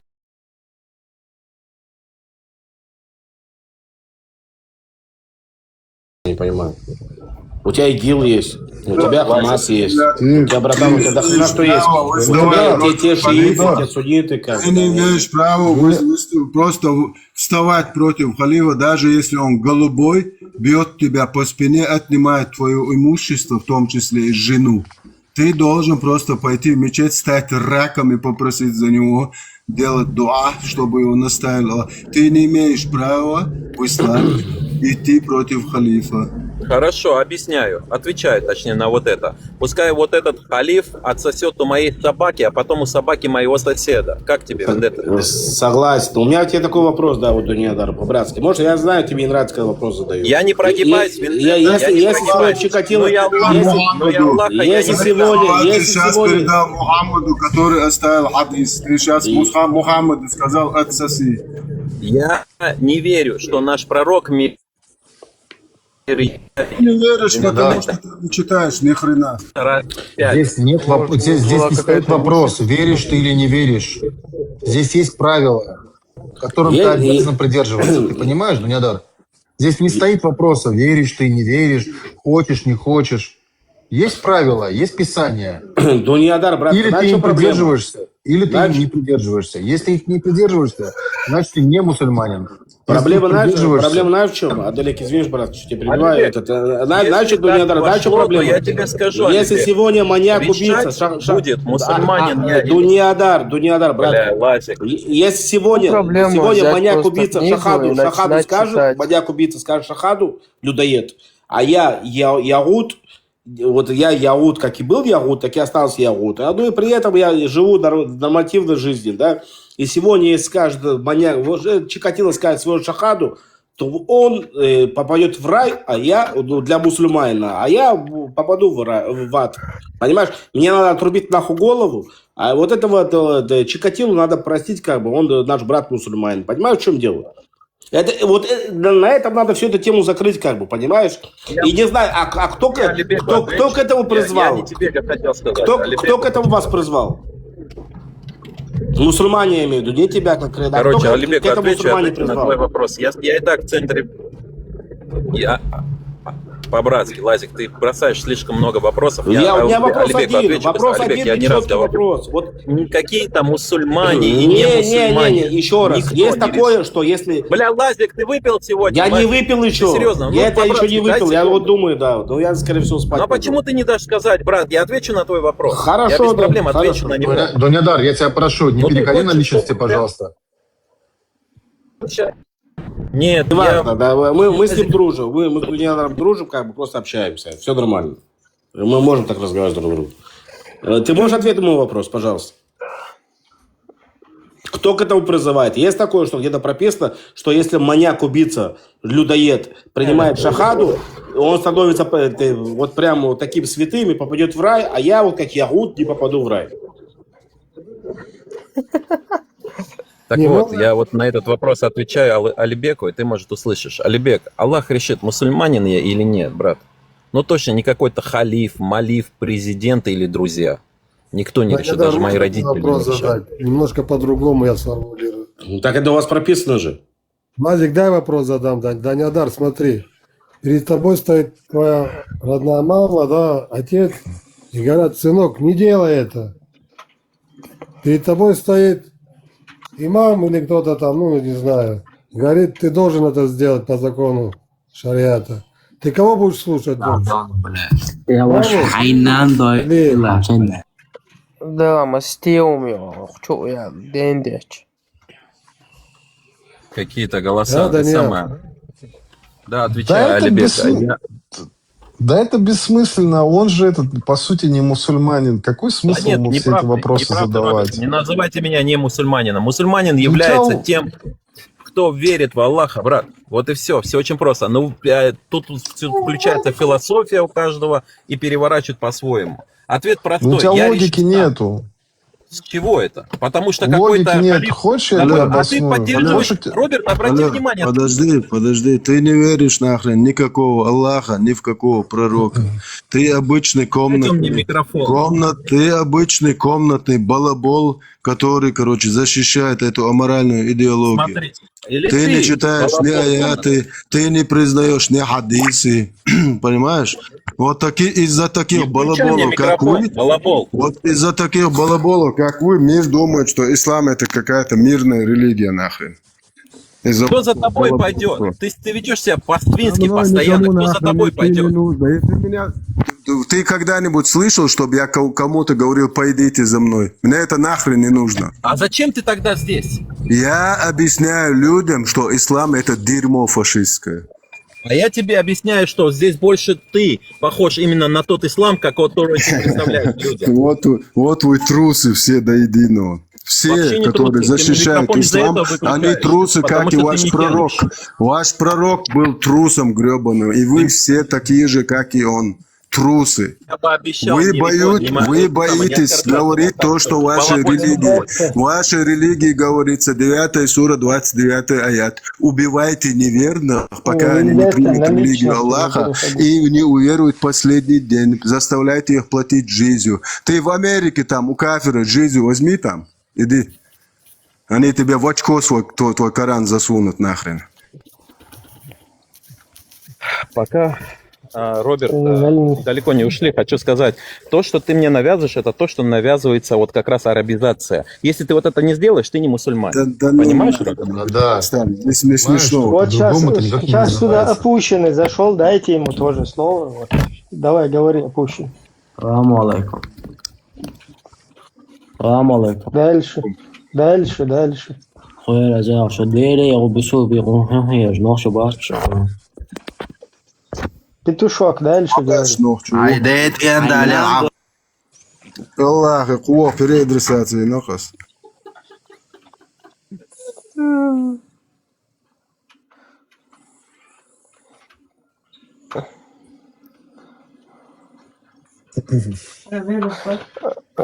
Болей. Да. Меня слышно? Да, Алибек. Недар, знаешь, что такое? Смотри, вопрос такой. Ты знаешь, сколько столпов ислама и сколько столпов имана есть? Можешь мне сказать, пожалуйста? Столбов ислама. Да, и 6 столбов иман, и сколько там? 6 столбов имана, 5 столбов имама. Имама, да? Перечислить тебе его? Давай, да, перечисли. 5 столпов ислама и 6 столпов, как ты говоришь, имама. Имана. Да ты имама сказал. Давай, перечисляй, пожалуйста. Прости, короче, мы с тобой вместе там пробуксовали. Перед тем, как я отвечу, после этого могу я по твоей религии, после того, как я отвечу по твоей религии, задать тебе вопрос, Роберт? Давай. Она у тебя есть, брат, вообще? Нету. Нету да? у меня религии, да. Ну, хорошо, значит, ты атеист или деист, правильно? Хорошо, давай я отвечу, чтобы было проще. Значит, шахада идет первая. Это ключи в ислам.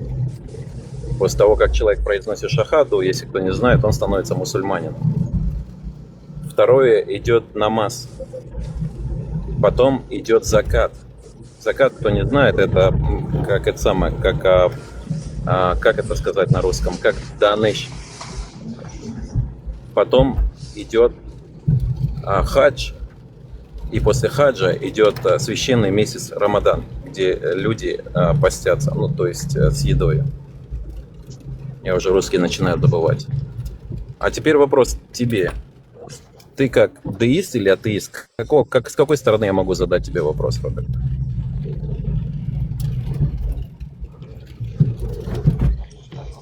Ну, я просто верю в Бога и все. Просто веришь, то есть деист получается больше? Да, агностик. Агностик. Неплохо. Я уважаю даже атеистов, они имеют право на свое мнение. Ты как агностик, ты считаешь, что что Аллах считает или Бог считает, кому как удобно, да? Считает правильным создать нас и создать нас без знания того, что Он есть? Ведь можно тогда всех пророков выкинуть тогда. Ну, все они. Не, я просто считаю, это, знаешь, ко мне не относится, так как я в религии не верю, поэтому ко мне этот вопрос не относится. А насчет тебя я скажу так, что ты как бы, ну, по сути, как лицемер себя ведешь, в том смысле, что ты не следуешь ни сунне. Ты делаешь на пятикратный намаз? Что ты делаешь вообще? К какому мазхабу ты себя причисляешь? Когда-то нашего пророка, мир ему, спросили, отвечая на твой вопрос. Он будет короче. Давай. Когда-то его спросили, есть ли что-то превыше заката, намаза и хаджа? Что-то, что превыше всего этого? Он сказал, что-то одно. И он ответил, да. Это построение взаимопонимания между друг другом. Так что... Я говорю, ты делаешь намаз или нет? Ты делаешь намаз? Ты делаешь намаз или нет? Ты мне это скажи. Да, конечно, делаю, брат. И... То, что ты сейчас сказал, это такое, знаешь... Противоречие вашей политике. На ходу кем-то придуманный хадис, потому что такой хадис, он вообще не соответствует самой идеологии. Поэтому я и говорю всегда, что если обратить внимание, то Иисуса распяли. То, что это мы делаем. Где он, этот хадис? Где он? Какой хадис? О котором я говорю? Да. Да, номер не помню, хорошо, скину, без проблем, брат. Конечно, противоречит. Тем более тому, что вы читаете, очень сильно противоречит. И я не слепой. Я понимаю, что что-то не так. Ну, видишь, ты сейчас вы читаете, мы тут ничего же не читаем. Не, разбираем. Это бессмысленно вообще даже... Я тебе приводил суру 5. Роберт, тогда пойду я. Нет, мне интересно, брат. Тебе нужно, что с тобой здесь будет... Нет, мне интересно, брат. Тебе нужно, что с тобой здесь... Роберт, тогда. Так лучше, брат?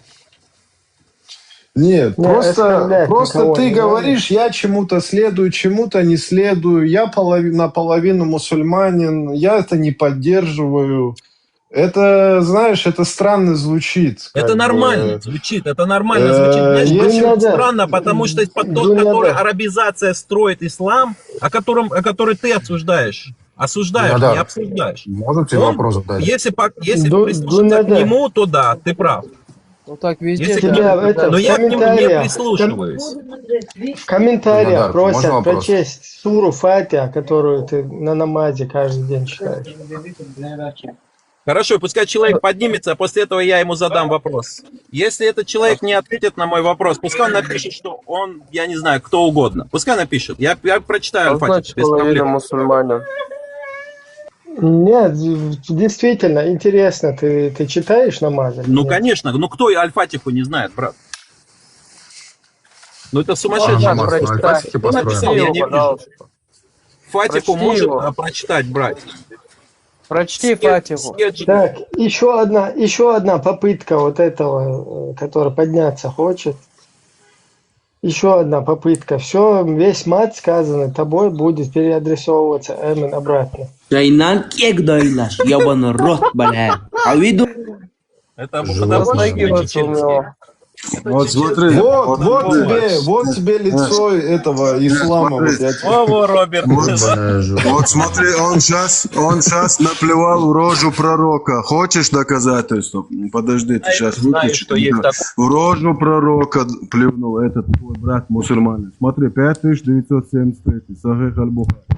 У посланника Аллаха спросили: о посланник Аллаха, неужели люди будут поносить собственных родителей? На что посланник Аллаха ответил: да.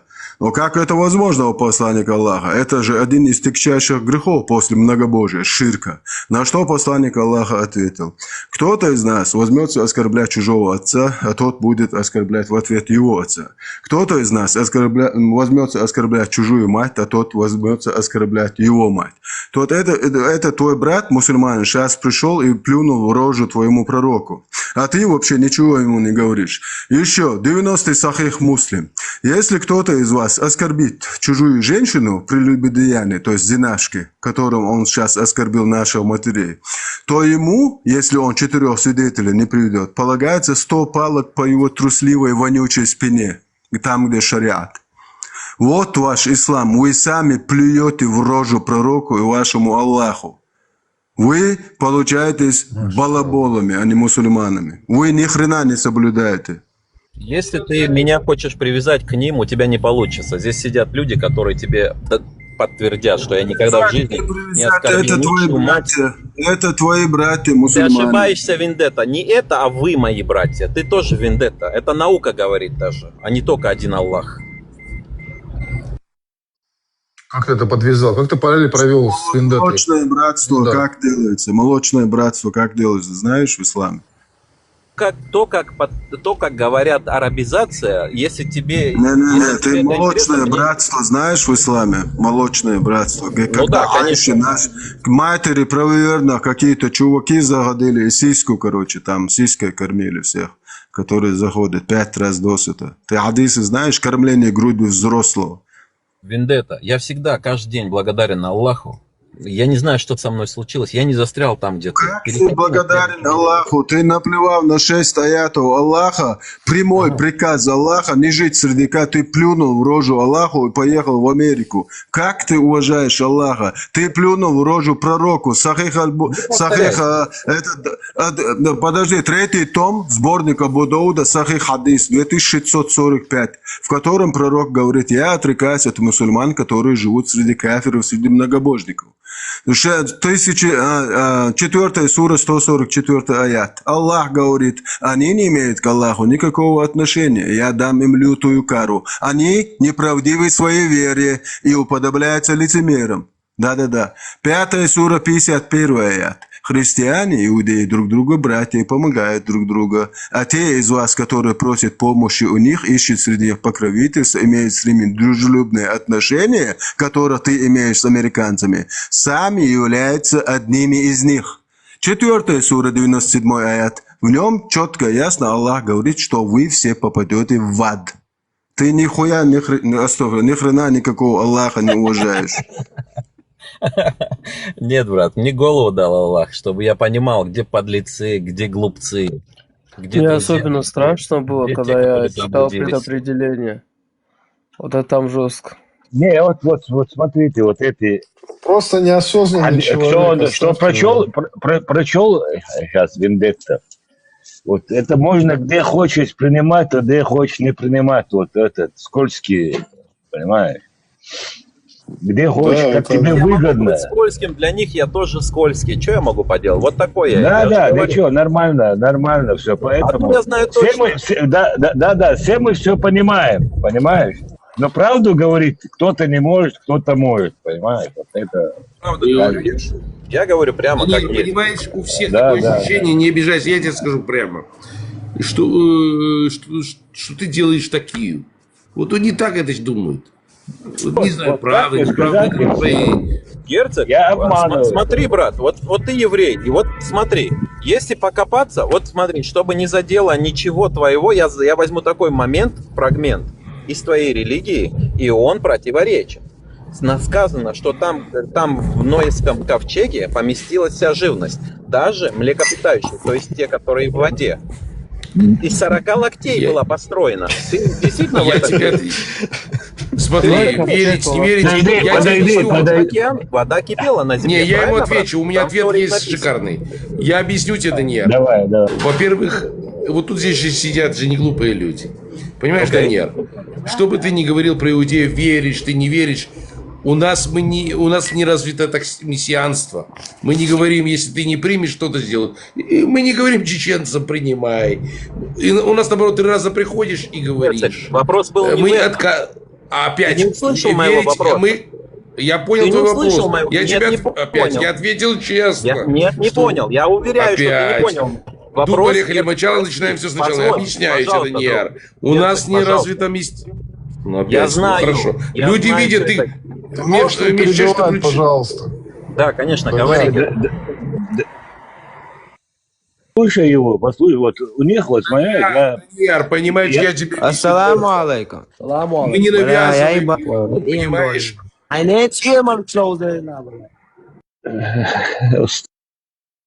Говорите. Обезьянки. Верить или не верить, это другое. Но я не могу навязывать другому народу и религию. Вот стоит чеченский народ. Что хотят, то и делают. Они как хотят, так и живут. Я не хочу. А если спрашивают, а я хочу принять твою религию, я говорю, подумай, это тяжело. Потом еще раз подумай. И еще раз. И ты только с 3-го раза, и потом учить. Понимаешь? А в исламе вход легкий, а вот выход тяжелый. И вот кто-то получается лицемерие. Ты мне скажешь, такое там не так написано. Если ты хочешь поговорить про насчет иудаизма, зайди, есть стримы Рома Исааков, Видишь, другие. я же сказал тебе, ты неправильно понял мой вопрос. Я тебе говорю, когда ты мне сказал, я этот вопрос задал, только после того, как ты задал мне такой вопрос. Это был не вопрос, это было утверждение. Ты сказал, что-то принимаешь, что-то не принимаешь. Понимаешь, я говорю, что я просто читаю, смотрю и пытаюсь понять. Что-то можно Смотри. принять, а что-то можно понять, что это было Ой, там. Так это так не да. Видно, работает. придется тебе Это так не да. работает. беседу. А Да не почему, надо. Роберт, у тебя работает? Это Почему так у не меня не сработает, работает. брат? Так я- Денедар, секунду, дайте секунду. Дай я ему сказать. отвечу, Денедар. Абу, дай я Секунду, отвечу. я 2 секунды. Просто мы взрослые люди, еще раз говорю. Ты говоришь, что ты говоришь правду. Мы все знаем, что ты делаешь такие, понимаешь? Вот и давай не будем вот это сказать, я такой-то, такой-то, понимаешь? Мы все понимаем. Да, чем ты дышишь. Тут просто такой момент, что это так не работает. Ты можешь, вот у любого, например, кто нормально находится, верит, как бы в мусульманстве находится, он тебя просто за кафира будет считать. Как бы, и тут что ты говори, не говори, вообще смысл вообще этого разговора, например, а то, что ты мне говоришь, что я там что-то как бы могу, не могу, так я тебе честно говорю, я, например, ну, как бы не нахожусь в религии, а ты нечестно как бы тут сидишь, и Да, вот я как наполовину мусульманин, то мусульманин, как бы я это не хочу, это мне нравится, то не нравится, как бы это, ну, я не знаю, это даже как... Ты хочешь сказать, что я не имею права рассуждать, изучать? Ну, пытаться понять, где, может быть, где-то подмена есть. Я Да должен ты все хочешь, пойти, как арабы так сказали, либо отказаться. У меня, то есть, два путя. Третьего не дано. Понять не дано. Просто два Так путя. ты тогда, получается, секта, понимаешь? Ты секта, получается. Если ты в 4 масхабов не Тысячи религий, находишься, ничего то страшного. секта. Я буду еще Так одной. ты ничего сектант. страшного. Ты А сектант, хорошо, получается. сектант, да, хорошо. Вот и Деисты, все. деисты тоже сектанты, кстати. Ты знаешь, да, что такое секта? Обозначение термину секта ты знаешь. Даже атеисты сектанты. Нет, Даниэр, ты сам Короче, человек. лучше ко мне в мою команду добавляйся, 72% Ты будет. слишком... Вот он слишком...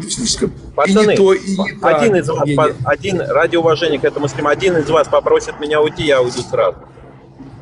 Без проблем. Можешь говорить, но Есть давай хозяин честно, стрима. Один человек честно, не давай честно общаться. Я тебя не осуждаю, но ты вот принимаешь, что есть, и ты знаешь, и мы знаем, что там есть. И ты должен принимать все, а не частично, понимаешь? Если ты принимаешь частично, я тебе уважения не буду иметь, понимаешь?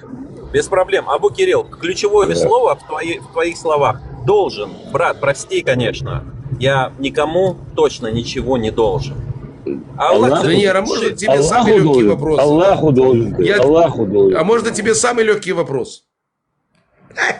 Задам тебе скользкий вопрос. Здесь сидят люди не глупые, а я задам. Как ты думаешь, проживут ли другие люди без религии ислам? Только честно отвечай. Вот, допустим, смогут они жить счастливо и хорошо? Смогут ли Нокши жить в своей красивой Ичкерии и без конечно, ислама? Смогут ли другие? Конечно, смогут. Он дал вам, мы свободны, это подарок от Всевышнего. Я отвечаю на твой вопрос, брат. Это даже в твоей религии прописано. А мы свободны в своем выборе, мы даже можем в него и не верить. Еще с тобой побеседую, у меня кукушка Дай светит. Бог им всем Но я не здоровья. знаю, я по крайней мере честен. Дай мирного Я не неба над навязываю. головой всех. Без Слава проблем, я Богу. ответил. Твоими Вот во что я устами верю. только мед пить. Это хорошо, да. Так он либо притворяется, либо дурачок, либо я лицемер. Роберт, Тут а может быть, я еврей? Давайте КГБ ответит. Абу Кирилл, у тебя контора глубокого бурения, задавай вопрос. Я немножко устал. Не понимаю, он так Подожди. красиво это говорит. Подожди Три варианта, секунду. я же сказал. Либо Роберт, дурачок, да, Ты так обо либо мне, Роберт, а ты этот... мне нравишься как человек. Ты очень интересный собеседник. Меня слышно, да, тебе, Даниар? Вопрос у меня к тебе есть. Да, конечно. Смотри, по иудаизму мы никого не заставляем верить, идти в иудаизм, правильно? Вот скажи мне, дорогой. Миссионерства в иудаизме нету, согласен. Да, скажи мне, дорогой, почему, да, возьмем даже Чечню. 300 лет назад пытались поработить, исламизировать, люди боролись, и все равно получилось так, что исламизировали силой, понимаешь? А если кто не... Офигенный вопрос. Подожди, я же задаю вопрос. Почему тогда, если ты говоришь, что ислам такой хороший и такой прекрасный, почему тогда силой заставляют людей верить в ислам? Если человек не хочет. Офигенный вопрос. Отвечаю, офигенный вопрос. Самый красивый на сегодня. Тогда нужно... Это было следствие. Ты говоришь о следствии, задаешь вопрос о следствии. Как ислам распространяли люди. Через кровь, насилие. Я Офигенный понял. вопрос. Почему, если ислам, да, он мирный, это религия мира и любви, почему мы видим вот это? Это очень классный вопрос. И я тем же вопросом задаюсь, прихожу ровно туда, когда... Ровно туда, когда наш пророк при смерти лежал в постели, и там уже началась смута за власть. Так ты коранит, получается. Ты коранит, короче, я понял. Я сейчас хадис прочитаю, в котором ваш пророк дозволял убийство детей и женщин. Закрыл на минуту свою чесалку. Сахих Бухари, глава «Нападение на спящего многобожника», 146 глава. Название главы просто вдумайтесь. Нападение на спящих многобожников, вследствие чего поражение детей и женщин, то есть вместо убийства написали это поражение. 3012, Сахих аль-Бухари. Однажды в Аббеле, в Адане, проходящего мимо меня пророка спросили: «О посланник Аллаха, допустимо ли нападать на спящих многобожников, вследствие чего могут пострадать их женщины и дети? Не будет ли на нас греха?» На что посланник Аллаха ответил: «Они принадлежат к их числу». Кроме того, я слышал, как посланник Аллаха сказал, заповедным может или является лишь то, что принадлежит Аллаху и его посланнику. То есть ваш пророк дозволял убивать даже детей и женщин. Какая мирная религия? Ты что тут У меня несешь? офигенный вопрос. Можно прокомментировать, ребят? Это тоже очень просто отвечается. Послушай меня, Вендетта. Да, На давай. заборе у хорошего человека тоже написано, но это не является доказательством того, что подойди. этот человек именно таков, Вендетта. Я тебе сам сейчас напишу немало. И через А он Подойди, будет подойди, по-своему подойдите. отвечать. Вот это не нужно Подойдите, этот, подойдите. вопрос ему даже. Данидар, у меня такое ощущение, ты вещаешь не с Америки, а этого клуба высокого бурения, Лубянки, понимаешь? У тебя погоны видны. Взял на вооружение на все-таки, работе. Абу, ты взял это на вооружение. Кирилл, я Ну, на я скажу, работе. Даниэль, тебе Что такое. хочешь? Теперь я понимаю, извини, пожалуйста, теперь я понимаю Вендетту при всем уважении. Я теперь понимаю, почему он с тобой не может беседовать. Я тоже беседую. Ты так рассказываешь, так все сладко, так все хорошо. Так вот, понимаешь, вот я тебе расскажу такой момент. Мой папа рассказывал такую ситуацию. В советское время показывали «Служу Советскому Союзу». Передача. И знаешь, как солдаты окрестили эту передачу? Даниэль. Нет, не знаю. А я скажу, люди тут не глупые, они все понимают. Простые солдаты называли «В гостях у сказки». Там такое показывали, и кормежка великолепная, и все хорошо. Как там вот советские колхозы показывали, все хорошо. Люди смеются с тебя, а ты все рассказываешь, у нас так вот так красиво. Вендетта столько и знает про этот ислам, я в шоке, я снимаю шляпу, он знает, и ты ему говоришь, поэтому он не может долго, он тебе приводит факты, вот то, что написано, ты говоришь, ну это вот так, но все равно у нас все хорошо. Ну это вот так у нас все хорошо. Ну да, ну все хорошо. Ну у нас все хорошо. Вендетта, ты можешь привести? Можешь, Вендетта, привести? Извини меня, Вендетта, приведи, вот как они делили богатство. Что делает вот этот, помнишь? Хадис или аят? Это глава про продажи рабов. У нас пророк был который бисмилlah, бисмилlah. 109 глава продажи рабов. Сахих Аль-Бухари. Так, номер 2229. Я просто извиняюсь, я на память это все читаю. 2229. Однажды мы сидели у пророка и спросили: о посланник Аллаха, поистине мы захватили пленных и любим богатство. Как ты считаешь, можно ли извергать семя Невлона? На что посланник Аллаха ответил: разве вы делаете это? Вам ничем не навредит, если вы не станете делать этого, ибо поистине всякая душа, которой суждено появиться, непременно появится. То есть тут речь идет о женских промежностях, которых они захватили плен, то есть о их вот этих интимных местах. Пророк говорит, вытащил или нет, без разницы, короче. На все воля Аллаха. Ну, значит, есть оправдание этому? Да, конечно, есть. Гондоны не нужны. Ключевое слово. Нет, я знаешь, как тебя назвал? Адвокат дьявола. Вот точно, ты все оправдаешь. Герцог. Нет, ну извини меня, пожалуйста. Я говорю, по-моему, тут Так меня точно не назвать. Я принимаю это как за комплимент, на самом деле. Это говорит о том, как что... хочешь. Ну, я, знаешь, иногда проводил эксперимент, как люди относятся к чеченцам. Вот как. Я просто проводил пример. Я вот вижу человека, вот так, у нас все равны, все хорошо. Я говорю, а как ты относишься к геноциду чеченского и ингушского народа? Если я начинал крутить, я уже вижу, что-то крутит. Ну, люди же здесь не глупые. Ну, да нет, у меня сил много нету, говорить, мне уже пора завтра на работу. Я со всеми попрощаюсь. Ну, тут... Ребята сидят, ну давай рассказываем, как говорится, если ты думаешь, что это не сказка. Всем всего хорошего, я долго не могу. Тебе, Вендетта, хорошего. Да, всем всего хорошего, ребят. Давай, счастливо. Тут просто проблема, счастливо. Тут проблема, я уже долго знаешь, слушаю, какая? но это интересно. Нет, тут проблема, знаешь, какая? Тут, короче, есть одна сторона, это факты, которые зачитываются, другая сторона, это субъективное мнение. И все, на этом просто нужно закончить весь этот спор с ним. Абсолютно, да, абсолютно. Знаешь, что я могу сказать? Если вы принимаете... Субъективное мнение? Подожди, это твое субъективное мнение? Так скажи. Это факт, Да знаешь, или нет? Субъективное мнение твое, да или нет? нет, Скажи это это. объективное мнение. То, что ты Субъективное называешь... твое Нет, мнение. Это как это объективное А я мнение? Я не объясню, согласен с Роберт, этим. я Объясни, объясню. почему это объективное, Ты если это не ты это мне ничего не субъективное должен. мнение. Это нормально, что ты не соглашаешься. И я просто объясняю, Ну, это мое мнение. ты скажи, да или нет. Вот На я тебе факты. и говорю, это Тебе объективное... человек зачитывает, можешь этот ответить? Вот да или нет просто. Человек тебе зачитывает. Человек тебе зачитывает. Ты на это зачитывание опираешься не на факты, а на свое мнение. Окей, можно теперь сказать, что является Давай, фактами говори. того, что было зачитано?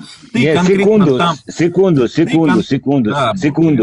секунду. Ну, ты сказал, вот, на заборе тоже написано. Ну, согласись, что Сахих Бухари, Сахих Муслим, это не на заборе написано.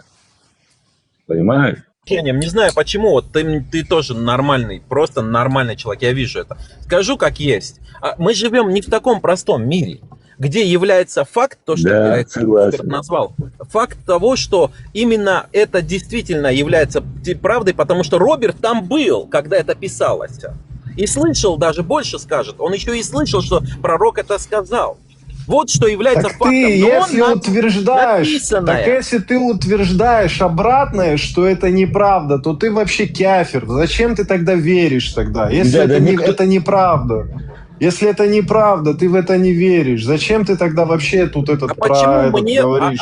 Объясню, Роберт, я понял. Ну ты же отвергаешь тот это момент, как бы. который ты не раз подчеркиваешь, я объясню, чтобы ты понял. Какая выгодная позиция для нормального, адекватного человека? Понять, разобраться или просто... Вот это называется твое мнение. Это называется твое мнение. Вот Как то, что мое ты мнение? сейчас Это жизненный отвечаешь. опыт. Я Это вижу, что твое вокруг мнение. Это не мнение, это факт. твое Вокруг мнение. Этот мир... Это твое мнение. Еще раз скажи, не дай мне это твой. Твое мнение, да, Вот в то, что ты говоришь, вот это мне не нравится, то я не верю, в это верю. Этому следует более 1 миллиарда мусульман. Если ты и твое одно мнение не соответствует этому миллиарду мусульман, понимаешь ты? Получается, это твое мнение. Если бы это миллиард человек говорили бы то же самое, что ты, это бы можно было бы об этом еще спорить. А то, что ты говоришь, это твое субъективное мнение. Если бы Мне так это нравится, то не нравится. Это факт. Где тут факт, если ты не можешь привести никаких вразумительных ответов на то, что тебе зачитывают? Зачитывая, вообще, ты упираешься такой на тебе то, что это зачитывает, факт. Опять возвращаешься. Вот то, что миллиард человек Да в это если бы оно верит. было бы так, Роберт, то почему сейчас не отрубают не везде, а везде руки и головы? Потому что у них нету силы, потому что В у них смысле нету нету? силы Это это полностью делать. исламское государство. Ты Они иди, Ты поезжай в Афганистан, Афганистан, да. Афганистан поезжай, тебя отрубят без проблем. Да, Или в скажи, Сирию, что ты не в Афганистане веришь. не Ты Ладно. иди, да, к талибам сходи, скажи, я вот это не верю, То я есть- вот так То считаю, есть и посмотрим, ты хочешь как сказать, что как- вот как эта ты там группа, вот эта группа талибов, 1,5 миллиарда мусульман, вот эти ублюдки-террористы, ты и мою маму туда привязал, но я уже не перехожу на твои личности. Ты сам не понимаешь, что ты несешь, Роберт. Ты действительно не понимаешь, куда ты приписываешь ислам. Почему столько государств, а Северная Корея имеет право делать все, что захочет, а мы, блин, Иран, не смотрим, да? Иран, примерно. Алло, ты шариат вообще знаешь, что это такое?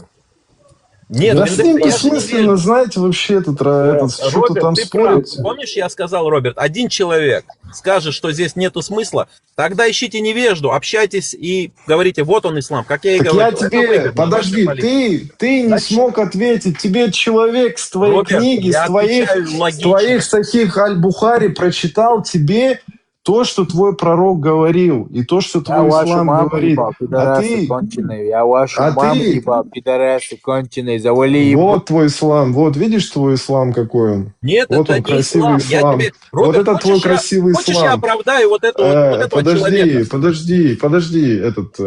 Мне не нужны оправдания для него. Я тебе что хотел сказать? Тут есть... Подожди, как ты его оправдаешь? Вот Он вендетта, сейчас это плюнул хороший в рожу вопрос. Как можно твоему оправдать пророку. человека? Подожди, он рожу плюнул твоему пророку. 5973 Сахих Аль-Бухари. Пророк сказал, это один из тягчайших грехов после ширка, многобожия. Как ты хочешь его оправдать? Правильный вопрос. Почему человек, видя себя как свинья, идет тем более против своей религии, против слов самого пророка, мир ему? Как можно его оправдать? Правильно. Своей? Подожди, своей? Это как своей? Это кто сказал? Абу Кирилл, ну если я не ошибаюсь, он мусульманин, наверное. Ну, считает себя таковым, как минимум. Наверное, да. Ну, Да, хорошо, отвечу. все. Вендетта, со всем моим уважением, он повел себя по-свински, чтобы меня сразу никто не понял. Мусульманину не достойно вести себя так, да и вообще никому. Да, так уже 2-3 раза так сделали за время Теперь, эфира. вот сейчас возьмите Твои сюда, мусульмане. возьмите Завали стену ебало, плача. шлюха, завали ебало, говорю тебе, пока Во, ты, еще блядь, зубы один. не выбил, блядь. Во, еще один. Что ты, блядь, религию сидишь тут обсуждаешь? Вот еще Ты, один. вот смотри, как к Заскочил. тебе относятся, смотри, братья. Это нормально, я постоянно такое встречаю, это нормально. Ничего страшного. Да. Это говорит о том, что мы заблудились все. Мы не знаем Вот, правду. это, знаешь, вот в таком обществе, как вот этот залетел, например, да, я бы не хотел жить. Где вот такие, на каждый второй, например, вот такой, например, Вот, ходит. Там. не, Роберт, вот пример, вот тебе и руки отрубит, вот и голову отрубит. Да, спокойно, вообще он сомневаться такие- не будет. Вот такой человек, который зашел, он вообще сомневаться не будет. Он вот это Никола сделает очень легко. Макиавелли, помнишь? Когда он Очень сказал, легко этот. вот в таком состоянии держать Если его людей. если его халиф скажет стать вверх ногами, он да. даже это сделает. Неужели вы верите, что пророки могли вот такое говорить, ребята? Вы поймите тоже правильно. Мы же живем в том мире, где ты Ну, можешь зайти значит, Ты у в любую страну. христиан видишь это? Подожди, у христиан такое ты видишь? Свинство Вот такое везде, вот. везде вижу. Конечно, больше скажу. Не, Роберт, сейчас у меня подними вопрос интересный христианства. вопрос. Вот Подойди. на У меня таком же интерес- уровне подними вопрос христианства, точно так же будут заходить и маму, и папу будут оскорблять. Конечно, увижу. Не, вот такое, Именно вот где такое, один вот другого такого обошел. нету. Вот такого, вот этого агрессивного, вот такого, знаешь, вот этого какого-то нечеловеческого, такого ты в них не найдешь, с которым просто рядом воздухом дышать не надо, как бы. Это то, во что превратили горский народ, согласен, Роберт. Здесь я согласен. Во что превратили людей в Давай, невежу. давай, говори, что ты там хочешь давайте сказать. послушаем. Давай, давайте говори, послушаем. говори. Говори, давай. Хайнан бос, хайнан, бля. Хахун дурсял. Аят, потому что вам прислали аят, чтобы вы не спали со своими матерьми. Почему вы это матерей не оставите в покое? Вам прислали Сахих Бухари 5973, в котором пророк говорит, что вообще поносить чьих-то родителей – это один из тягчайших грехов после ширка многобожия.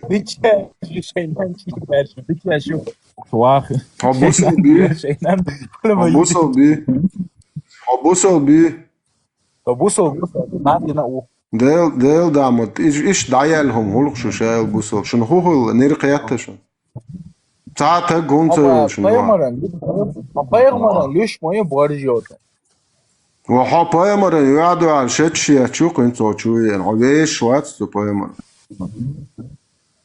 Апайгмаран лишь мои кучухи боржоты. حاتو مرة ويش شو تصخو دا ويش شو تنو По-русски. أنا боржоты. أنا شو مصو يوشو. الله كراخا الله تو شون تروندا الله تروندا خينا شون Да, чуршнырь гребаный.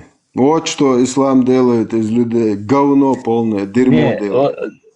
вот у меня вопрос. Ты не принимаешь ни Бухари, ни Муслим, ты не принимаешь, да? Вот этот хадис, который Вендетта прочитал про матерей, я с ним полностью согласен. Я считаюсь с этим хадисом. И это похоже на слова пророков. Это действительно похоже на знания, которые... Ты в курсе, что ты не можешь не принимать хадисы Бухари и Муслима? То, как арабизация твердит, да, в курсе. Но в то же время у меня голова есть. Давайте просто к Даниадару будем относиться как к полумусульманину, и все, как бы на этом этот вопрос как бы не будем У него, я задавать. понял, свой красивый такой, знаешь, особенный. Ну, Конечно, я согласен с тобой. Если есть Бог, если есть Аллах, действительно, как мы его понимаем, то он точно не говорит вот те грязные вещи, которые Вендетта Вот я постоянно тоже так думаю. Не может Бог вот такое говорить. Как Аллах говорит грязные вещи. Откуда ты взял, что Аллах грязные вещи не говорит? Там Аллах там сидел и писал. Или даже когда человек писал, точно Это ни одного слова у нас там не Аллаха. было. Это слова Я не могу Аллаха. привести это как факт. Аллах говорит, что вам дозволено насиловать чужих замужних женщин, если они попали в ваш плен. С ними вы можете совокупляться, если убедитесь, что они не беременны. 4:24. Имам Ахмад передает, мы захватили несколько женщин в плен в бою при местечке Аутас. У этих женщин были мужья, и мы не стали совокупляться из-за того, что они замужние. Мы спросили об этом пророка Сас, и тогда был ниспослан аят. И замужние женщины, если ими владели ваши десницы. Этим аятом мы дозволили себе совокупляться с ними. Этот хадис рассказал Ат-Тирмизи, Ан-Насаи, Ибн Джарир и Муслим в своем Сахих. То есть у нас даже есть местоположение, где этот аят был, распросрал Аллах этот аят. Аутасы. А что ты говоришь, что Аллах? Аллах говорит в щелях маленьких девочках, 65-я сура, 4 это можно вопрос тебе? В нем, не, подожди, ты же говорил, что Вендетта, Аллах можно? грязные вещи не говорит. Окей. 65-я сура, 4 аят. Сроки айда. Аллах разъясняет, как нужно разводиться с 3 категориями. Первая категория – это взрослые женщины в силу своего возраста, у которых прекратились менструации, для них срок айда предписан 3 месяца, как и для тех маленьких девочек, у которых еще не было менструаций. И беременные женщины, и для них срок айда начинается, когда сложат ножи, то есть родят. 33 суре 49 аята Аллах говорит, если вы не отникахали этих маленьких девочек, у которых не было менструации, для них не выжидайте их срок 3 месяца, если не отникахали ее.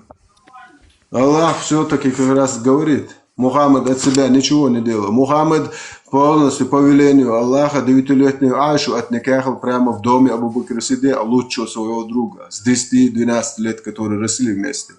Прямо в доме пророка. Он что сказал Абу Бакру Сиддику? Что ее Аллах дозволил ей. Да, Аллах сказал, чтобы он отникахал. А теперь насчет 9-летних. А теперь Коронаведа можно? Да, Свац, привет. Коронаведа можно включить? Специалиста, который разбирает эту тему. Идет ровно там, по-моему, 40 секунд или 37 секунд. Специалист, я тебе привожу достоверные хадисы, достоверные. Я понимаю. Да, да. Подожди. Вот, допустим, какой-то мусульманской стране, какой-то сумасшедший отец имеет сумасшедшую 9-летнюю девочку, и он выдает ее за сумасшедшего какого-то старика. Допустим, да, такое совпадение произошло. И вот я не понимаю, зачем им разводиться потом. Вот, женились, вот, женился. Не, подожди, это спроси у Аллаха, который вам аят прислал. Не спроси у Аллаха, Да. у тебя спроси. Аллах вам аят прислал, его спроси. Нет, там как раз таки, я тебе хочешь тафсир Ибн Касир почитай. Там в конце как раз таки говорится, в тафсире Ибн Касире как раз таки говорится, посланнику Аллаха пришли люди и спросили, о посланник Аллаха, а как нам развестись вот с этими маленькими девочками, у которых менструации нету? Придурок, я тебе как раз таки на твой вопрос отвечаю. То именно в Ибн Касире до конца иди вниз, прочитай, как раз таки там пришли к посланнику Аллаха. Люди, дебилы, мусульмане, и спросили, а как нам развестись с этими маленькими девочками, у которых нету менструации? Тогда вам прислали аят гребаный, в котором Аллах вам дозволил педофилию. Умма педофилов нахрен. Не получится. У меня все, короче. Одно и то же. Одно и то же, это ваша Камасутра. Надеюсь, наше поколение даст нам пинка нормального и разбудит. Как раз таки на вашем поколении с исламом будет покончено, на вас балаболах. Ну, то, что ты здесь называешь всем балаболами, оскорбляешь, ты ничего этим точно не добьешься. к сумасшедшим Ислам люди точно не это- прислушиваются. ислам Поэтому это- веди себя как человек. Да. Вот этот человек мечтает об Вот исчезновении. этот чеченоговорящий пидор, который сидит в наших домах, который ему Сталин дал. Вот этот час, который зашел. Вот этот пидор называет себя братом нашего народа, но это сюли дагестанская мразь, который сидит в наших домах, из которых наших предков его брат Сталин полностью выгнал.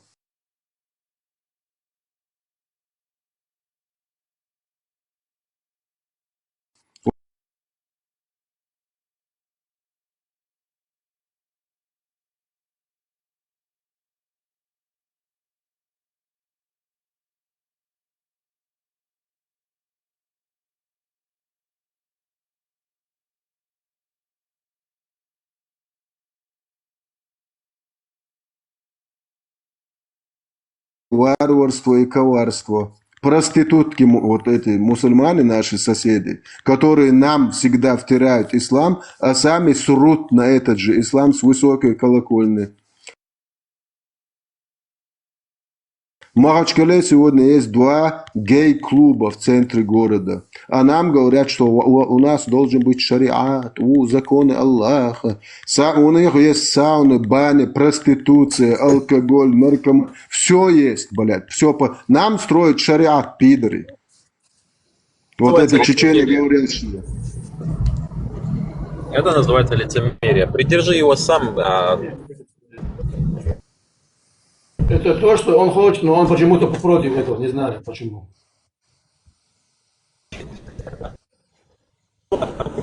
Они не с простой колокольни взяли и разбежались. Они конкретно поднимают Писание. И я, между прочим, в этом вижу то, что усилит человечество, поможет человечеству. Они думают, что ислам можно уничтожить. Но он почему-то против дагестанского. На самом деле они его лишь только очистят. И я только могу быть благодарен. Они сами не понимают, что делают на самом деле.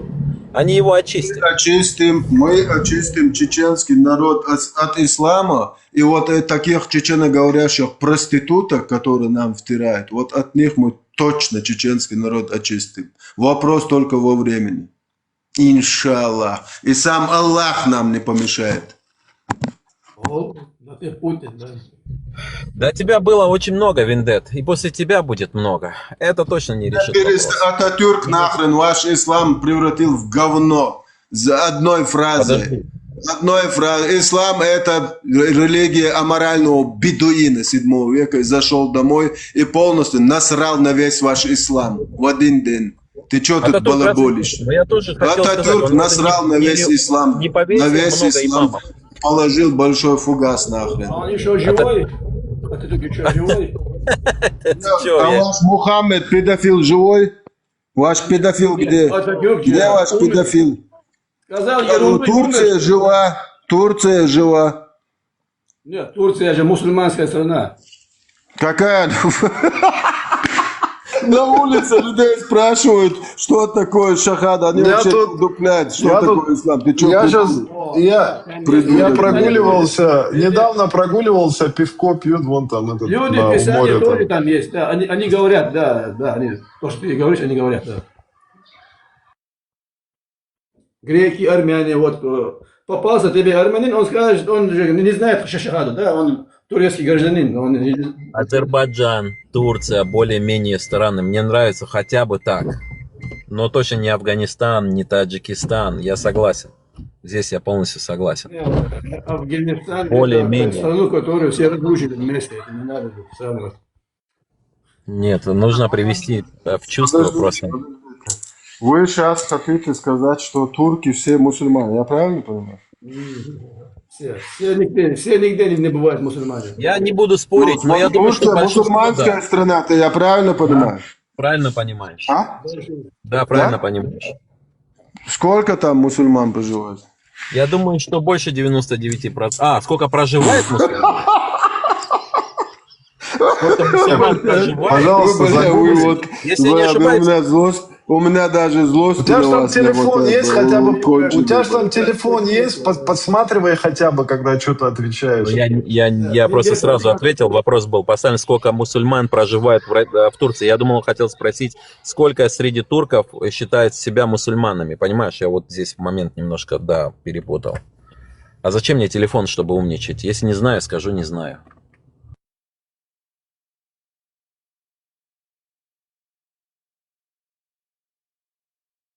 Эрдоган мусульманин.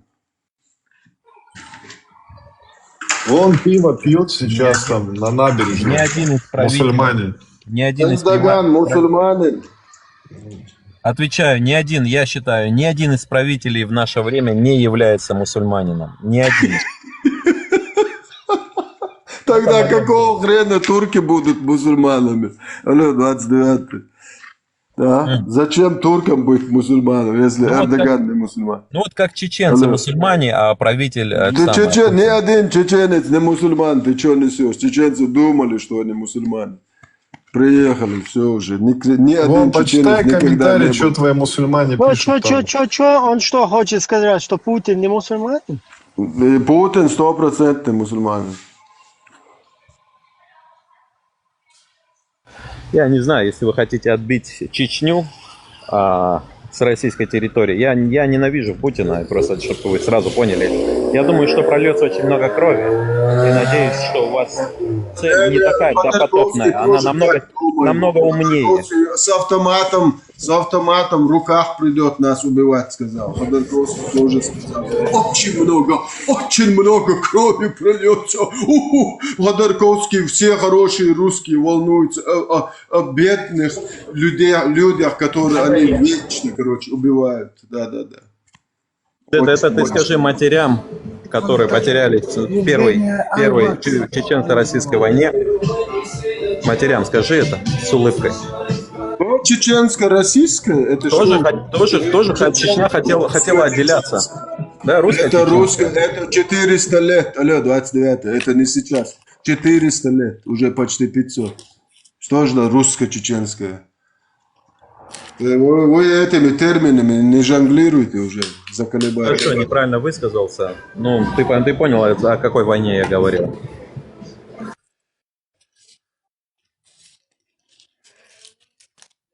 Говорю, надеюсь, у вас не такой допотопный, как бы, как это назвать, намерение недопотопный, чтобы отделить там Чечню, чтобы она была свободной, или там, уничтожить ислам.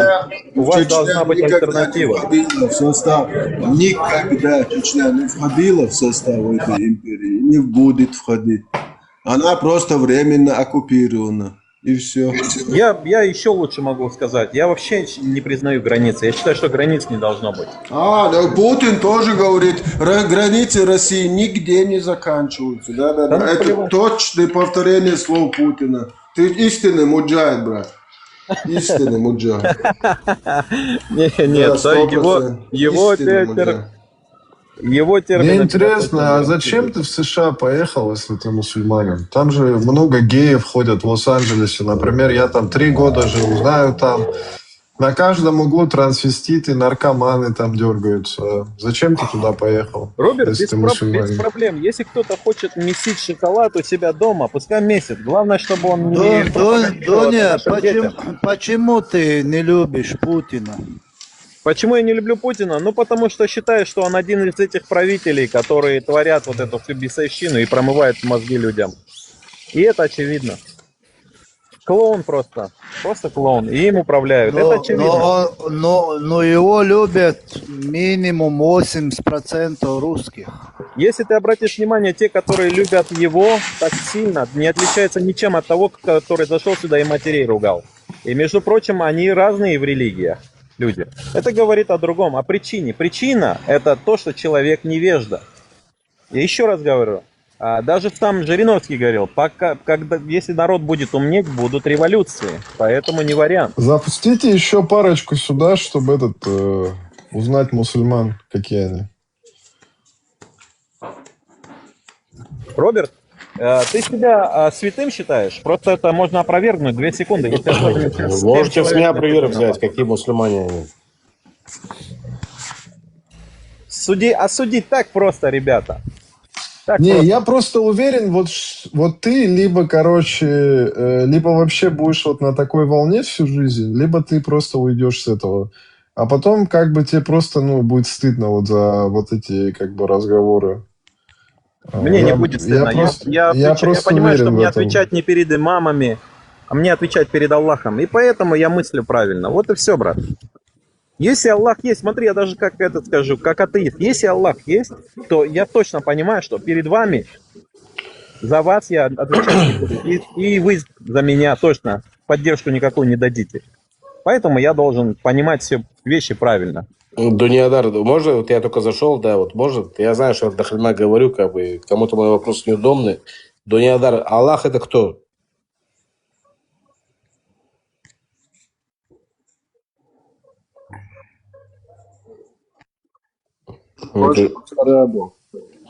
А?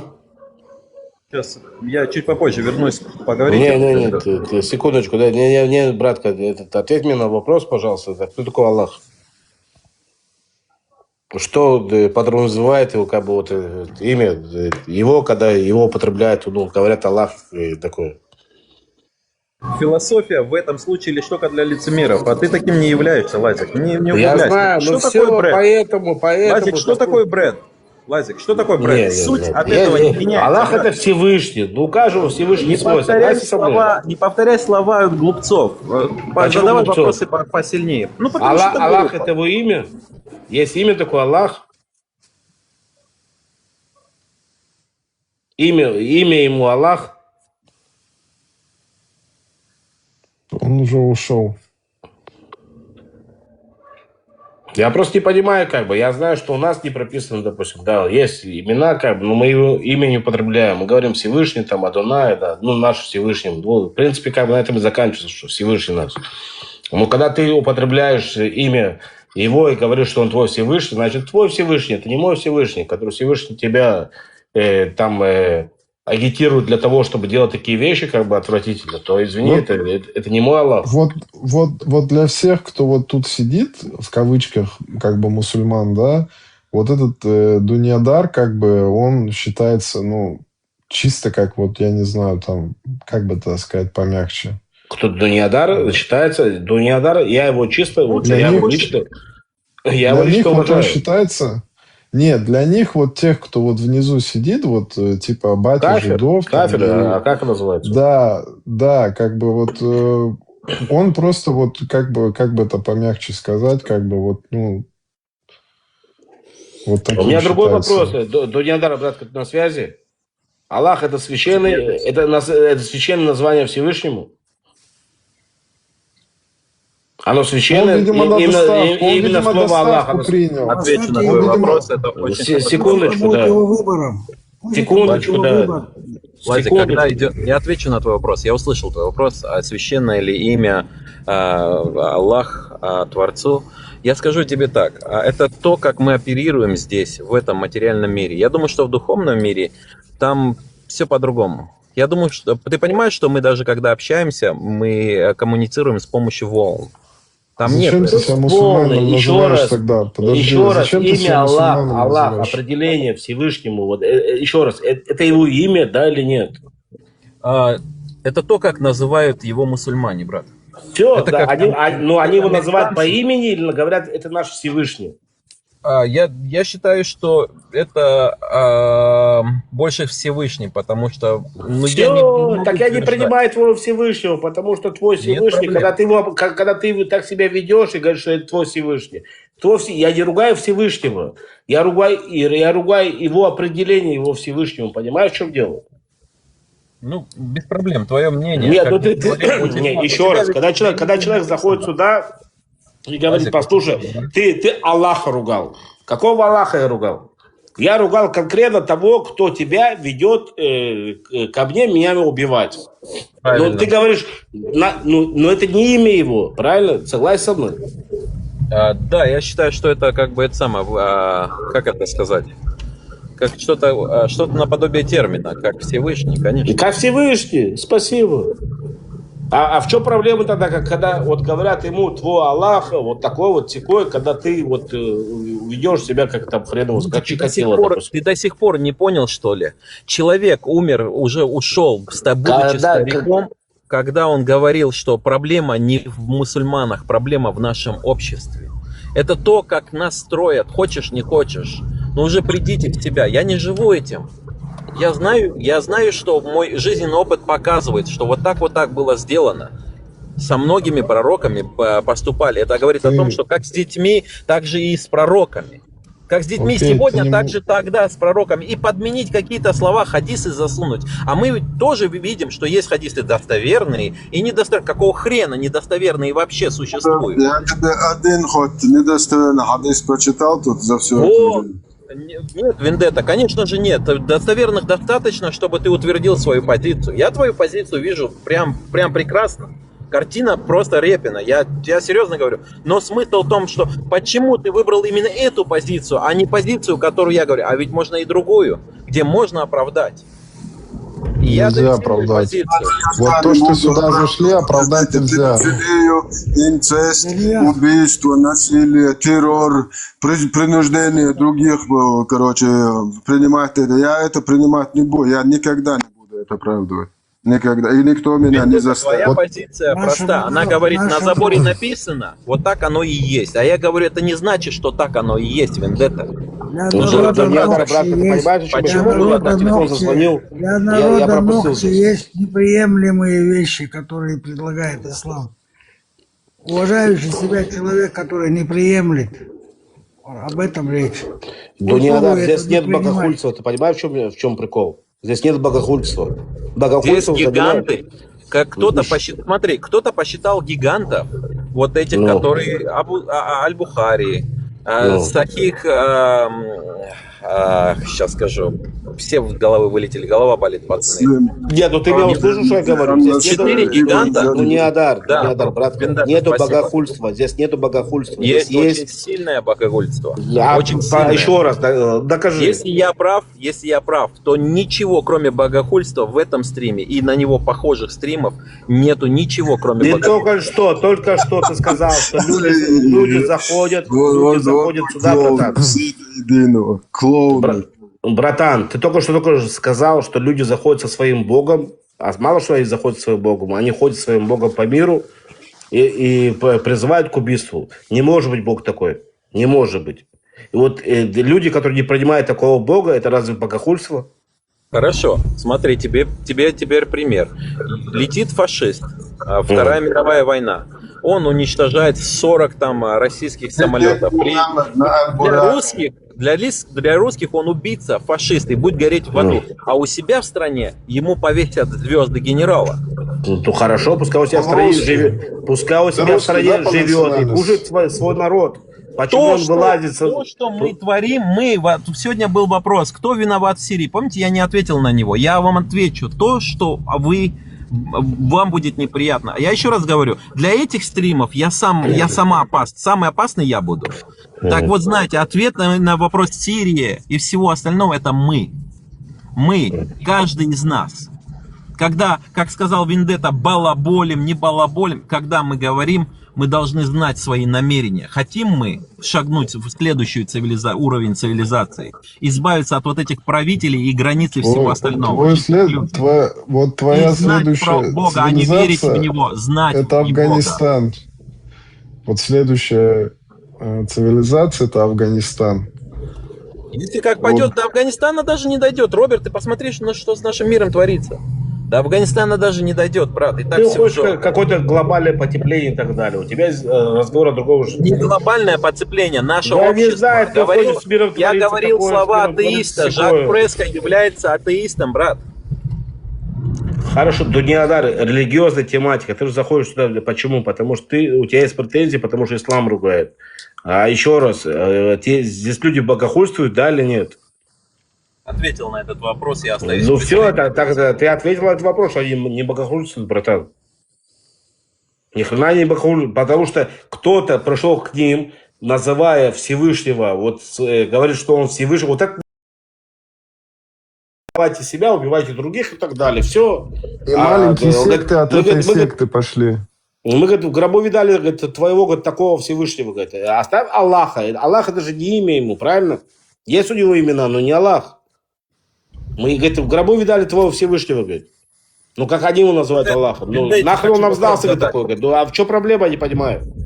Вендетта, можно вопрос тебе? Допустим, Чечня освободилась от российского гнета, от ислама. Каждый будет... Простой вопрос, но он риторический. Допустим, каждый пускай проповедует свою религию, но не пропагандирует как-то вот так. А если народ поднимется и скажет, мы хотим проголосовать, чтобы здесь в центре у нас было 2 гей-клуба. Как вы на это смотрите? Свободный выбор человека, большинство проголосовало. У наших соседей мусульман уже есть, мы лучше 2 автобуса выделим тем, кто туда хотят ехать. Да, отправите туда, да. Бесплатно автобусы. Ты мощно ответил, даже слов нет. Что значит, что сделаете, если народ поднимется и выберет, и что кто сделает? Если народ согласен, то никто не имеет права заставлять их.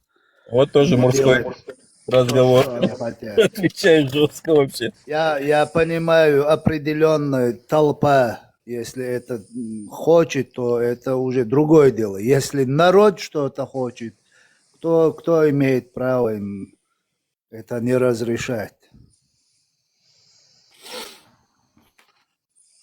Лучше 2 автобуса. Но я не думаю, что чеченцы будут это делать, потому что у нас в менталитете этого нет. Американцы говорят, you'll be surprised. То есть не говори гоп, пока не перепрыгнешь. Ты будешь удивлен. Не-не-не. Ведь проблема. Почему я так сказал? Ведь проблема. Это маловероятно. Ты за свой народ лучше переживай, Дунедар, а не за чеченский народ. Ты лучше за свой народ переживай. Полчаса нет, 2 часа о себе говорю, ты до сих пор не понял, что для меня всем свои. Для меня нет чужих. Я отошел от этого допотопного мышления. Ты до сих пор меня не раскусил, Вендетта, прости, Роберт. Бро, не навязывай свое как бы. Я не навязывал, я просто сказал, есть такая поговорка, как бы. Тут как не нужно гей-клубы воображаемые в Чеченской Республике строить. А я же не собирался. Просто такой вопрос такой задал. Это далекие вещи. Например, если мы останемся в этой религии. Подожди. Из-за этого вопроса еле-еле поставленного русскими в посев чеченоговорящего Кутаева, который полностью под русской наложница, его пинком из-под зад выгнали. Это очень щепетильная тема. Мусульман и под русских. Вот эта голубизна. Голубая луна. Голубая. Мухаммад был. Украине военнопленный русский говорит, ты видел это видео, где он говорит, что он гей и обслуживал людей в гей-клубе. И ему задает этот украинец вопрос, а кто там были посетители? Он говорит, кадыровцы и русские. Мусульмане и русские. Да, бородатые, кадыровцы и русские в этом гее были постоянные клиенты. Вот эти кадыровцы могут предложить то, что ты сейчас сказал. Если мы в этой религии останемся, вот это может быть тогда. Нам надо оттуда избавляться от этого. Мне не хочется говорить некоторые вещи просто, они будут звучать очень грубо, но осуждать так просто. Вот серьезно, так просто. А есть поговорка, помните, она заканчивается? Осуждать не надо, показывать надо. Если Путин скажет, что я голубой, и ты будешь его осуждать? Вообще не буду. Он для меня не авторитет. Он не мой ребенок, чтобы я сел с ним поговорил или что-то еще. Да, он человек, но он умнее меня. Он знает, как мой дядя, как с мужчинами. Дам голос голыми мужчинами. Как Наш мой дядя пророк тоже говорил, был. Чуть-чуть как мой дядя другое. Я говорил, говорю, осудить очень Дуня, просто, разобраться не Дуняда, сможем ведь. мой дядя Да. у него любимая фраза была Пушистик и Добрыня, короче. Тебя тоже буду теперь Добрыней, Пушистиком называть. Вадим дал ШГТРК одному пушистик. Это, Нет, Роберт. В этом стриме я враг. Почему? Потому что я показываю ислам красивой стороны, а это вам невыгодно. Какой ты враг, ты Этим вообще надо- не с этим смеши мой надо голос. считаться. Перестань. Мы будем показывать, как в Афганистане, блядь. Что у них, как я, бачи-бази там. А если взять любого из вас, есть такой вот факт. Любого из вас взять и хорошенько ковырнуть, и еще подключить детектор лжи. Можно много такого. Давай, нам детектор лжи как раз таки не нужен. У меня есть аяты, хадисы, я могу тебе проверку сделать. Давай проверим, насколько ты мусульманин. Хочешь? Ага. Да я даже Потому что детектор арабы- не нужен. арабы- Я всем тут сидящим людям могу доказать, что ты к исламу не имеешь вообще никакого отношения. Хочешь? Ты не сможешь доказать. Знаешь почему? Потому что ты будешь читать, ты противоречишь сам, ты против. Не, я да, буду против читать этих хадисов. аяты, И ты хадисы. использовать эти хадисы И как правду люди и факты не поймут, что можешь. ты не имеешь против к меня. исламу никакого отношения. Давай прочитаем тебе. А это ты для глупцов только докажешь. Да, умным человеком ты покажешь только парадокс. Подожди, я же читаю слова Аллаха и хадисы пророка. Ты что несешь? Мне интересно, в жизни ты какой человек? Если честно, вот просто В интересно. жизни я вообще Тебе простой, наплевать? обычно. Окей, а так на людей вообще, на человечество наплевать? Что? Ну, не знаю, просто дальше намерения ваши не заходят, дальше с освобожденной... Мои намерения до моей смерти увидеть, что мои дети и дети моих родственников и всех, которые тут, любого чеченца, будут иметь свое государство, свои посольства, свой суверенитет, свой паспорт. Я до своей смерти хочу этого добиться. Я готов пойти во все тяжкие. А почему, Вот моя почему ты мечта. в шахматах нужно смотреть немножко дальше? Ну, мужчина как бы... Да, у нас в шахматы играть времени не осталось, извиняй, братан. Тут у нас народ полностью в дерьме, в болоте высадили. Ну, хорошо, но такую простую вещь, как что это не единственный инструмент, который найдется. Не, единственный инструмент это скинуть эту фашистскую идеологию, которую на нас натянули русские спецслужбы. Да, и на весь мир показывают вот это бородатых пидоров по всем помойкам, короче, вот это Шмумсо, Тумсо, вот это Закаев, проститутка, Кутаев, Сулейманов, Ламаев, вот всех этих бородатых мудаков показывают, что чеченцы строят шариат какой-то гребаный. Я понимаю, о ком ты говоришь, и то, как они терзали женщин, я видел. Этот чеченец с бородой, он где-то в Европе постоянно снимает видео с доказательствами, со всеми делами. Я понимаю прекрасно. Это сунна пророка Мухаммеда над женщинами. Нет, это те же свиньи, как и в те времена, они и сейчас. Этой же свиньей была пророк. Мир ему, они ничего общего не имеют. Была натуральной свиньей, который купался только один раз. Это твое мнение, это не значит, что это факт. От Никяхов 11 женщин, только один раз купался. Настоящая свинья была. Я тебе скажу вот что. Поскольку я вижу наперед, умею смотреть, я готов от заклада отдаться просто. Иди, отдайся в ислам, уйди. Нам не надо тут это пропагандировать. Мы эту грязь уже узнали. Мы эту грязь узнали. Сегодня от всего. Хорошо, как я и сказал, если один попросит, я уйду.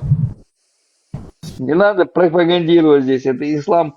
Там ничего хорошего нету там. Спасибо, оставьте себе. К исламу, ты же в Америке. Там шариатский там округ, Колумбия. Да он на дурдаше или на такси работает. Видимо, у него стресс и выпускает тут свою какую-то эту, струю. Сам голубой про голубизну рассказывает, приходит. Патрушеву, Бортникову. Алло, Патрушев, Бортников, что за пискариков вы сюда присылаете? Хотя бы майора, полковника, что-нибудь посерьезнее есть у вас там на Лубянке?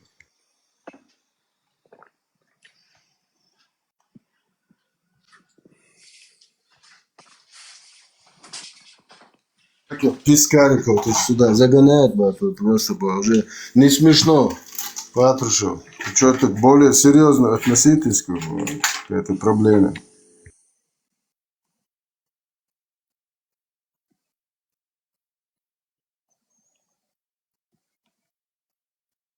Кулиева хотя бы пришлите, которого унитаз слили. С ним бы поговорили хотя бы. Уже сказал свое последнее слово. Это мое видение, да? Почему, говорит, ты там неправильно переводил? Это мое видение. Всему чеченскому народу перевел весь этот Камасутру, там заглаживал. Теперь, оказывается, это его мнение. Оказывается, такие мусульмане тоже есть. Я в первый раз, честно сказать, такое слышу.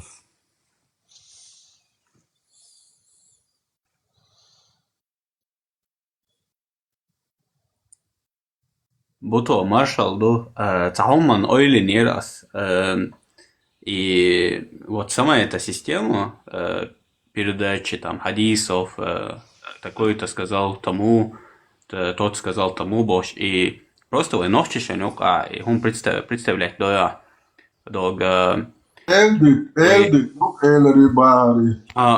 dog, например, vai он охват, зелем оборг, и вещь, например, это dog, короче, Шамиль дас, Мухаммаду, Мухаммади дас, Саиду, Саиди дас, Лечу, Ишта, короче, хадаш, представляет, да, зелем охлес, например, тун, муэдарис, цоинел, цогайтанел дюналю, одуньян. Просто представлять, да, и камел, и тому.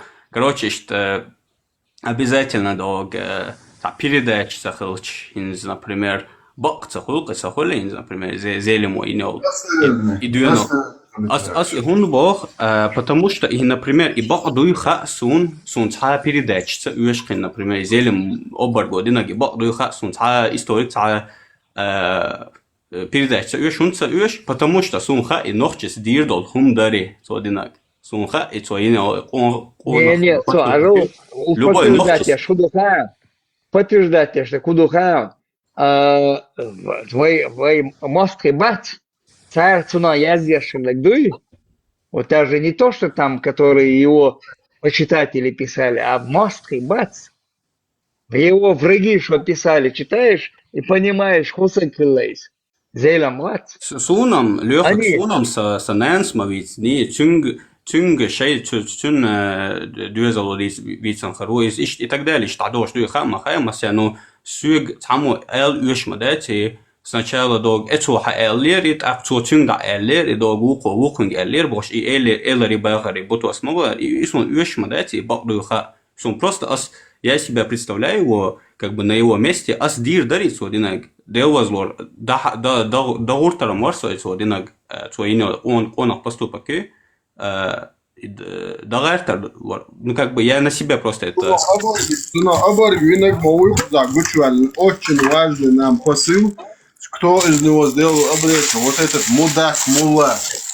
Представляешь, какое совпадение? Кто это сделал из него обряд? Любой ночес дирдол хум дукцодинак. Любой ночес. Сундел и чая передачик и чая. Лично свои вещи взял один уже хаял ханилен тряхтор взял ю аккорден ули энкодешный мудакватен. Это царский. Ну и от энкодешный, а он из юка царский охранка люка. От этого все это пошло. И ули артаян. И изам не только вот зелем оборг, это я просто как пример привел. Я вообще любого, например, он охуй вючай на сун, ца передатчик, сон, ца дог, это избахар уко, вожбахар. Я просто мне вот все саму хадуюсь, так и сравнять, да, вообще, это, ну, как бы реально хумдуй, это вот чеченец, ночец, до шумдуй, я на себя в первую очередь отсюряю. Дирдари особенно, дирдар. До уртара морса, я, ну, сколько мне сил хватило бы, сколько вот, я не говорю, что сюги хуяра цуцуа гайтанил, дюнул, и 100% все гайтло, но хотя бы я бы попытался, хотя бы процент из этого я бы сделал, Цундерсун цаашта эйлари байгар дог цамо дог цаник ца эйлари бош и камилш да несерьезные просто показывают насколько несерьезные и муэрдарис и хадиш то что насколько это шаткая система, то что она зависит от того что само дог передача каких-то хадисов и передача, например, сверять, а потом достоверную и недостоверную бош и эти окопаться до хадизон и вообще палмы и потом такая умаду as ойлен и швейцар дог ибан вибан бош яхе короче мялотер родословно перечислять аж просто что тоже ойлен носит аноман дог и бусал один единственное, что сунтик чуаишь, хасыш дек оказывается вообще к этому танна причастится. Ласуни бусал один нохчелец да хюршдицан. И нохчел люча нач о гуттер марз долш, хаза долш. Интересно долш, ладу горасин. Но и тери Абу Джафарш был мобильня, тига уже абсолютно интерес пропадать дорса от темы. Я к чему это говорю? Вы, например, он хоть шан вы родословно причислять ящичта. Дахлоится, вы коротко, оборг зелем олиш. Даол, джоухар, сигатун, мело родословно причислять шокер, мело, уерадо, ибан, вибан, абу, маймун боши. Короче, абсолютно потом хаютчал поступча. Ладуш ашхул он худина тяжту отцал мужественно худина тяжту ладуш ашхул дог улчхш ляллабо дог зудриш хизбеш ляллабо вообще хурую я юкамел в смысле типа зудришусь аж вообще родиться толш мадет в смысле он хигоше поступок речи зудриш хизбар просто тятвалом ну Бяхкун бил классолар.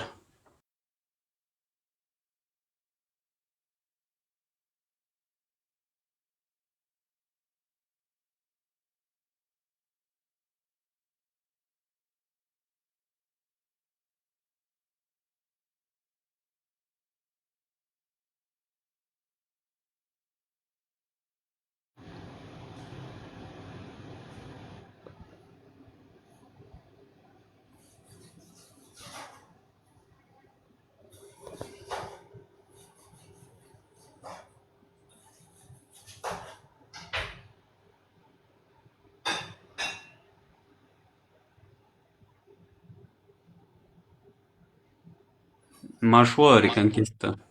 Маршал Дуэго. Асвад, у тебя микрофон включен. Зудрига Гизина. Машу.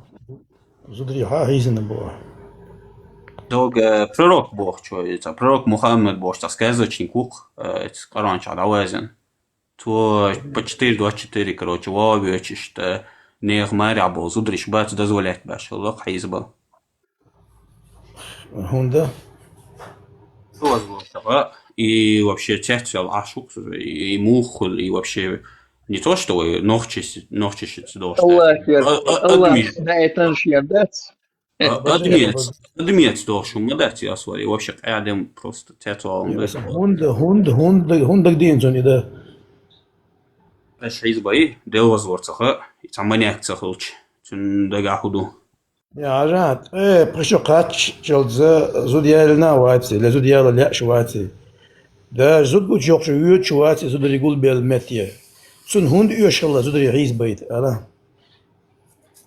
وطيلة سأل ليش ما هم نكسل ديرشا ليش ما هم نكسل صل не سابردين أصلا مقشوت دل خياني هو باقدوش كيرتن ديكوش كوارت تعبيحان قدام دوي يشتع لزرتات ديك بوش بقنا ما بو دنيا جانا اي احبو لزرتات قدام باقدو مخان خي تشتع بيشن تلاش دوغ تشيش ميلش امكلي شي تشيش ميلش دوغ وكوفشن يات سيكشو تشيش داش شي زوتشن ميل داش ماجي إذا عندك عندين داس أحبروس حاجة دوتش دي Маньяк Чикатило возьмем.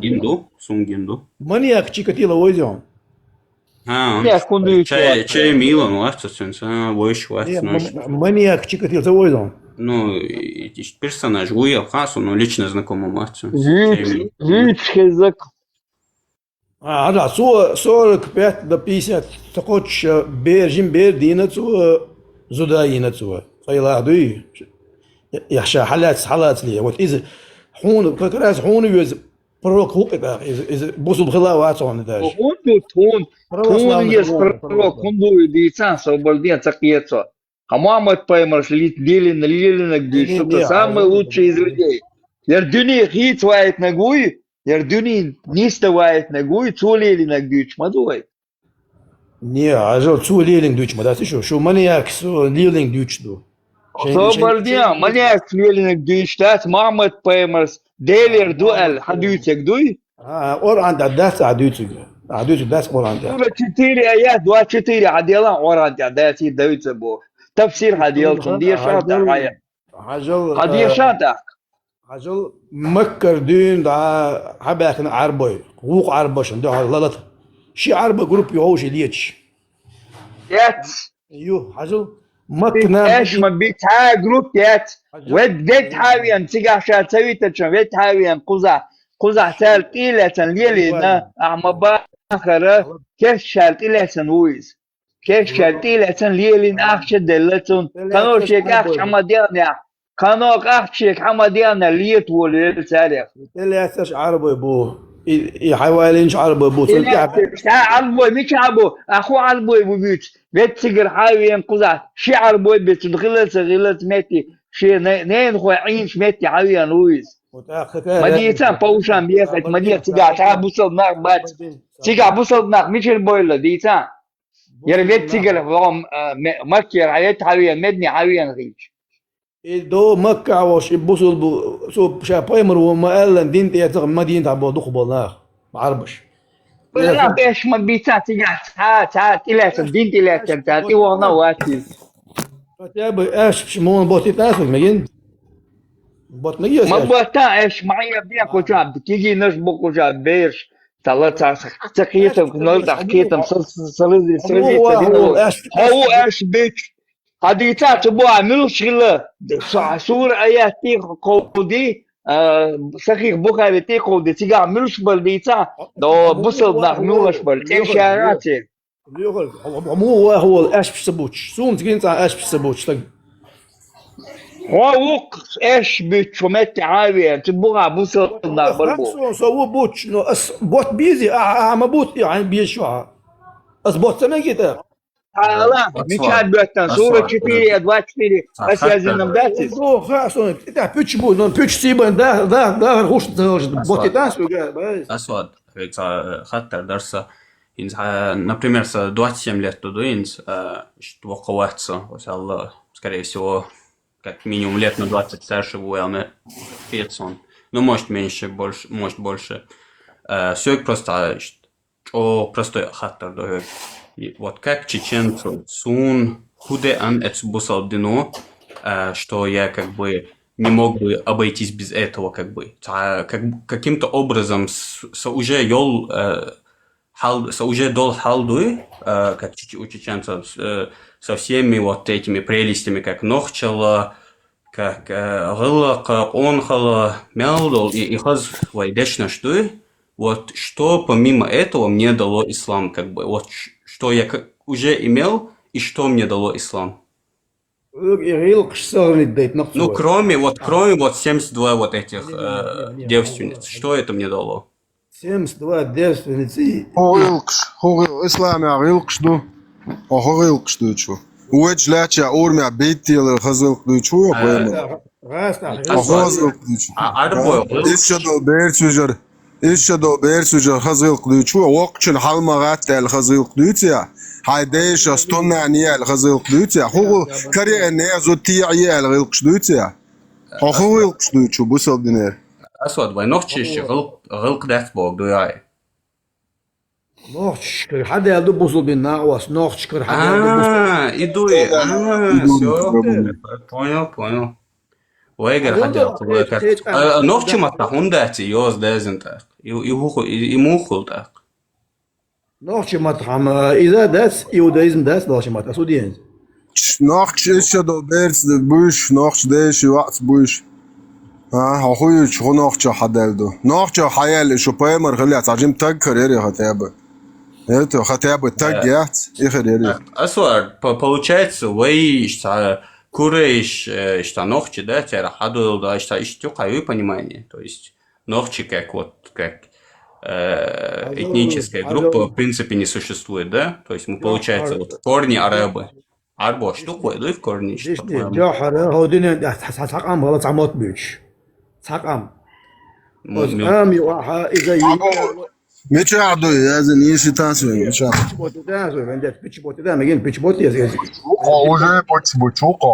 уже почему تعال الله عايقر هم شون دي تعون مش رخا دي يشي تاسوي أصلا حيداخل يتعوز أربو جنويوش يادعو هون سجين هون جينا محلوات ديس دلسون سون حقيقة شامبانزي دوي وين ближе до Алхерцун, чем там по этикету, по гигиене, по в принципе по манерам, там, чем вот Арбош бы, лично. Он Арбош хайнистях, это я тут подозреваю, что тут дело не в том, что чеченский народ, он как-то целиком что-то имеет общего с арабами. Лично может охренеть родство. Я просто миллиард процентов в этом уверен.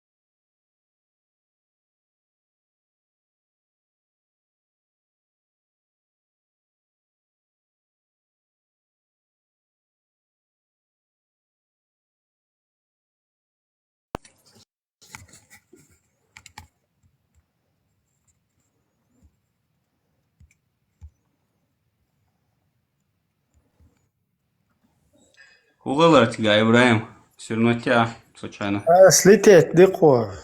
Слететь, ты не. Все равно тебя случайно. بصوا بدين شو خزغة وكشلي شوري. О, там же нам до хотя бы цахом дать, я не прошу там тебя, короче, как, ну, 10 там, 100, короче, что этих перечислить, да, каких-то регалий. Хотя бы цахом. أس أوقع شاد دك دات بوصل الدنيا نوخش ميلدل هم برتوريش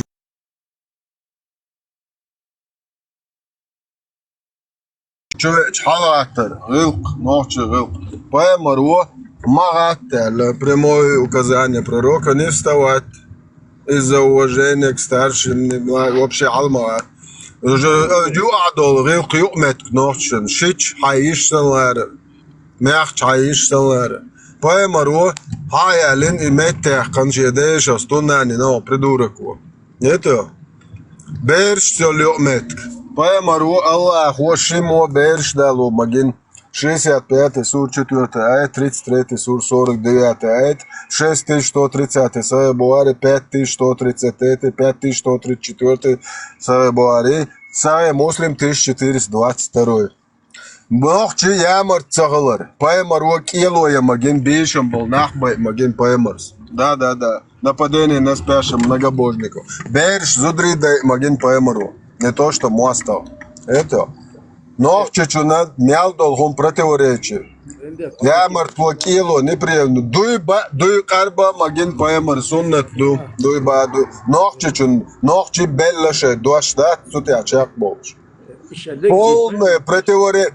Бусал дин, нохчи мелдол гуман, нис басне, дуалду шумду. еще деньги адвисим, что мы гош честно бы хун бас, Allah ta'ala. Бусум на мекшот, бусум на хун следует. Бусал нах яц бохас. Лично. Поэмар смагин хберш дудриде. еще деньги делаешь без честно, хун бутах, цу магин, без хун бут. Алло. هاي بايمر كيسنا تسانس رانو تشوي أصلا يسكت. أصلا شو ما جينا بوش هم مش عاديش هم مش سارة بس. بايمر يوق إز دوق تا بايمر أتلت شات دي أشوات تا إز خليت أنا إز خليت. كيسنا فيش سوي بايمر كيسنا فيش بايمر هودي بواسن. صابرتي كيسنا بتاع وين بايمر سنتر بوبو شو هذا دي شواتو خزيل قشلا. بايمر سويتش لا جا أورمي دازات وش بيتول شو متشواه. سون توتي بيتول شلا بايمر هذا إيش دوقتنا لات. إيش دقي ليلوش. حقوقش داسهم. هون تا وقت جنيه نوقت جو أورمي بيتيا موابع جوما يا بو ساقزين. سون أوجانز يليلوش نو يليلوش خاص. سون بايمرم جنا سون بايمرم جنا أسنت حديث ديوشكو. بايمر جنقصو أورمي عويتش لاتش بيتيا طولش دابوش موابع. غدا هو إسمع حب بايمر. минуты я понимаю. Асад и Кестнер Дешду, целом по большому счету конституцию, законодательство, язык, они это как бы противозаконным делают. Изнасилование детей, изнасилование замужних женщин. Бусовна, вопреки ТР, это легализовывают и делают совершенно вот, ну как бы, не то, что просто это разрешено, да, они к этому даже призывают в некоторых случаях, потому что это же является сунной, как ты можешь осудить то, что Пайгамбар Ленина, так, например, Таланвай, Афганистане, хайш полностью даяк концерт, вот, изять, возраст согласия, то есть тига, короче, ну, бусал динант этой же, аран суннат этой же. Всегда вот американский маринет кюцундецу и иду как-то и масон ши ушбас устан и тан секундан ашта адда битан да сайшт реально ёл ну, данные, которые у тебя есть на руке, масон ши рептилой, чи до теории, заговор, ши абсолютно серьезно канал мадахтис. То уж мадахти асвад хосялла воккол, хосялла мудрее, хосялла умнее у 1000 раз. Ведь то уж мадахти теории, заговор, ши. Асвад, мечаю было американские марионетки. Вот 95-й Мурад американский маринет куда нам это очень. Хаттер дина дебил. Американский. Маринет меча цаюхо дебил жвап дал цаюай хамараон. Ай дебильный хаттер ай дешдол камел дебильный дуй доказать. Хити на был ахубо это на ахубо. أعوبه يخاطر دينا أسكر بلينشت يوندول شعوق أمريكانسكي مريانيت كيوتيغا يل ملو يل خياتيج أياديش دوق أميل سوازون وتأخذ ملو بقول سعيد لا يلا تيجا حين عيد لا يخوات شو سو ملو شو ملو عيد لا يبقى أسوي كم بس يلا الله يوزر هو نيست وايد دي مجد Асвад, получается, тебя был Талибан, шесть, американцы, еще, дуния вообще...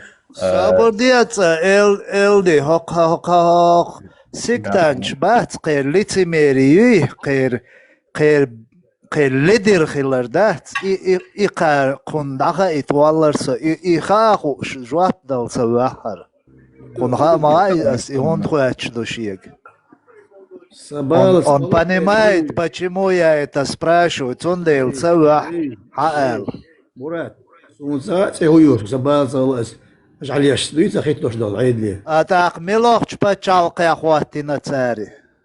شاش شو بغان جماسو معه إراك يا حاسير يا يجيب يا Хорошо, ищу мелбанаш. А салафич сун أغلو سنيش بوي. إيش بوخسه سيرش أوت إيران يا هون تغوات لترجي. إيران خاص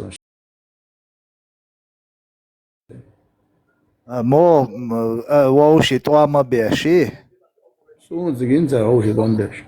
صابر دي هينز أش وابشي بوساو بات بيوم شو كروتشي بوش بوشيش هون بو إسرائيل تي أمريكي تي دائم توام بيش. شو هون ده تعنا مهتي تشين توام بيش إبالتات دردوتسك. أنا شرسي إيش وجدك دايان دينا استشيس لقولي. يتا نوخشي شو يتا أسويك شو دوت.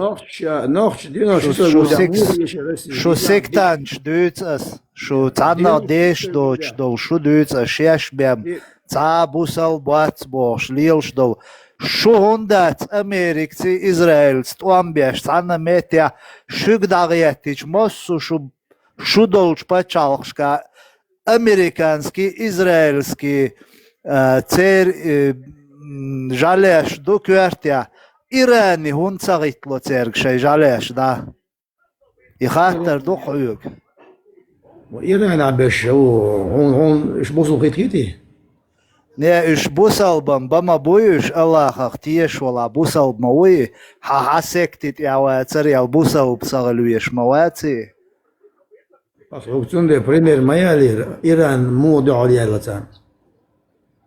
نوخش جمود عليالير دي ناس تقول شكا ويك داديل دول خاطر حدوق دوق جو دقية وحيزة تدياشي بحان دي باس شون بوسل بصغيش بل شيئيش إيران هنديو جوكتيش سي أمريكي تسلوش دائمنا ورجدا هنديو تير تو إيراني هون تغواتلو تيرك شي مريانيت كوارتي شو دولج متي موسو بچالش كون خيتلو تيرگش شو هوندا تيرت عنا متي اتوان بيش ميلش دو عمل بشي لين داخ ديه لين ديز هون بدك زابسيا عجل سيهودي حاجه ايران عند القام بي ايران عند القام ما بوزو بدو دخل وعيد لا يضمش شي لو ديش غيد يا ايش سي بورت بقيل بو امريكي اوقاتي سانت قيت شو ما يا تيجا تير 40 с лишним лет квартя хилвол аят мело ивин вол хитя цар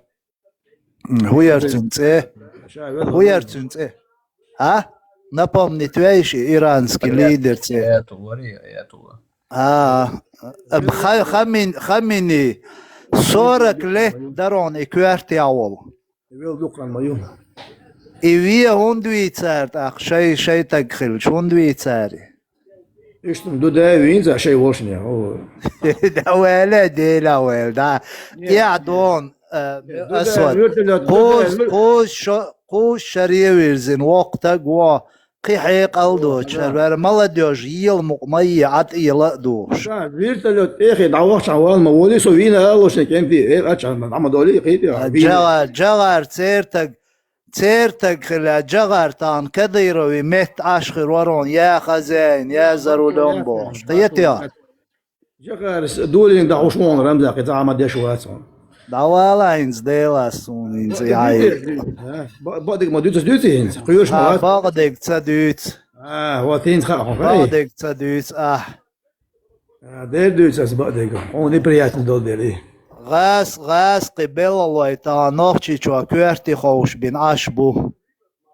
قيتنا كوارتي عبو ستولت دو نوخشي شو ستولت أتس دابل بول نخبوي إش موخا خليا إش تاريا بودولكش بينيا تارو أكيك بينيا غاسقش ندعال لترش بل دابولان غاسقش تبوال بيش بيشتغل بون ساد تو نوخشي شو تروحوش إنا بون غاسقش تبوال بيش بونا От гайски شين سبيش سي زودو يا انسان دي عليك بيلق بيلي تير زودريم دوق نوخشيش بالينير نو جو غرسون يا انسان يالي نقشي نيزيل ديل وانت يالو اشرتوي حقر شي حياه زود مو يزلوريو هاي يقام دي على والعو ليش خرج ايش دي تاهن دي تاي هوندو تسوما تدويتش конкретно قامل ديلام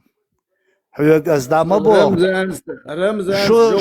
شو دول شبتشالخشكا مثلا امريكانسكي израильский марионетка шондио шон бусал царьечко Иране он диатер марионеткш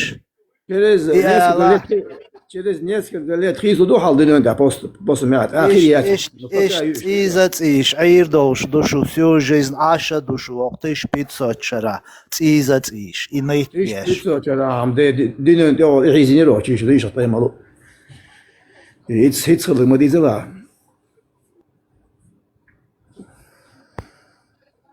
سون عمت خلج أتحقق أوس إخيتر درار كيجي نقبل شو قميل ده هم بعدك ديزا جمول شخين عشاء والوقنك حيق أو دو شخل مهترسون إتغل يربق إني وبشي حيري والوشمون فاهم عوضون حيري والوقليو Асвад, долгие Франция, и учитель Квартбеком, и Абдулла. Не учитель, а манекенни Кварт, да? قوبل ده خلق манекенни Квартбек القوبل دو الساعة 13 دقيقة هم يتعاشوا манекен شو عاشوك سو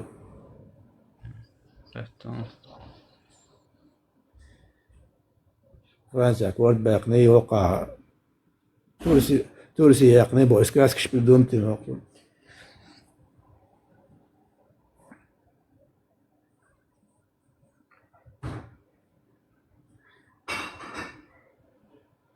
مرات قان ويل اوسراز قان ولا ماتسون بعدك خيش سا جيم واحد ساين جيم واحد نو حالو بام سوچي حسوال خيل ديش برر قية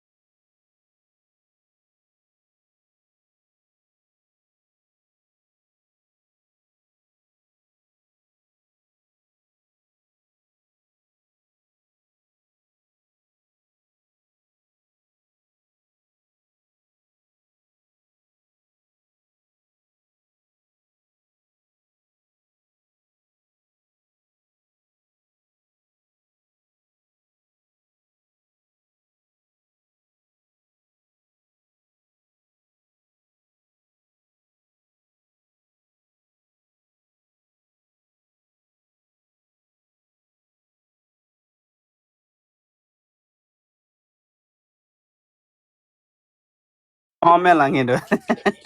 쪼매랑이 그게 에르사비가 쪼매랑이. 나도 저 액션다 나라면다 괜찮다 양견이 다이나 마다 키 노시 칼레살 쪼매랑이 말아마 저러 아이르슨 거 버탱다세. 가는 저 제면 돼. 간줄 쪼매는 통계라야 노시 칼레가 양거네 되는 인지 무시 통과다. 말에 진짜 단다 싸워더라. 단다 싸워더 말에 가려는 날 제면 말이야.